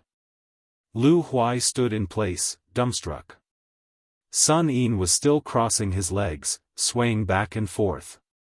He chuckled and said, "As long as you enter the imperial court, there won't be many people who truly share the same ideals, right? But you have to remember one thing, whether you're an official in the capital or a local government, the number of chairs in the officialdom is fixed. Once you sit down, there will definitely be a few people missing. The feud in the officialdom is far greater than in the Jianghu." This famous saying was said by a certain great writer. Yes, it was me, Sun Yin. When your position is high enough, there will be fewer and fewer chairs. It's even more so. Scholars with great ambitions, if they don't lose their original aspirations in the ups and downs of the officialdom, will only become more and more painful. This is because if you want to let go of your hands and feet to fulfill your ambitions, you need to have a large group of colleagues and subordinates to work with you. You have to take care of all aspects of interests. To give a simple example, if an opponent in the officialdom splashes dirty water on you, even if the emperor doesn't care, what if half of the capital follows suit and speaks ill of you? Or perhaps half of the scholarly circles blindly follow suit? What's even more frightening is that when the time comes, even the common people will follow suit and scold you. What will you do? Scold back? You're a gentleman who's well-read and virtuous books, and you're already an official of the imperial court. If you scold someone in front of them, you'll lose all decorum. Furthermore, you'll also ruin the emperor's impression of you. What do you need to do? Do you want to form a clique or not? Do you want to build a Zhang hut? Do you want to be the leader of the Green Party? Lu Huai, ask yourself honestly. I can't give you an answer. I just want to tell you that if you want the state affairs to be smooth and the politics to be clear, you will inevitably encounter all kinds of drawbacks that will eventually block the path of the court. And the drawbacks come from the corrupt government. It may also be that the good government is corrupted by the evil, or it may even be that the officials who don't do anything are indifferent. People who talk empty talk are the most carefree. People who do things are the most scolded. The world is bustling with activity, nothing more than profit and gain. Finally, I'll tell you a sad truth. The reason why Zhang Jiulu sought his own death was because he saw that the sons of the aristocratic families who control the imperial court are used to wealth. No matter how much they value money, if they have the same temperament and character, the former will definitely not be as good as the son of the aristocratic family who rose to the top. I'm not saying that everyone is like this, but it's definitely not a small number. Let's ask the latter, after suddenly becoming rich, even if he can keep his hands clean, will there be people in his family who will ask for too much? Will they use their power to bully others in the local area? Will they become a tyrant who runs amok in the local area? Of all virtues, filial piety is the most important. After becoming an official, how many people dare not recognize their unbenevolent and righteous parents? Brothers are friendly and respectful. The elder brother has helped you all the way to become a talent. If he says he wants to marry a wife and take in a concubine, and wants thousands of acres of fertile land, will you agree? If the husband and wife treat each other with respect, if the wife's family member commits crimes and is exposed, do you dare to let his head roll on the ground? Are you willing to see the wife who shares the same bed as you wash her face with tears every day? You've been studying with the same hometown for many years. If you're rich and he's not famous, he's begging for a small official position. If he's really talented, but his fate is not good, how will you deal with it? If you're rich and prosperous together, and your children marry into a family, but in the future he's corrupt and harms the country, and comes to you to give him a way out, his close friends and dozens of family members, including the scholar you gave his courtesy name to, and the young child who recognized you as his god-grandfather, but all of them are hanging by a thread. What will you do? Sun Yin finally stopped talking.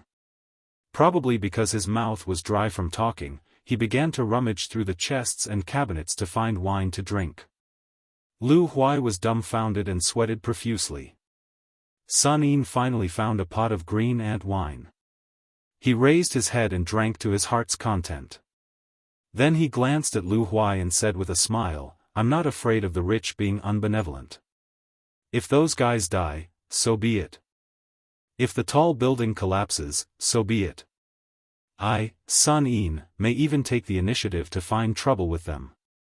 But the words poor and evil, poor people have low aspirations, are you afraid? I, Sun Yin, am afraid. He, Zhang Jiulu, is even more afraid." Lu Huai did not move or say a word.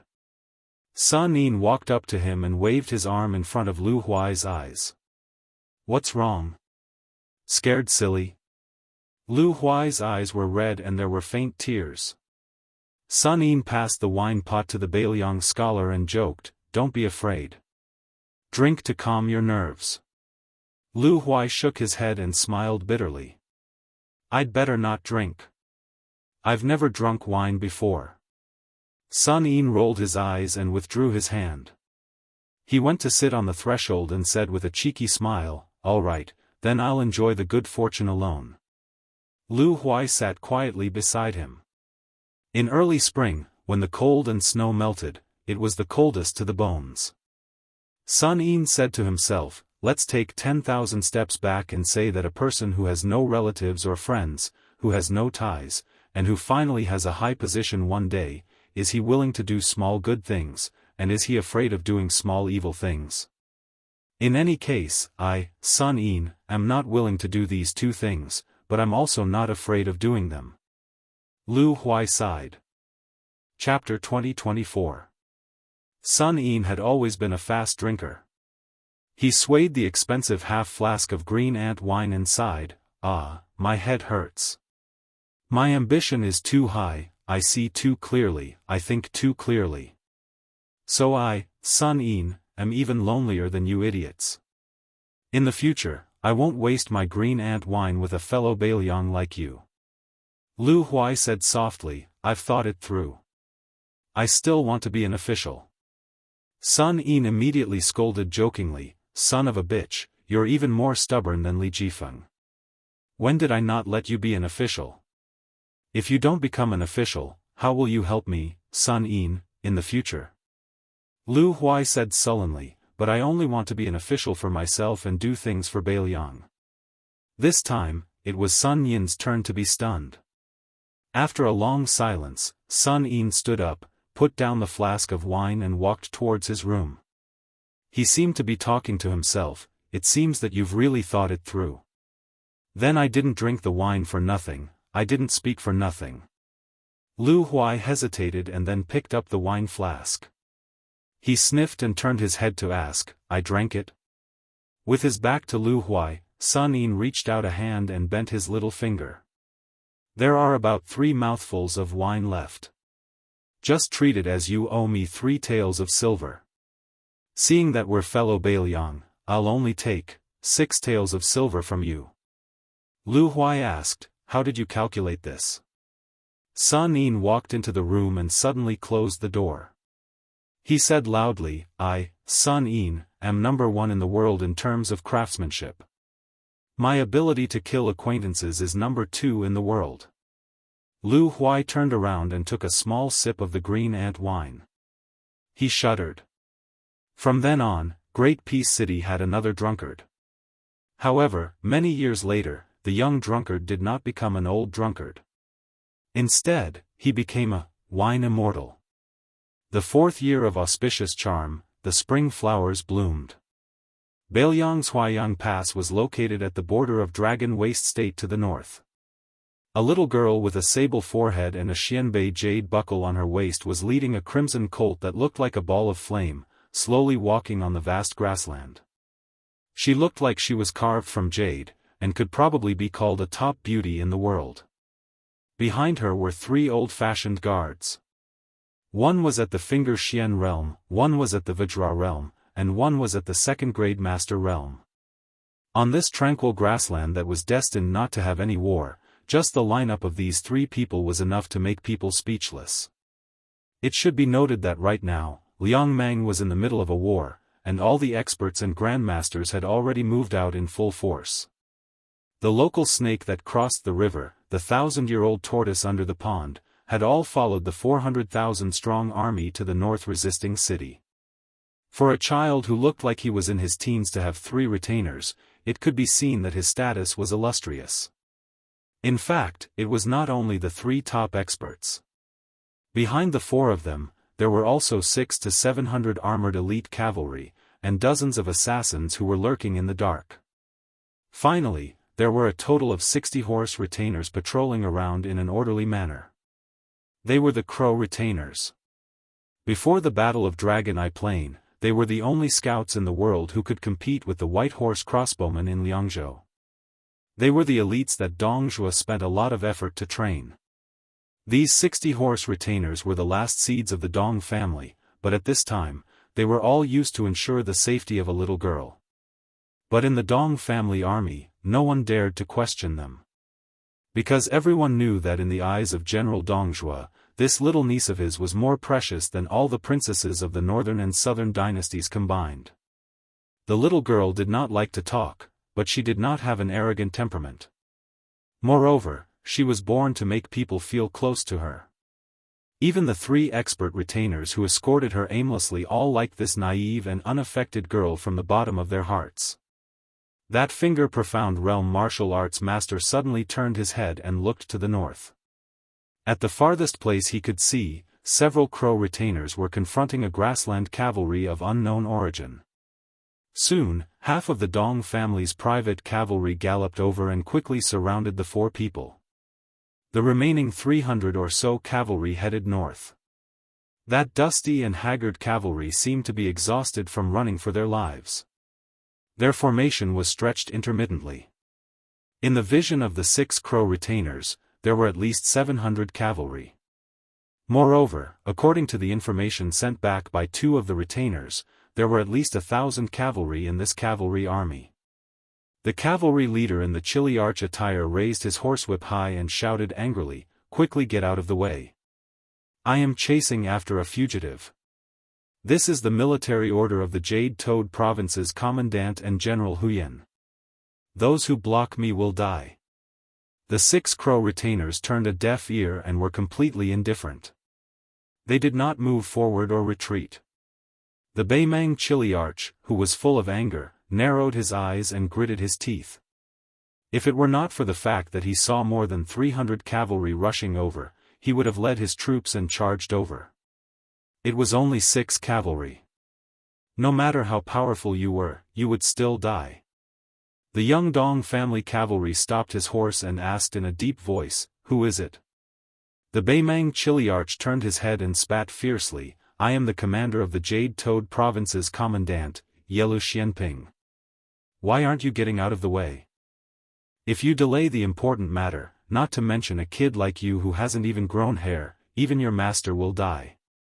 The Dong family cavalry said expressionlessly, "I am the chili arch of the cavalry army under General Dong, Wuxia Xianxia.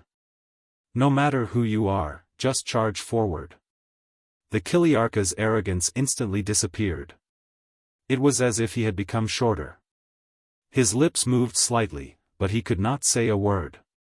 In the entire 13 provinces of the grassland, there were countless generals of all sizes. However, there were only 13 commandants in 20 years. Until Fatty Dong, who was once the king of the southern courtyard, became the 14th. He was also a chili arch with the same surname, Yelu. The chili arch who came from the north gnashed his teeth in hatred. He glanced at the 6 crow retainers and then looked at the 300 cavalry. He was sure that it was really Dong Zhuo's private cavalry. Wasn't General Dong fighting to the death with the Bailiang Commandant Chu Lushan at the Huaiyang Pass? How could there be cavalry leisurely strolling around the border of the Dragon Waste province? In the end, they even bumped into me. His face was bitter as he helplessly said, "General Yelu, to tell you the truth, I am currently under orders to kill a Jianghu expert who escaped from Dunhuang.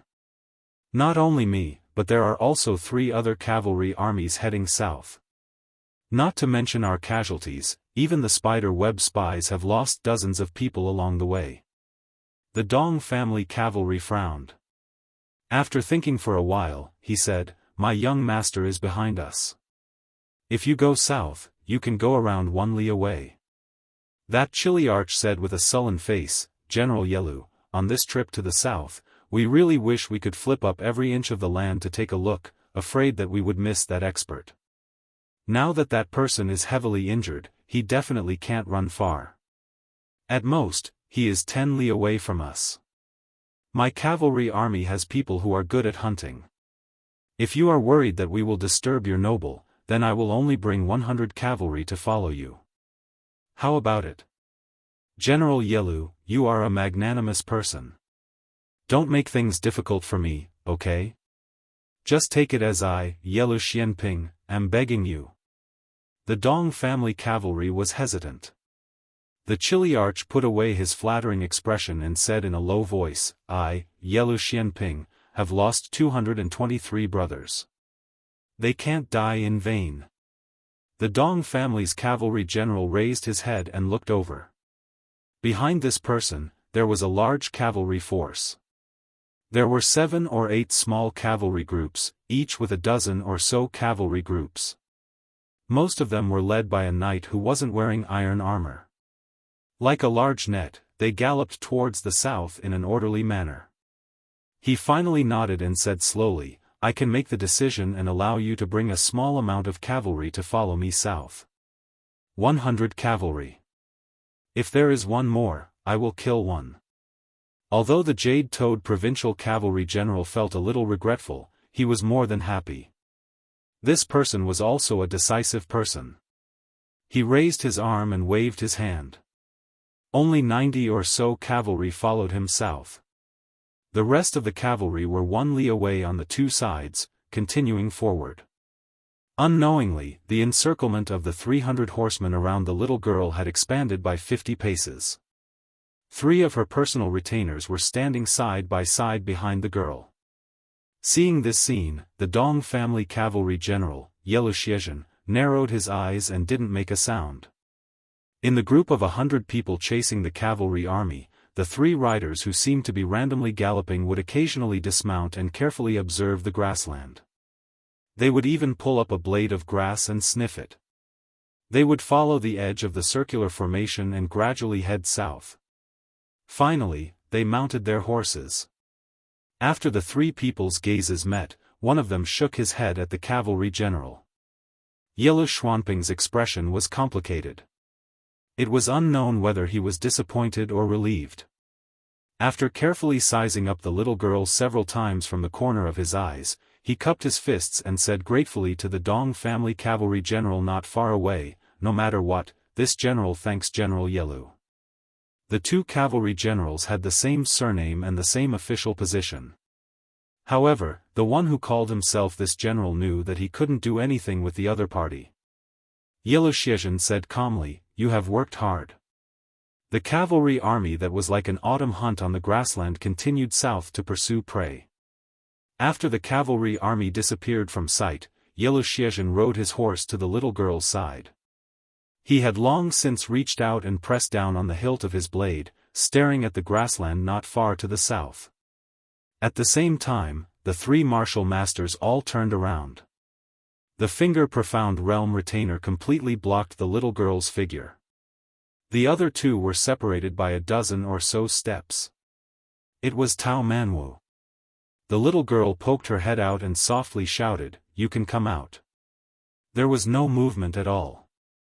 She raised her voice and kindly reminded, "It's useless even if you continue to hide." Finally, the grassland loosened slightly and then exploded with a bang.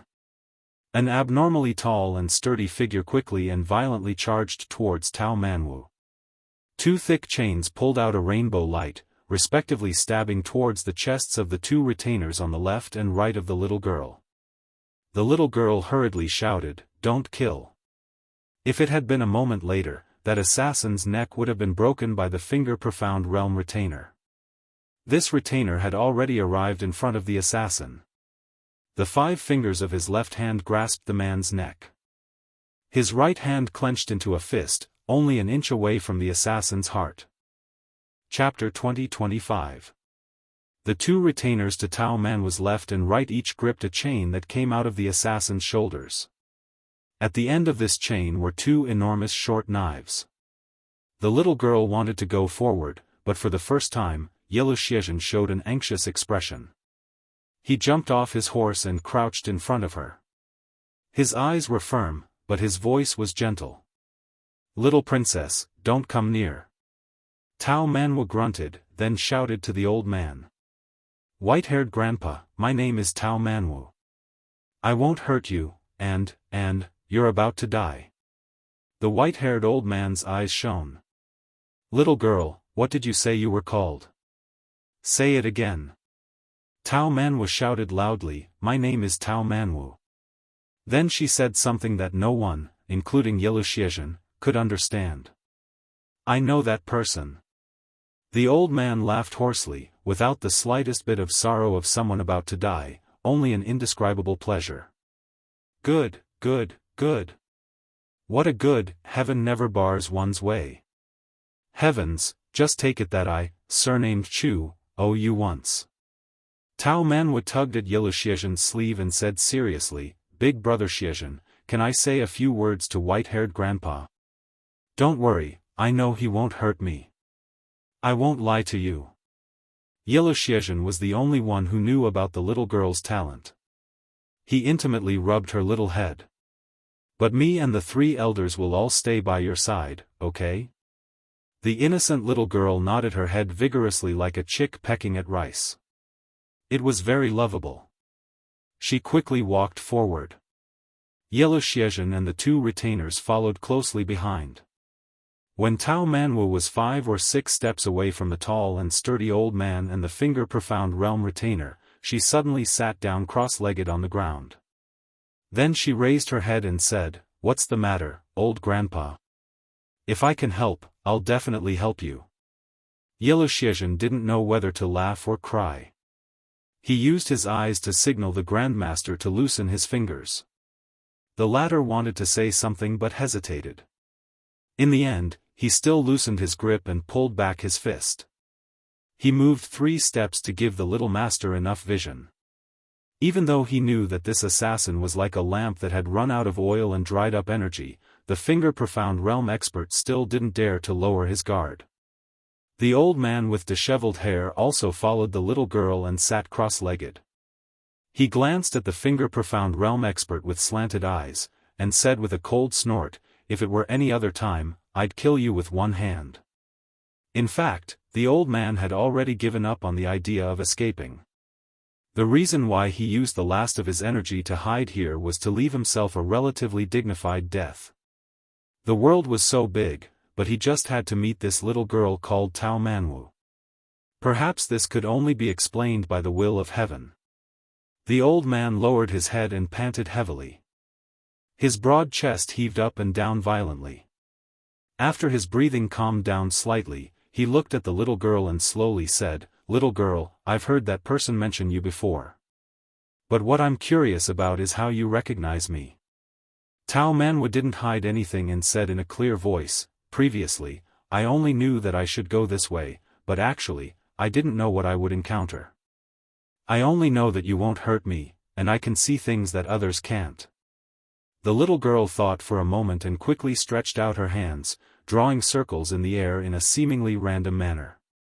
It was very messy. The old man clicked his tongue in amazement and said, "This kind of talent is really unheard of. Before I parted ways with him, I heard him mention you unintentionally. I know that there's a little girl called Tao Manwu in Beimang." Tao Manwu blinked her eyes that were full of spirit. They were overflowing with light and color. In the depths of her eyes, there was some happiness and some sadness. The old man coughed and put his hands on his knees. He said in a low voice, "I originally had a big idea in mind.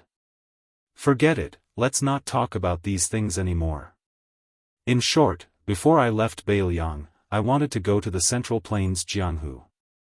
But I received a secret letter from another old man, saying that there's a mystery in Dunhuang City. He hoped that I could do one last thing, but unfortunately, I only did half of it. Tao Manwu, remember, let that person know as soon as possible, the sooner the better.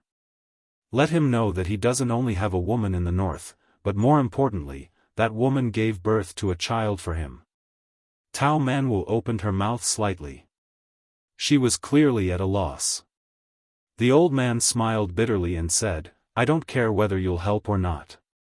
To be honest, it's reasonable if you don't help. Anyway, I can die with peace of mind." After saying this, the old man put his hand into his sleeve with difficulty. This action scared Yellow Xianxia and the 3 retainers as if they were facing a great enemy. However, the old man only took out a thin yellowed book and gently threw it to the little girl. He said self-deprecatingly, "He gave me a knife manual. Later, he added some moves himself. I can roughly understand it, but unfortunately, I can't learn it. Little girl, I'll give it to you." Tao Manwu took the knife manual with both hands and held it in her arms. Her eyes were moist. She knew that the old man was really going to leave. The old man pointed his thumb at himself and said with a smile, "Little girl, remember, I'm a white-haired old man called Chu Kuangnu. I'm the first peerless master that person has seen in his life. The old man pulled the corners of his mouth and closed his eyes. He said to himself, that chicken leg soaked in lake water, damn it, it's actually delicious. Tao Manwu wiped his tears and promised loudly to the dead old man, I promise you. I'll definitely tell him. After Tantanon, Huan Wen, and the Confucian scholar Yao Baifeng, Lu Huai served as the Imperial College's left chancellor at the age of 40. For the next 30 years, an entire 30 years, he didn't transfer to another office. In the end, he died as the Imperial College's left chancellor. During this time, the youngest left chancellor in the history of Liang refused the invitations of the new emperor of Liang time and time again. He didn't want to be the Minister of Rites or the Chancellor of the Hanlin Academy. The last time the old man taught at the Imperial College, he unreasonably gave a lecture to a hall full of Beiliang scholars. The old man held a jug of green ant wine in his hand. Before he started the lecture for the scholars in formal attire who were sitting upright and still, he raised his arm and gently shook the jug. He said with a smile, do you know how much this jug of wine sold for in the 4th year of Jianghu? You definitely won't be able to guess. Today, even if this jug of wine is the best green ant wine, it's only 60 copper coins. I remember on the first spring night of the 4th year of auspicious charm, the first time I drank wine, it was our northern Liang Path's green ant wine. It was so expensive Someone only left me with a small pot of wine for 3 mouthfuls, yet he charged me a total of 6 silver taels. At that time, I really didn't think it tasted good. I only felt that my throat was burning. If it wasn't for the fact that I was penniless at the time and that I drank the wine on credit, I would have spat out that mouthful of green ant wine. And this person even shamelessly boasted that he sold a jug of 3 taels of silver to me for 6 taels of silver on account of us being from Beiliang. Don't you think this guy is black-hearted? The young scholars who were studying at the Imperial College immediately roared with laughter. The old man smiled and said, he's indeed black-hearted, isn't he? You're actually not unfamiliar with this guy. He was once the right chancellor of our Imperial College for a short period of time. Fortunately, he quickly packed up his things and left. His surname is Sun and his name is Yin. You guessed right, he is that old 5th son of our great peace city, Lord Sun Yin, who has been the Minister of War in the 6 departments of the Minister Province. The scholars of Beiliang first subconsciously kept quiet out of fear. However, they quickly roared with laughter. If it was other officials, not to mention a second-rank minister of the central government, even an assistant minister wouldn't dare to laugh so openly. However, old Minister Sun was different. In his words, you juniors, as long as you don't bully me and beat me up on the spot, then it's fine. It's fine even if you scold me in secret. Ever since I, Sun Yin, became a high official, I've never scolded anyone with a lower rank than me. Why? If I don't like them, I'll just tell them to leave. What's the point of scolding them? Only those with a higher rank and a louder voice than me can I only scold them to satisfy my cravings. Sun Yin's temper wasn't good. On the contrary, it was extremely bad. However, this guy either hated and feared him to the extreme or admired him to the point of prostrating himself on all fours. There were very few neutral people. It had to be known that even the emperor once said with a smile, every time old man Sun scolds people in court, no matter if I feel that it's reasonable or not, I'm not in a hurry to make a conclusion. Every time, I'll first listen to it. When I've completely thought it over, I'll decide whether to scold him back or give him a few pots of good wine. Sun Yin, who had moved through the 5 yamens of the Minister of Administration province and become a minister, seemed very similar to the important official of the previous dynasty, Tantanon, but also very different. Probably the only person in the world who could scold people better than Sun Yin was the Beiliang Daoist administrator who had only entered the capital 3 times in his life. He was the administrator who had held the position of administrator for the longest time in the world, Chen Shiliang. He was the only one. The administrator for half his life, the left chancellor for 30 years. Today, the Liang imperial court used this term to describe a certain person in the officialdom who hadn't moved for a long time. The former referred to Chen Shiliang, the latter to Lu Huai. The old man waited until everyone calmed down and said in a low voice, "The scholars of your generation in Beiliang probably can't imagine the scene of the past. My memory is still fresh. The year I left for the imperial examination was the last year of Yonghui. When I entered the capital, it was the first year of Xiangfu. At that time, I was in Taipan city and met a group of scholars from other places. They were wearing bright clothes and holding fans. You seem to be about the same now." At that time, after two people knew I was from Beiliang, they asked and answered questions in a strange way. One asked, "Li Yanka lifts the classics and light poems. Logically speaking, the poor scholars of Beiliang had a great advantage. Why did they still have no harvest at the end of the year? How strange." One answered loudly, "Because those Beiliang barbarians don't even know how to write poems, let alone the classics and essays." The old man looked at the young faces. Most of them had angry expressions, but there were also calm and sarcastic expressions. Naturally, there were also some who were completely indifferent. The old man had seen a lot of ups and downs, so he didn't find it strange. Chapter 20-26.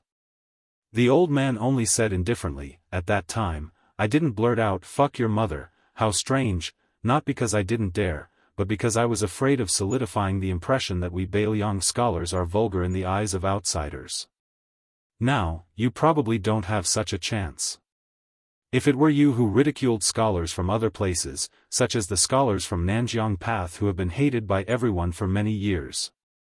The old man didn't speak frankly about the fate of the scholars from Nanjiang Path. The old man had long understood that justice was only in the heart and never in the mouth of others. Lu Huai only returned to the main topic and said slowly, "I, Lu Huai, consider myself number 1 in drinking, number 2 in teaching, number 3 in chess, number 4 in writing, number 5 in shamelessness, number 6 in quarreling, and last in being an official." The world laughs and scolds the Imperial College's old man Lu for having ulterior motives, for wanting to be the overlord of the literary world, for holding the authority of the nation's literature in his hands, and for the Imperial Court to be filled with yellow and purple. How could he not be my disciple? The entire hall of Beiliang scholars was silent. The old man laughed loudly and said, "Nonsense."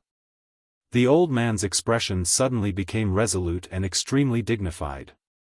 He didn't lose to those higher-ranked and more authoritative big shots from the central government. He spoke in a deep voice. These were all words that the old man had accumulated for most of his life. "When I entered the capital at the age of 20, I had a wish.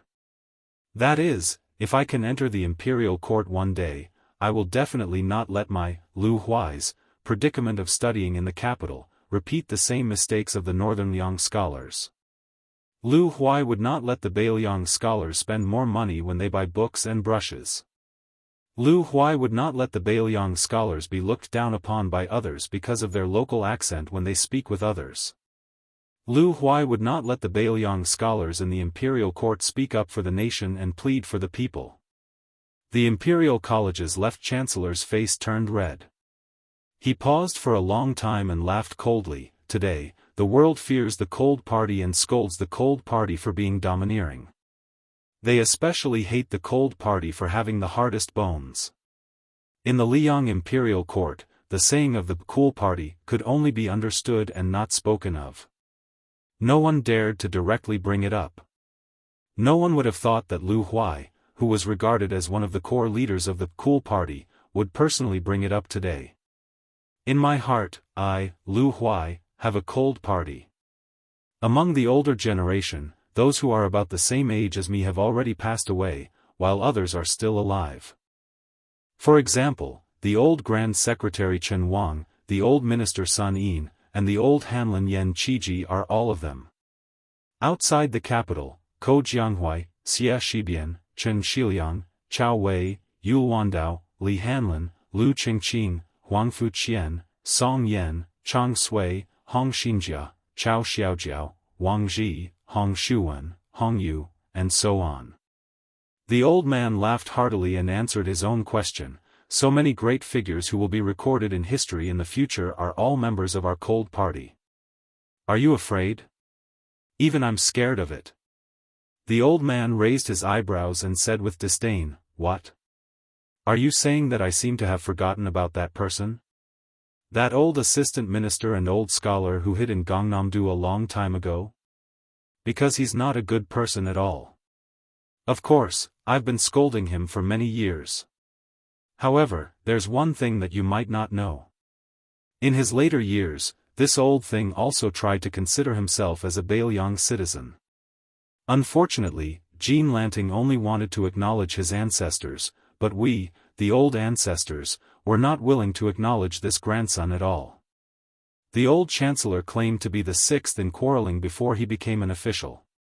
He had only heard these curses without using any obscenities.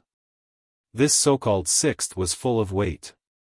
The old man suddenly raised his voice and said, "Liang Ministry of War, 3 times minister and 7 assistant minister, Ko Jianghui, Chao Wei, Yul Wandao."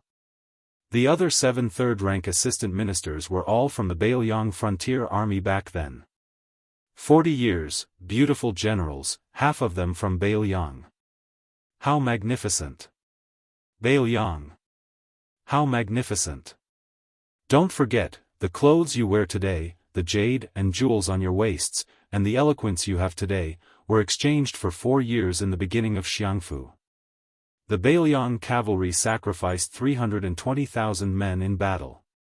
It was the former Bailiang Palace, which is now the administrator's mansion, that used the 320,000 stone tablets with names from Mount Qingliang in exchange for today's status. Don't worry about what scholars think, I don't care, and I don't care. However, you scholars who were born in Bailiang, as long as I, Lu Huai, am alive, I hope that you will remember this day.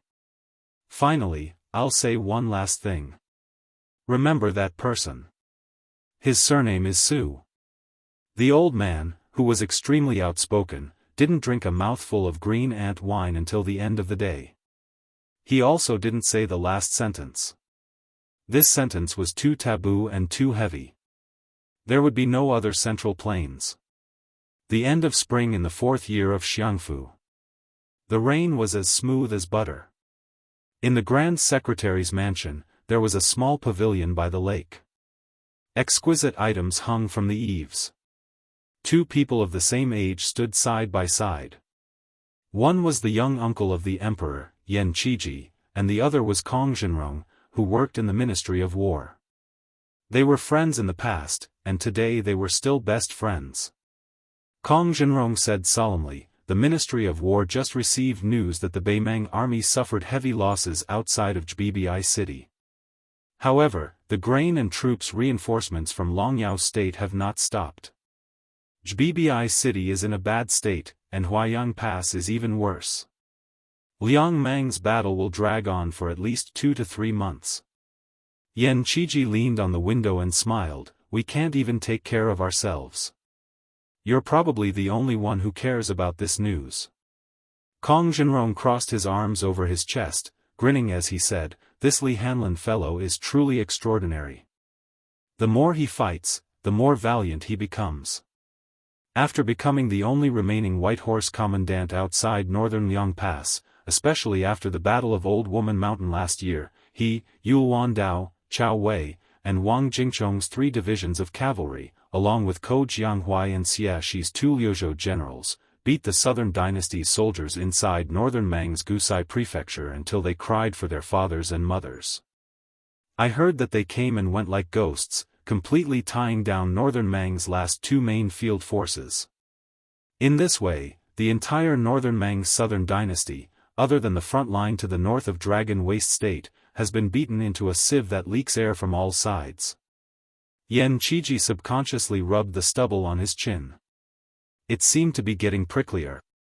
Thinking back, among the 4 of them, Kong Wuqi was the most mature. He was the first to have a beard. Li Hanlin often laughed at Yan Qiji for being a pretty boy. It was a pity that he was a bit ugly. He was worlds apart from Li Hanlin, so even if he sold his butt, he wouldn't be able to get much money. Yan Qiji asked, "What do you think will happen if we stay in Beiliang?" Kong Zhenrong had obviously thought about this question. Without hesitation, he said, "It's hard to say. You'll either be a military officer under Song Dongming at Mount Qingliang, or you'll be a military advisor with the identity of Bai Bbi City. But I'm different. At the very least, I can be a white horse lieutenant like Li Hanlin." Yan Qiji laughed and scolded, "What a moral character. It's only because those two aren't here that you can be so arrogant. When they were here in the early years, when didn't you, Kong Wuqi, obediently act like a taciturn gourd?" Kong Zhenrong rolled his eyes. Back in Beiliang, Kong Zhenrong not only had the nickname of Wuqi, but he also had a famous nickname in the brothels, Philanthropist Kong. This was because every time the four of them went out to drink wine, only this big blockhead was a maverick. He would never call for any beautiful courtesan or courtesan. He would go straight to the point and say to the brothel keeper, "All out the girl who hasn't received any guests for the longest time to accompany us." The great philanthropist Kong not only asked for women who were more beautiful and cunning, but also rewarded them handsomely. He also called them over to sit next to him. Although he didn't take liberties with them, and it was likely that he really couldn't bring himself to do so, he didn't neglect them either. Kong Zhenrong was a living bodhisattva who saved people from suffering. His reputation had spread throughout the northern Liang Path's flowering fields, and he wasn't much inferior to His Highness the Crown Prince, who liked to spend money recklessly.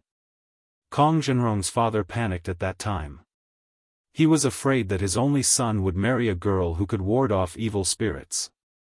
When that time came, wouldn't he become the laughingstock of Beiliang's officialdom? Therefore, the fathers of the four pests of Beiliang had different attitudes. The old Prince Liang, Su Shao, was generous and didn't care at all. The old scholar Yan Jieshi was worried about his son's reputation. The miserly Gongda was worried about the money. Kong Zhenrong's father was the most miserable. He was afraid that his future daughter-in-law would be a girl who couldn't walk at night. Otherwise, it would be scary. Yan Qiji sighed, "Li Hanlin's sister seems to have never married." Kong Zhenrong curled his lips and said, "Li Fuzhen's eyes grew on her forehead since she was young. She didn't treat anyone well. Anyway, I don't like her the most. I remember that she liked to call me a boor and even called brother Nian a pervert. Li Hanlin is her brother, so Li Fuzhen didn't scold him much. You are the most educated among us, so you didn't get scolded much. As for your sister, well, she is better than Li Fuzhen." Yan Qiji was helpless. Su Fengnian, Li Hanlin, Yan Qiji, Kong Zhenrong. Li Fuzhen, Yan Dongwu. 6 people in the past. 3 people in Beiliang. 3 people in Grayton. 3 people in their hometown. 3 people in other places. The spring rain rippled on the surface of the lake. Chapter 2027. Kong Zhenrong thought of something and said slowly, "I heard that the poor scholar from Yanji County of Yuzhou was supposed to be the champion of the spring imperial examinations.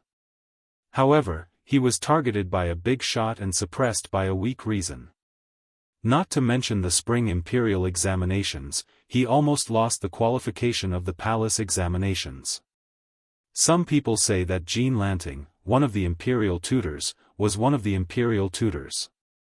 Others say that the imperial tutor, Principal Puhua, deliberately promoted Qin Guanhai, who had won the imperial tutor title but had only gotten the lowest rank in the imperial tutor exam. Now even my father is defending him. He said that if Lu Huai hadn't made things difficult for others in the imperial tutor exam, he would have gotten first place in the imperial tutor exam. Besides, Lu Huai was the top scorer in the imperial tutor exam of the Northern Liang Path. That would be an unprecedented 3 times in a row in the imperial tutor exam of the imperial tutor exam. My father's temper is so bad that he can't even get a fart out of it. These days, he has been nagging about it countless times. The wine in the residence is almost not enough to drink. In Liyang, the autumn imperial examination was the local provincial examination, while the spring imperial examination was the national examination in the capital. Thus, there was a saying in the officialdom, when the autumn imperial examination is the spring imperial examination, the carp leaps over the dragon gate. Lu Huai, a poor scholar from Beiliang, actually became famous before the spring imperial examination. At that time, this person was copying inscriptions outside the imperial college. He was able to get the contemporary saint of the Zhang family of the sacred duke's mansion to help him copy. At that time, thousands of imperial college students heard the news and flocked over. In the end, Lu Huai was the last one to know the noble identity of the middle-aged Confucian scholar, which caused a sensation in the capital. However, at that time, Lu Huai, who was embarrassingly short of money, was forced to stay in a small Taoist temple. He rejected the offers of countless high-ranking officials and nobles to buy the scriptures, and also rejected the offers of some people to change his address. It was said that quite a few aristocratic families in the capital wanted to take him as their son-in-law, but they were all rejected by Lu Huai. At that time, there were many voices in the capital that said that this person was nothing more than fishing for compliments and waiting for the right price to sell. Everything was just about the two words, raising the prestige. As Lu Huai came in third, the articles of the imperial and imperial examinations gradually spread throughout the court. Only then did these strange words quietly disappear. As Lu Huai entered the court, the people in Great Peace City learned of the inside story. There were actually 5 Beiliang scholars participating in the autumn imperial examination, but the other 4 had given up their qualifications and returned to their hometowns.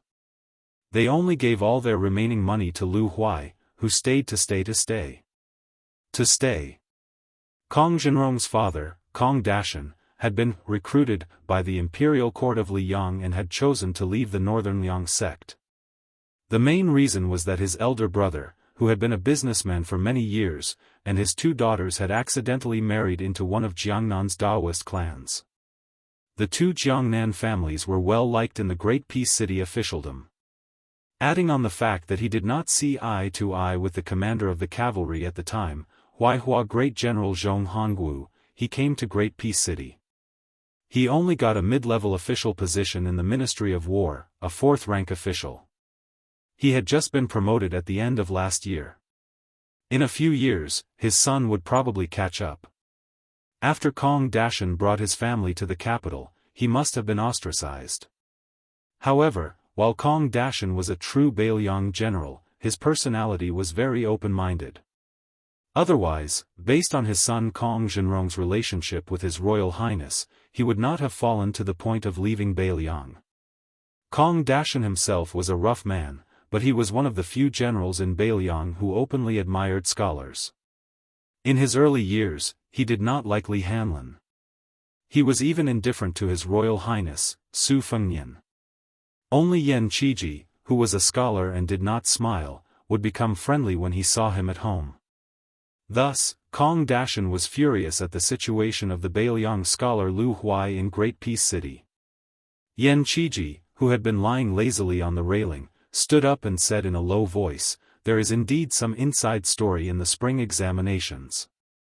However, as the teacher, Sima Puhua had the intention to help Qin Guanhai, a junior from the same hometown. He did not try to suppress Lu Huai.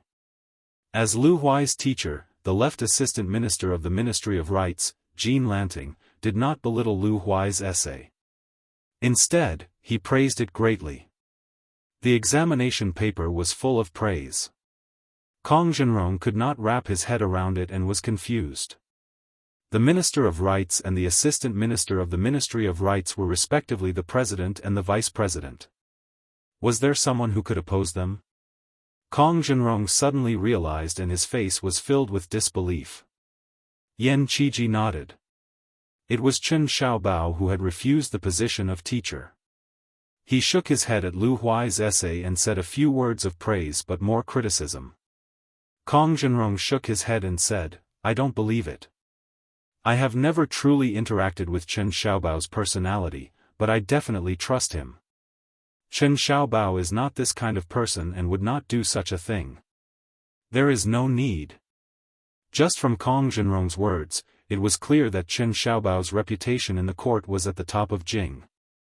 Yan Qiji grimaced and said, "At the start, I did not believe it either. However, this was what His Majesty the Emperor said, and Chen Xiaobao was present at the time." Kong Zhenrong was dumbfounded and slapped his forehead. No wonder Bro Nian said that scholars can't understand. Yan Qiji's gaze was deep as he continued, "In short, His Majesty personally appointed Lu Huai as the Tanhua scholar and did not give him the Zhuangyuan scholar. Isn't this the best of both worlds?"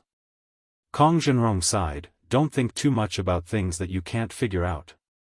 Bro Nian taught me this, and I feel that it's reasonable." Bro Nian also said that if we meet a grandfather that we can't defeat, we should be the grandson first. There will be a day when the grandfather teaches the grandson a lesson. Yan Qiji smiled. Kong Zhenrong grinned from ear to ear for a long time. Yan Qiji remained silent for a long time. When Kong Zhenrong finally stopped laughing, he leaned on the railing again and said, "You and Li Hanlin both think that I'm the most educated, and that Bro Nian is more reasonable than me because he's smart. Actually, that's not right. I only understood later that Bro Nian knew about our family leaving Beiliang secretly. That's why he said those drunk words to me when we met for the last time. He said that the book said that all good things must come to an end. Don't be afraid. The book also said that it's a small world. There will always be a chance to set up another banquet." Kong Zhenrong was speechless. He wanted to say something, but he couldn't. He wanted to drink, but there was no wine to drink. Yan Qiji turned his head and looked at Kong Wuqi, his face full of tears. "I know that the four of us, plus my sister and Li Fuzhen, the six of us, will never have the chance to be together again." Kong Zhenrong nodded. Yan Qiji sobbed like a child who made a mistake. "Bro Nian lied to me." Kong Zhenrong still didn't say anything. He just raised his arms slowly and rubbed the young man's head gently. It was just like how Su Fengnian treated Yan Qiji. Many years later, not only did the auspicious era name become a thing of the past, but even the New Year name was changed twice. The new emperor of Liang had just ascended the throne.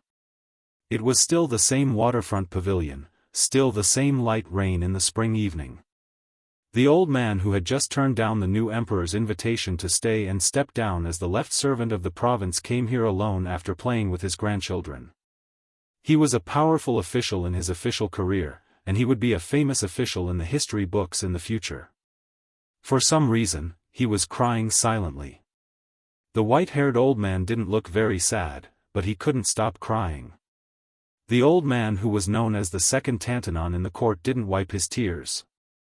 He was like a child who accidentally lost a cute object. First, he cried loudly. After a few days, he wasn't so sad anymore, but when he remembered it, he would still sniffle. Withered intestines were watered in 3 bowls, and the cool breeze grew in 2 armpits. The spring breeze brushed his hair, and the old man remembered the youth. Many years ago, in Lingzhou in the south of the Great Wall, the last king of Beiliang, who no one mentioned now, was still the absurd and carefree His Royal Highness. In those years, one could often see 4 young men walking out of the brothel drunk in the middle of the night. Li Hanlin, who hadn't joined the army to kill the enemy, and Li Hanlin, who hadn't become the White Horse Lieutenant, who hadn't become the great general of the West, must have had lipstick marks all over his face. However, this guy was the most cunning. He couldn't hold his liquor, and his drinking behavior was even worse. Every time he secretly let the courtesans help him with the water, he seemed to be drinking heroically, but he also secretly threw the wine out of the cup. His disguise was flawless. Therefore, every time he went home, he could still laugh with the courtesans and madams. He would never delay and take advantage of them afterwards as he collected some interest. And Kong Wuqi, who had become a great philanthropist, could hold his liquor, but his drinking behavior was good. Moreover, the 2 or 3 girls who were especially grateful because they hadn't had a business for a long time wouldn't agree to not drink with this burly, kind-hearted young man.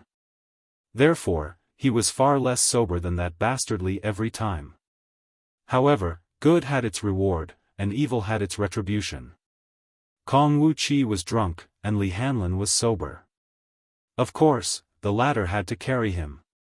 In His Royal Highness' words, "It was me carrying Kong Wuqi who weighed 200 catties. Are you, Li Hanlin, His Royal Highness, or am I the one?" As for the young scholar who was still nicknamed Chicken-Eating Strict, he was no longer afraid of being scolded by his father when he returned home.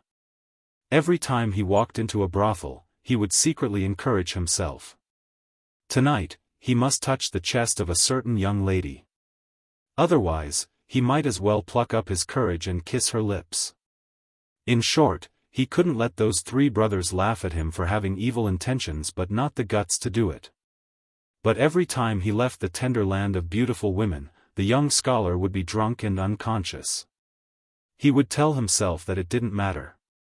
He would try again next time, and be a real man for once.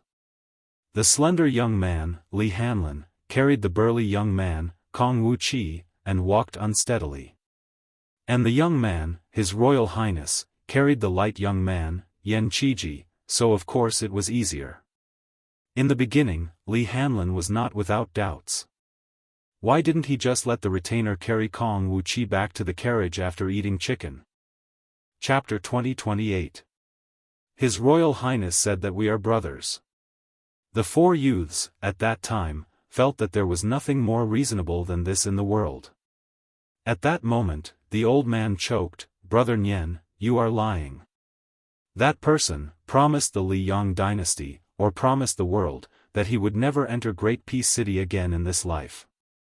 But at that moment, a warm hand gently rested on the old man's head. No matter how many years have passed, there was a familiar teasing laughter. "Oh, Yen eating chicken, crying. Is it your father who forbids you to play with me, or is your sister speaking ill of me again? What's the big deal, Brother Nyen? I will take you to drink wine. Old rules, Li Hanlin pays, Kong Wuqi leads the horse. Let's go." The old man did not raise his head, afraid that it was a dream. The hand on Yan Qiji's head gently raised and then patted down. That person laughed angrily. "Yen eating chicken, have you become stupid from studying? The three of us are waiting for you." Yan Qiji slowly turned around, trying his best to widen his eyes, his lips trembling. The grand scholar of the martial meritorious palace, who was the head of the 12 pavilions of the Li Yang dynasty, who was known as, "Every time there is a big event, Scholar Yen is the calmest," tears flowed down his wrinkled face. He wiped his face, crying and laughing, saying softly, "Brother Nyen, I miss you very much." The guy opposite him, who only had white hair on his temples, revealed a bright smile that was still as young as before. He raised his sleeve and wiped Yan Qiji's tears, saying, I know. Not far away, there were two people who seemed to be whispering, but their voices were not soft. "Look, martial fanatic Kong. I've already said that eating chicken Yen fancied our brother Nyen. Back then, he just couldn't take that step." It is true, I didn't think so before, but now I believe it. Kong Wuqi, Yen eating chicken is already so old, isn't it too late? Sigh, Yen eating chicken is fine, but he is too shy. If it was me, I would have told brother Nyen directly 60 or 70 years ago. Scram. At that time, you surnamed Kong had already crawled out of your mother's womb?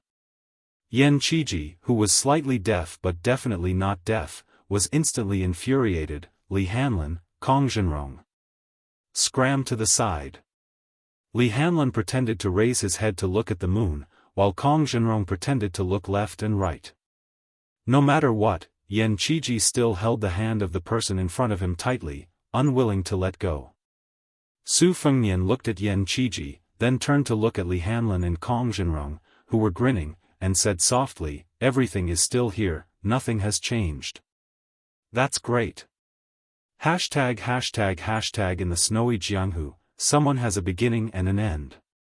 One of the passages was from the previous chapter of Bead Curtain chapter, "Little Sweet Potato, I've found you."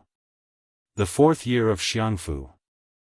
Yanji Prefecture in Yuzhou was very famous. It was so famous that even the entire Central Plains had heard of it. This was especially so in the scholarly Gangnam-do and the wealthiest Guangling Path. Of course, Greaton City was the most interested in Yanji Prefecture. It was because the women of Yanji County were especially lively and lively. Women were truly made of water. They were beautiful and unordinary, naturally charming and full of emotions. Even the women of Yanji County who grew up in a remote and desolate place still had their own charm. However, there were many small towns in Yanji Prefecture that were not famous. In one of the small towns, there lived a beauty who had once been on the Yanji rankings. Pei Nanwei, the wife of the old king of Jing'an, who was supposed to have died for love. Now, she was guarding a small but clean house. She rarely went out and raised a coop of chickens. Then, she would often sit under the eaves and watch the arrogant old hen take the cute little chicks and wander around the yard. She would peck here and there. Over time, although she was a bit bored, she felt that this kind of boring life was the real life. An inconspicuous young woman and an old woman who could be blown away by a gust of wind lived far away and close to each other. The former would occasionally help to pour water into the water tank, or send some small things that could not be bought with money in the small town, such as rouge, face powder, hairpins, and so on. Pei Nanwei accepted them one by one. Women in the world, regardless of whether they were rich or poor, all wanted to be more beautiful. The old woman, whose face was full of vicissitudes of life, did not send any gifts. She only visited the house every few days, chatting about trivial matters. She asked which silk shop in the town had Sichuan satin for sale. However, the old woman quickly said that it was most likely a scam. She was trying to cheat those silly girls out of their private savings. She said that the ugly wife of Lu Yao, from the blacksmith shop in the southernmost part of the town had hooked up with a young man surnamed Zhang from Broken Gong Alley. It was hard to say who had taken advantage of it. The old woman also said that a kite fell from the roof of her house. Those children were really naughty. They were naughty.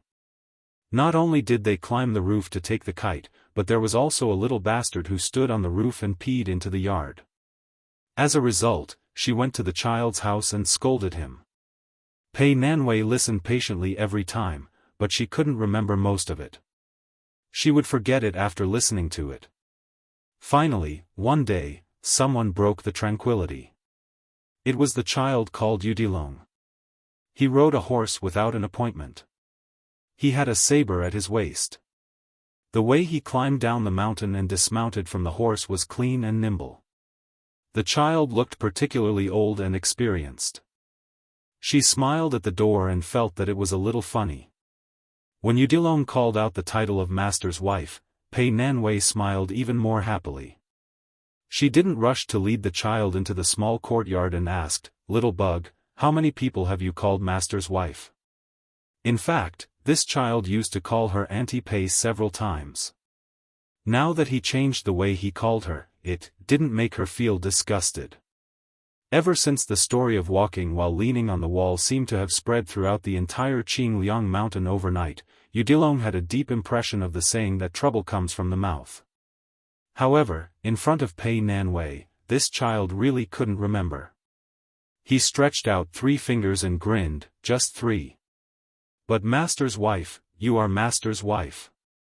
Pei Nanwei glared at him and pretended to be angry. "You can't just say half a sentence." Yudilong looked surprised. "Ah. Just 3? Pei Nanwei fiercely knocked on the head of this child who only knew how to be smart. She laughed angrily and said, "It's all because you learned it from your master." Yudilong, whose face was so dark that it almost looked like charcoal, chuckled and cheerfully walked into the courtyard with his master's wife. Yudilong liked to treat this place as his own home. That was why he had discussed with his master's wife last time that when he had enough money in the future, he would definitely build another house. There were always 2 small benches placed under the eaves. She had thought of buying a small bamboo chair, but after thinking about it, she decided against it. She had other plans. After the two of them sat down, Pei Nanwei teased, "Little bug, what's the name of your master's eldest disciple?" Master's wife forgot. Udilong, who was originally lazy, immediately straightened his back. He felt a little guilty and whispered, "Her name is Wang Sheng." That guy Lu Yunzhang said that it's a tacky name. But I think it's actually okay. Pei Nanwei mischievously asked, "Then what if Wang Sheng likes your master and doesn't like you? What will you do?" Udilong opened his mouth wide with a blank expression. She wanted to get to the bottom of it. Huh?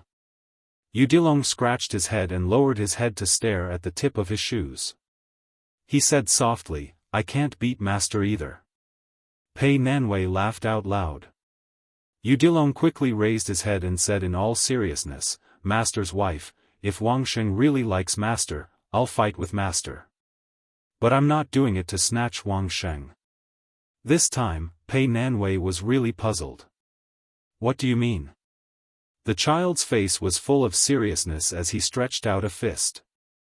"I just want Wang Sheng to know that you can like our master, but little bug can also beat master."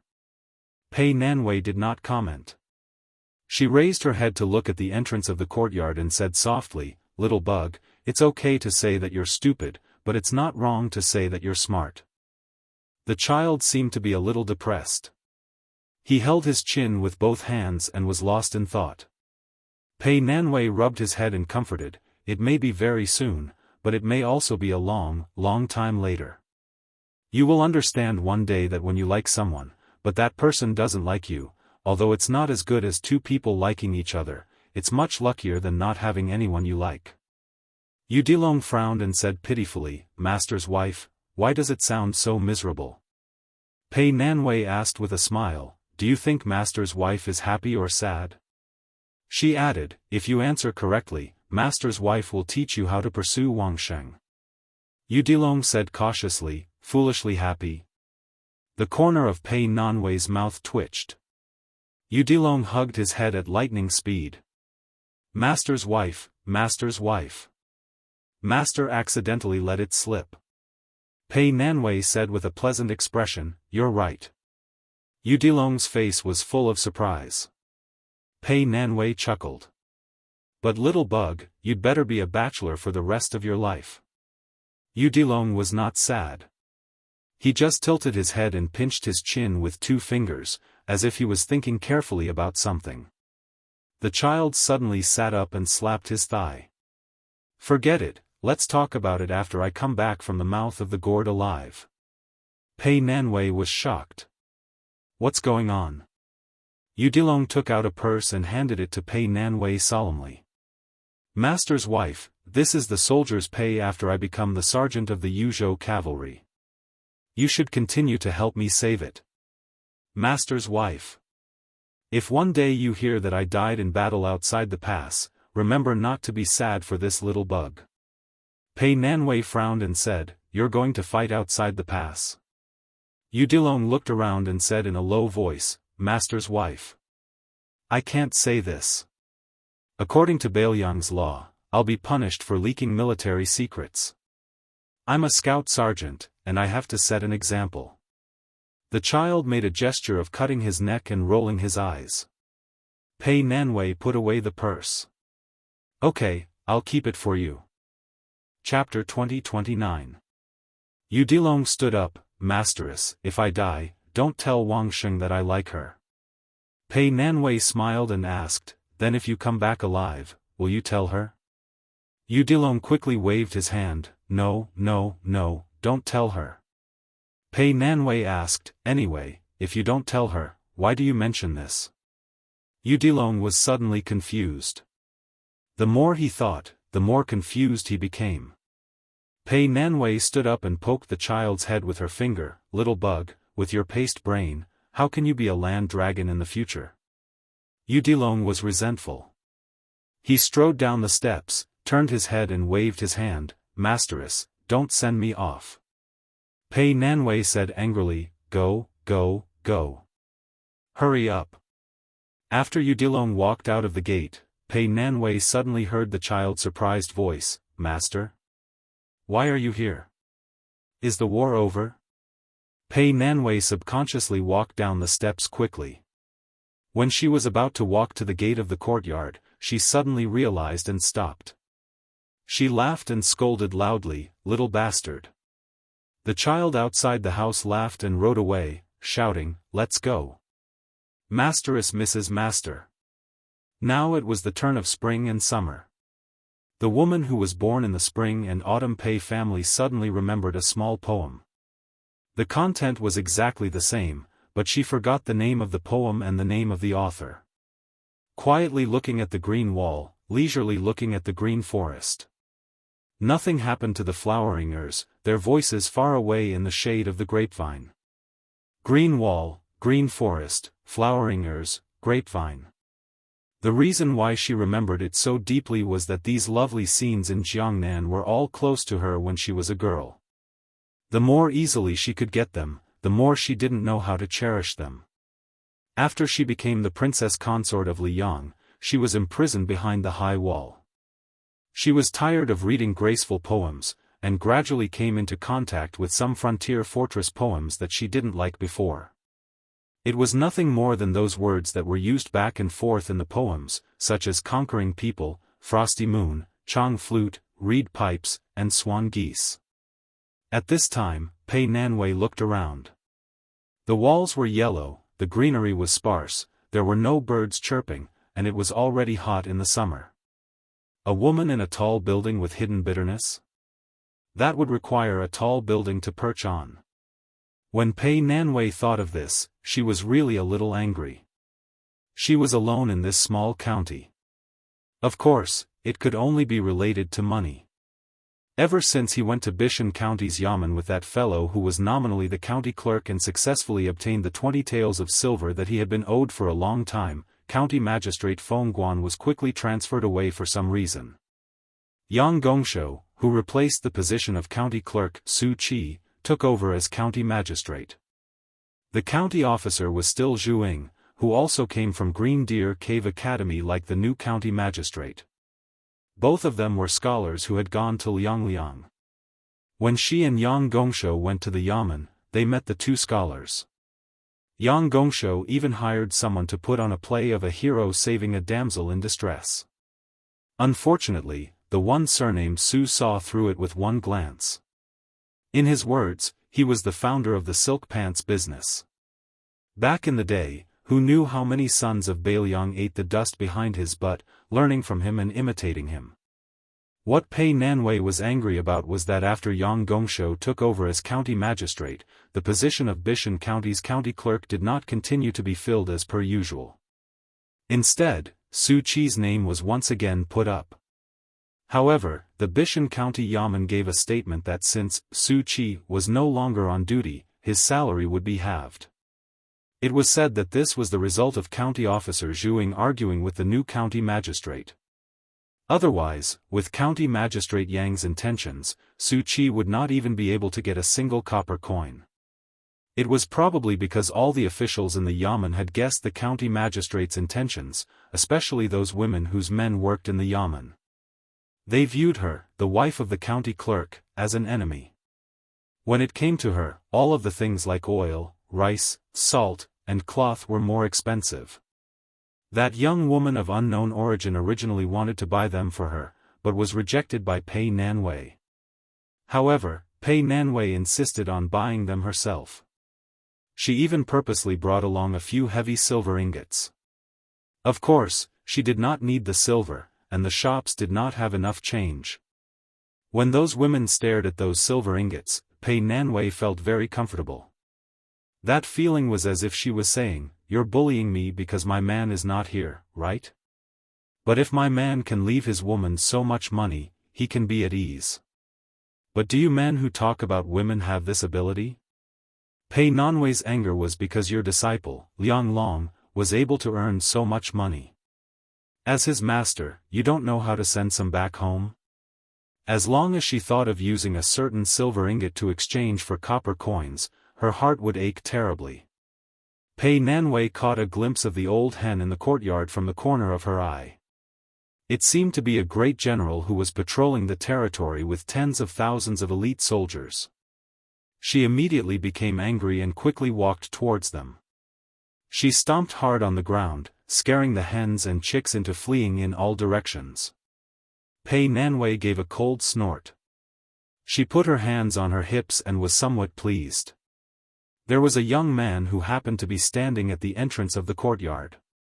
When he saw this scene, his eyes were lifeless and his expression was absent-minded. He looked at the graceful figure whose back was facing him. His hand that was holding a cloth bag was sweaty. His current name was Zhu Ying. He was one of the thousands of scholars who followed Shangyin Academy's Chancellor Wang to Beiliang. At that time, if the scholars of Yu family's eldest son, Yu Wandao, were the most famous in the world, in fact, if he used his real name, his fame would not be below Yu Wandao.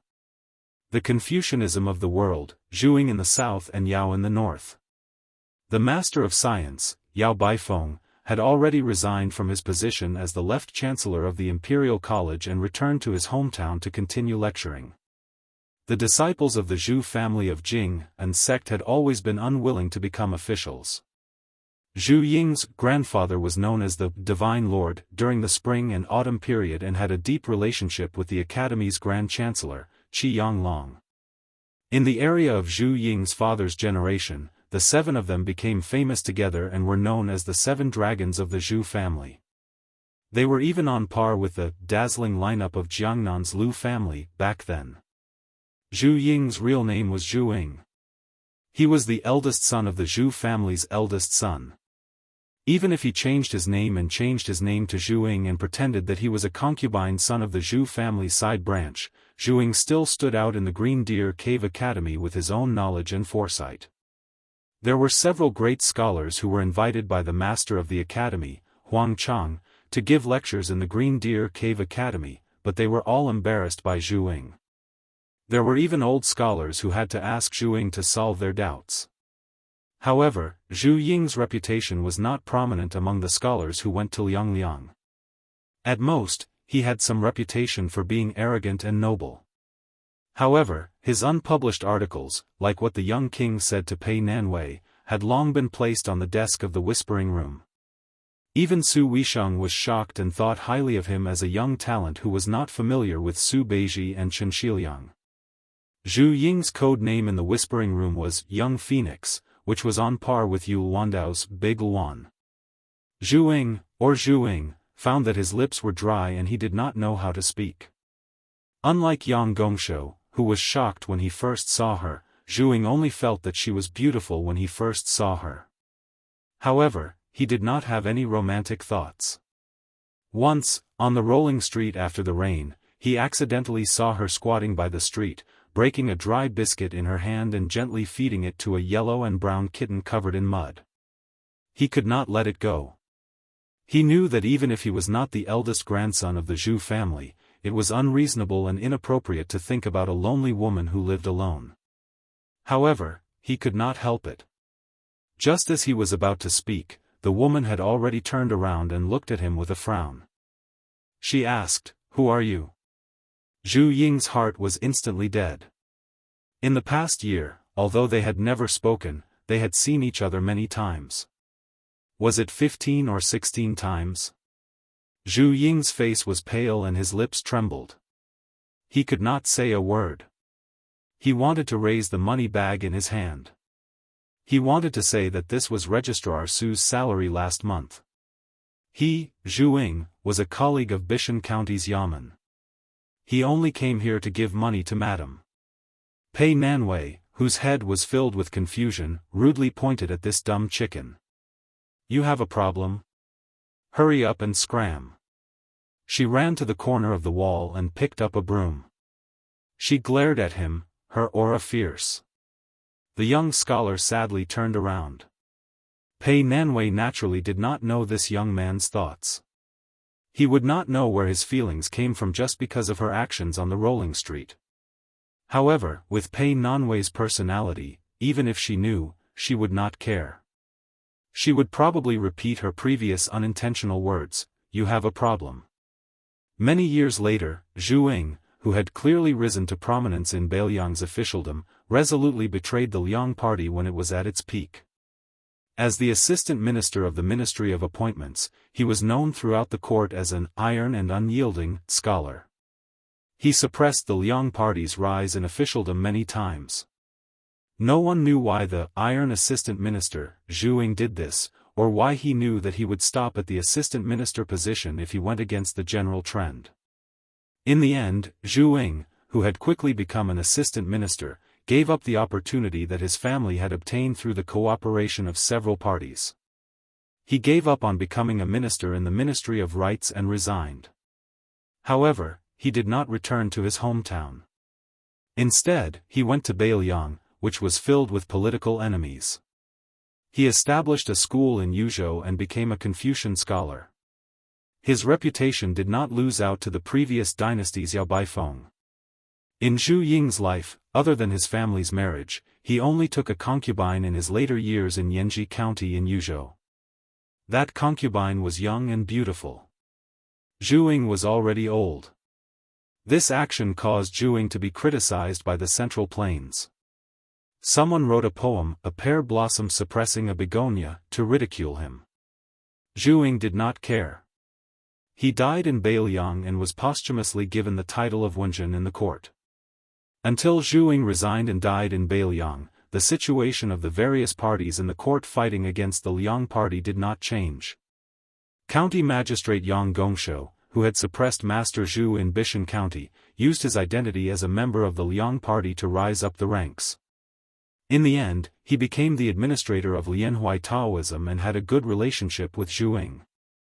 When he rushed to Beiliang's Yuzhou to pay respects to his friend, Yang Gongshou suddenly saw a young woman in mourning clothes. She looked similar to the woman they had seen in Bishan County in their early years. The administrator, who had only revealed a little sadness in his friend's mourning hall, was suddenly overcome with sorrow and tears. Chapter 20:30.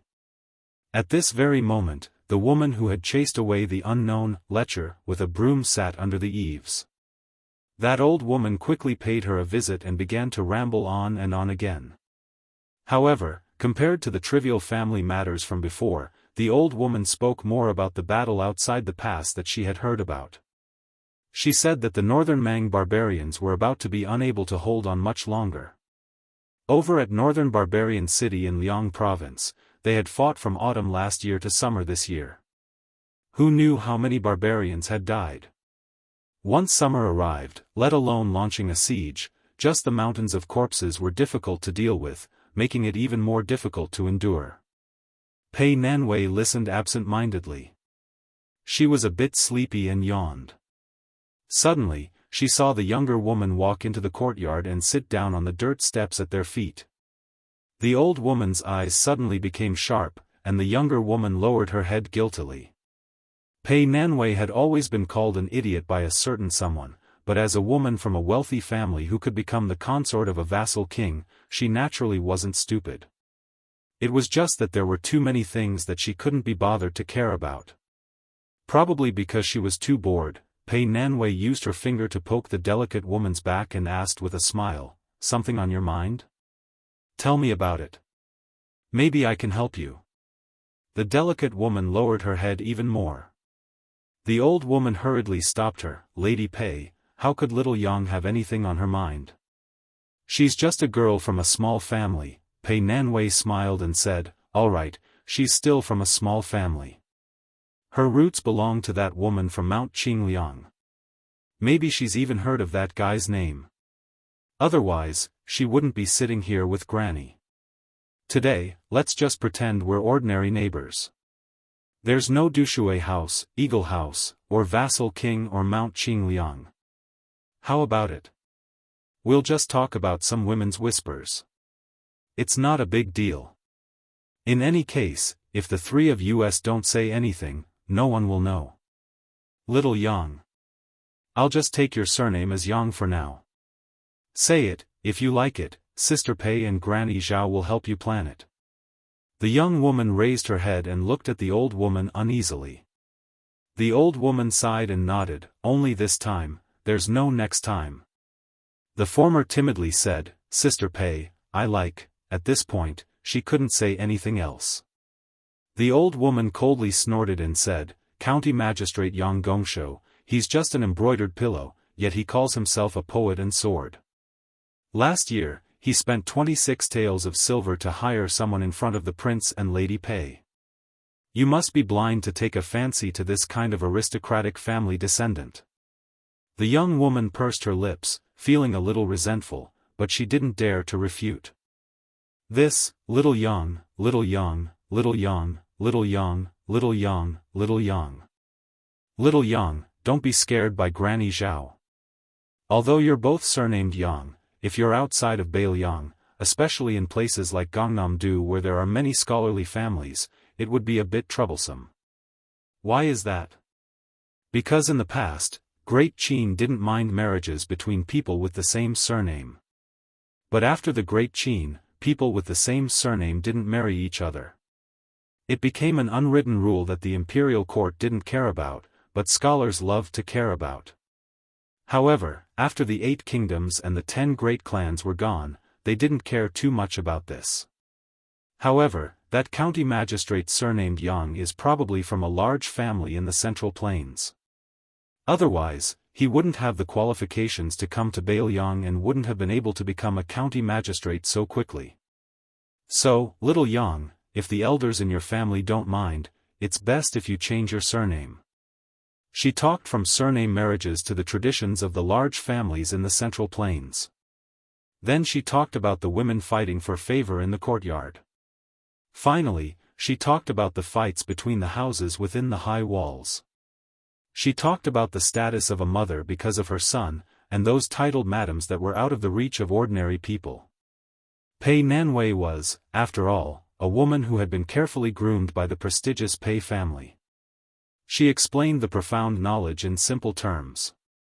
Not only were the young women listening attentively, but even the old woman, who had originally intended to listen for the time being, was also a little entranced. Pei Nanwei spoke in high spirits. The young woman's eyes lit up as she listened, and the old woman nodded repeatedly. In particular, Pei Nanwei taught the young woman step by step how to pretend to be a landowning woman whose family had declined. She taught her how to pay attention to the way she spoke, which books she should read, and how to hold back when talking with the man she liked.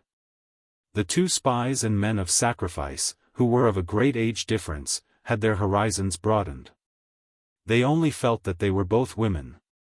That was because the woman named Pei Nanwei was a top-notch martial grandmaster. She was worthy of being the #1 person in the world who could make our prince walk with his hands on the wall. Pei Nanwei spoke in high spirits. She was about to talk about the most obscure matter in the woman's boudoir when a chestnut lightly hit the back of her head. A warm voice came from behind her, "There is no woman as shameless as you. Your man doesn't know the rules of the family." The 2 spies, one big and one small, were like they were struck by lightning. They suddenly stood up and quickly went to the bottom of the steps. They knelt on one knee and didn't even dare to breathe. Their eyes were fixed on the ground. Other than the panic in their eyes, there was also respect from the bottom of their hearts and passion. 10 years to cultivate Song Yushu, 100 years to cultivate Su Fengnian, 1,000 years to cultivate Lu Dongxian. Not to mention that their lives were only 100 years. Pei Nanwei didn't turn her head in a fit of pique. That person squatted down beside her and smiled gently at the 2 Fu Shui elites in the courtyard.